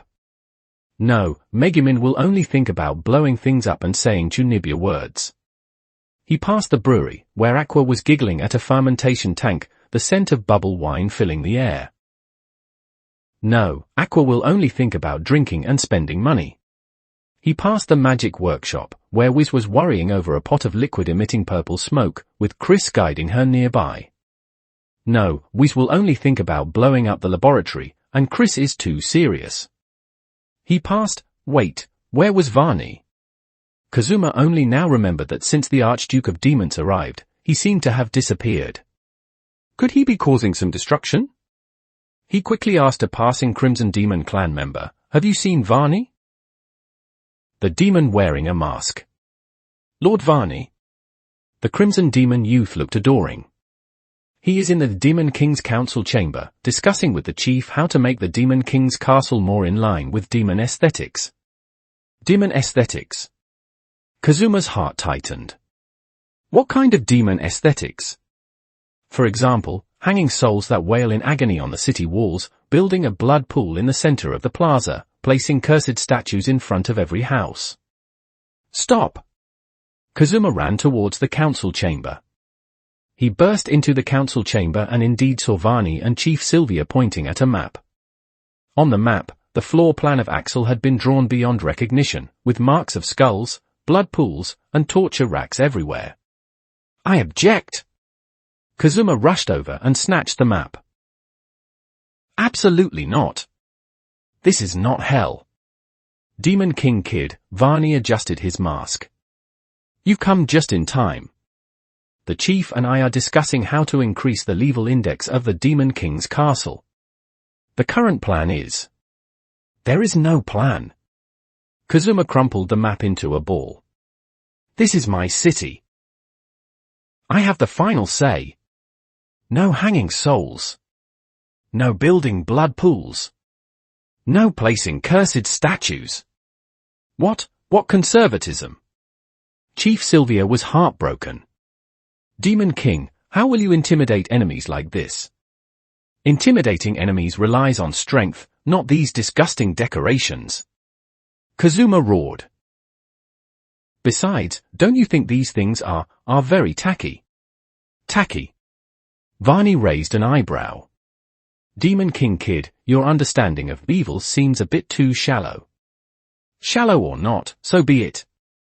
Kazuma threw the paper ball onto the ground. In any case, you are not allowed to do these things. Vani looked at the paper ball on the ground, then at Kazuma, and suddenly laughed. Interesting. It seems you have your own standards for doing bad deeds. Kazuma's heart stirred.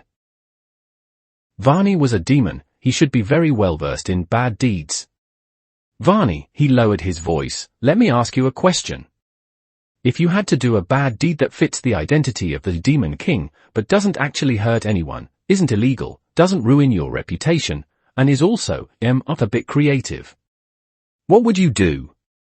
Vani was silent for 3 seconds. Then, he spoke slowly, his voice carrying the unique seduction of a demon.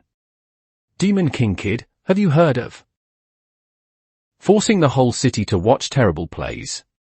Kazuma was stunned.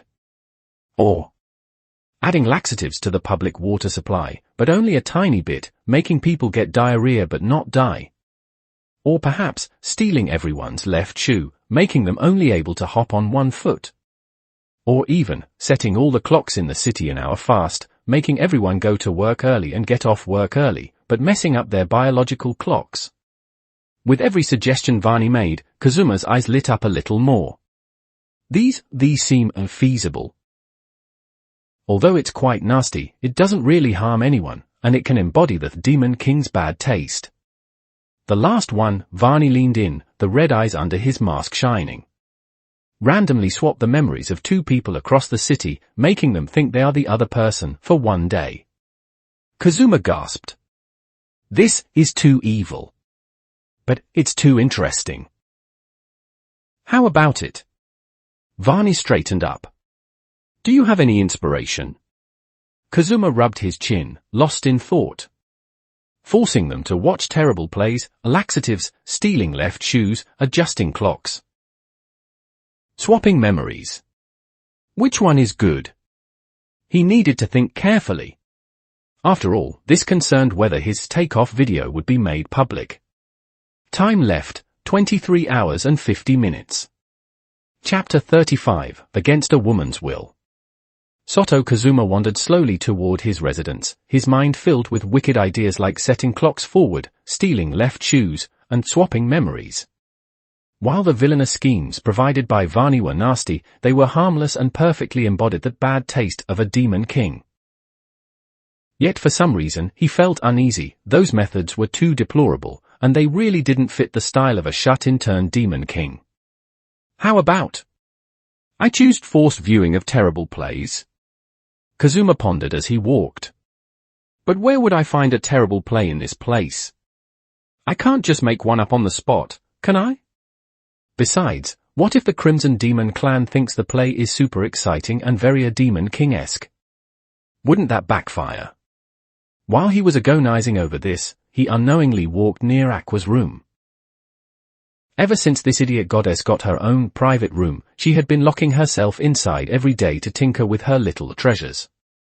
Just as Kazuma was about to ignore it and continue on his way, a sound of extremely lewd, muffled, yet hard to conceal excited giggling, hee, wafted through the thin door panel. Hee. My little baby. High-grade bubble wine. I finally brought you home. Kazuma's footsteps froze instantly, and his ears pricked up involuntarily. This voice. This tone, what kind of mischief is this idiot up to again? For you, I went to such great lengths to find the little stash that bad Uncle Kazuma hid away. Aqua's voice carried a sweet, guilty tone. You absolutely must not tell him, okay? This is our little secret, hee. A secret stash. Kazuma's face turned green in an instant.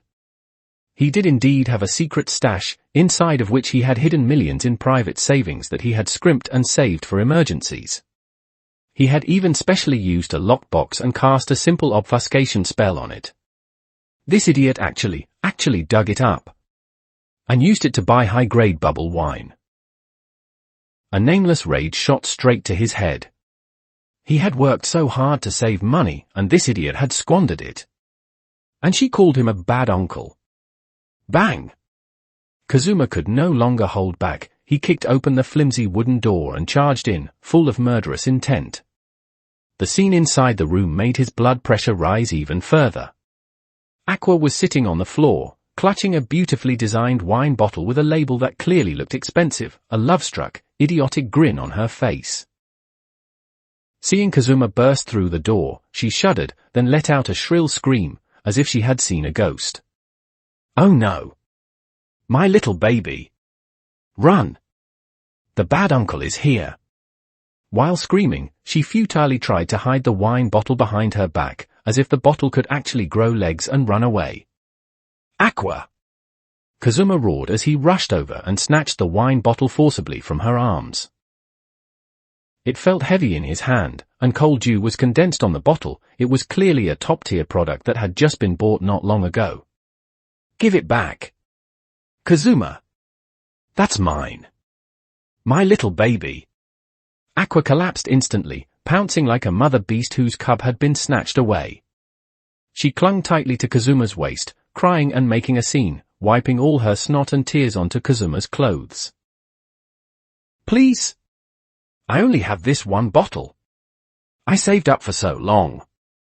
No, I mean, I only managed to buy it after finding your secret stash. Give it back. You still dare to mention the secret stash? Kazuma was so angry that veins were bulging on his forehead. He twisted open the cap with one hand, and the rich aroma of the wine instantly filled the air. He looked down at Aqua, who was crying without any dignity in his arms and still trying to jump up to reach the wine bottle. A wave of wicked fire, mixed with the urge to complete the mission, led him to make an extremely irrational decision. Drink? I'll let you drink your fill. Saying that, amidst Aqua's desperate screams, Kazuma tilted his head back, aimed the bottle at his mouth, and began to chug it down. The high-grade bubble wine was spicy yet sweet, the bubbles bursting in his throat. The taste was indeed top-notch, but Kazuma had no heart to savor it at this moment. His mind was filled only with anger and the vengeful desire to destroy this bottle of wine. No! Kazuma! Leave some for me. Please don't drink it. That's my lifeline. Aqua cried heartbreakingly, pounding on Kazuma's chest with all her might, but her strength was no match for Kazuma's. The bottle was soon empty. Kazuma let out a loud belch and tossed the empty bottle toward Aqua.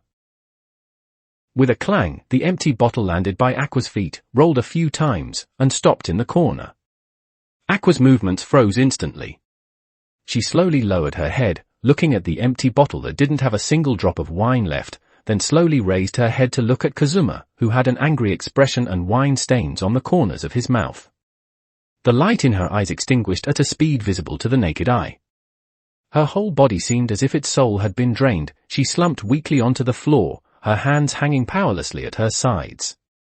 She picked up the empty bottle and pressed it tightly against her chest, her eyes hollow and dim, as if she had lost the entire world. Her lips moved silently, but she couldn't make any sound, only large tears fell silently, hitting the floor. That appearance was exactly like a mother who had just lost her young child, miserable, desperate, and heartbreaking. Kazuma looked at her, and the fleeting pleasure of revenge in his heart was instantly replaced by an inexplicable sense of guilt. But before he could say anything, the system's notification sound rang out in his mind, cold, mechanical, and with a hint of mockery.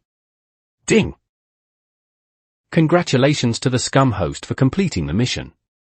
Mission evaluation perfectly meets the villain criteria, going against a woman's will, seizing and destroying something others cherish, and using intellectual superiority to bully a fool. Rewards have been distributed to the system space, projector, disk type, X1, Kamen Rider Series Complete Disc Set, Showa, Heisei, Reiwa, X1. Friendly reminder, please collect them yourself, scum host, and keep working hard to go further and further on the path to becoming the ultimate scum. Hey! Who the hell are you calling scum? The retort that almost slipped out of Kazuma's mouth was abruptly cut off by a noise coming from behind him. He turned his head sharply to see Megumin and Darkness standing at the door, their faces filled with shock, fear, and disbelief. Clearly, they had witnessed that inhumane scene just now. Kazuma. Megumin's voice was trembling. She was clutching her staff tightly, as if it were the only lifeline she had left. Having become the Demon King, have you finally started targeting fools? No. Listen to me, let me explain. Kazuma hurriedly stepped forward, trying to defend himself. However, the moment he took a step, Megumin and Darkness, like frightened rabbits, moved in perfect unison without the slightest hesitation. Scum Kazuma, go die! The two screamed in unison, decisively flipping out of the window next to them. After landing, they didn't look back, disappearing around the corner of the alley at a sprinter's pace, leaving only the lingering echoes of Darkness and Megumin's astonishment resonating in the air. Tonight, we're going to sleep with Yunyun and Chris. Kazuma froze in place, his outstretched hand still hanging in mid-air, the words of explanation stuck in his throat, unable to utter a single syllable. In the room, only Aqua, clutching the empty wine bottle with dead eyes, and the bewildered, speechless scum Demon King remained. Outside the window, the afterglow of the setting sun stretched his shadow long, very long. And in the system space, a brand new projector and several large boxes of discs were quietly waiting for him to collect them. This mission was considered completed. But this price was just too damned socially humiliating. Chapter 36, So That's How It Is. The morning sun streamed through the window, waking Soto Kazuma from his light sleep. He rubbed his throbbing temples, the after effects of that high-grade bubble wine from last night were still lingering, and his throat was bone dry. More importantly, he had to face a grave problem, social suicide in front of the whole town. Pushing open his bedroom door, he poked his head out sneakily. The hallway was empty, but the air seemed filled with a strange atmosphere. Tiptoeing, he crept over to the door of Aqua's room and gently pushed it ajar. The scene inside the room made his heart sink. Aqua was still in the same position as last night, clutching that empty wine bottle, sitting on the edge of the bed with a deathly pale face. Her blue hair was a tangled mess, her eyes were red and swollen like peaches, and she stared blankly at the wall, muttering to herself. My precious baby, gone. It's all gone, not a single drop left, bad uncle, demon, scum. Kazuma silently closed the door. Forget it, explaining anything now would be useless, this idiot would probably need a few days to recover. Besides, strictly speaking, he did take her wine, even though she had stolen his money first. He took a deep breath, gathered his courage, and walked out of the house, ready to face the new day. As expected, the moment he stepped outside, he felt gazes coming from all directions. The residents of the Crimson Demon clan were gathered in 2s and 3s on the streets. Seeing him come out, they immediately stopped talking and turned to look at him in unison. Their gazes held curiosity, inquiry, and fear. There were even a few young girls who, upon seeing him, immediately blushed and ran away. Look, it's the Demon King. Keep it down, don't let him hear you. I heard that last night he did something to Lady Aqua. Really? That's too scary. The whispers buzzed into Kazuma's ears like mosquitoes. He steeled himself and kept walking, trying his best to act like nothing was wrong, but his back was already soaked with cold sweat. While passing by the central square, a few Crimson Demon Clan girls were queuing up at the hungry food truck. One of the girls, named Rika Rika, had the signature red eyes and a white eye patch over one eye. As soon as she saw Kazuma, she immediately hid behind her companion like a startled deer, her eyes looking both fearful and shy. Another girl, Tsumimi, had playful and cute yellow twin tails, but she also blushed and took a few steps back, nearly dropping her warhammer. Demon King. Rika Rika greeted him timidly, her voice as quiet as a mosquito. Good morning. Tsumimi added, her face turning even redder. Kazuma, good morning. He had absolutely no idea why these two girls were being shy. Wait, something's not right. Did those two spread some kind of rumor about me last night? Hey! Kazuma couldn't hold it in anymore and stopped. Why are you so afraid of me? Rika Rika and Tsumimi exchanged glances, then whispered, because everyone is saying that last night, the Demon King did something terrible to Lady Aqua, and that there might even be a baby. Something terrible? A baby? Kazuma frowned, although he understood, he had to press for clarification. What kind of terrible thing? It's just? Tsumimi stammered. Against a woman's will, stealing property, bullying an idiot. And making Lady Aqua cry all night? Rika Rika added. Everyone says, the Demon King has finally revealed his true colors. Kazuma nearly coughed up blood. This rumor was way too outrageous. He only took a bottle of wine. How did that become against a woman's will and bullying an idiot? It's not what you think. Kazuma raised his voice, and the surrounding Crimson Demon Clan members immediately pricked up their ears. It was Aqua who stole from my stash first. She used my money to buy that wine. What's wrong with me taking it back? But a Crimson Demon youth said weakly, even if Lady Aqua stole money to buy a bottle of bubble wine, Demon King, you shouldn't have treated her like that over a bottle of wine. Everyone heard her crying so miserably. That's because she's a drunkard. Kazuma shouted angrily. It's just a bottle of wine, is it really worth all that? But that was high-grade bubble wine. Another Crimson Demon Clan member muttered, I saw Lady Aqua carrying a bottle of wine back yesterday. I recognize that wine,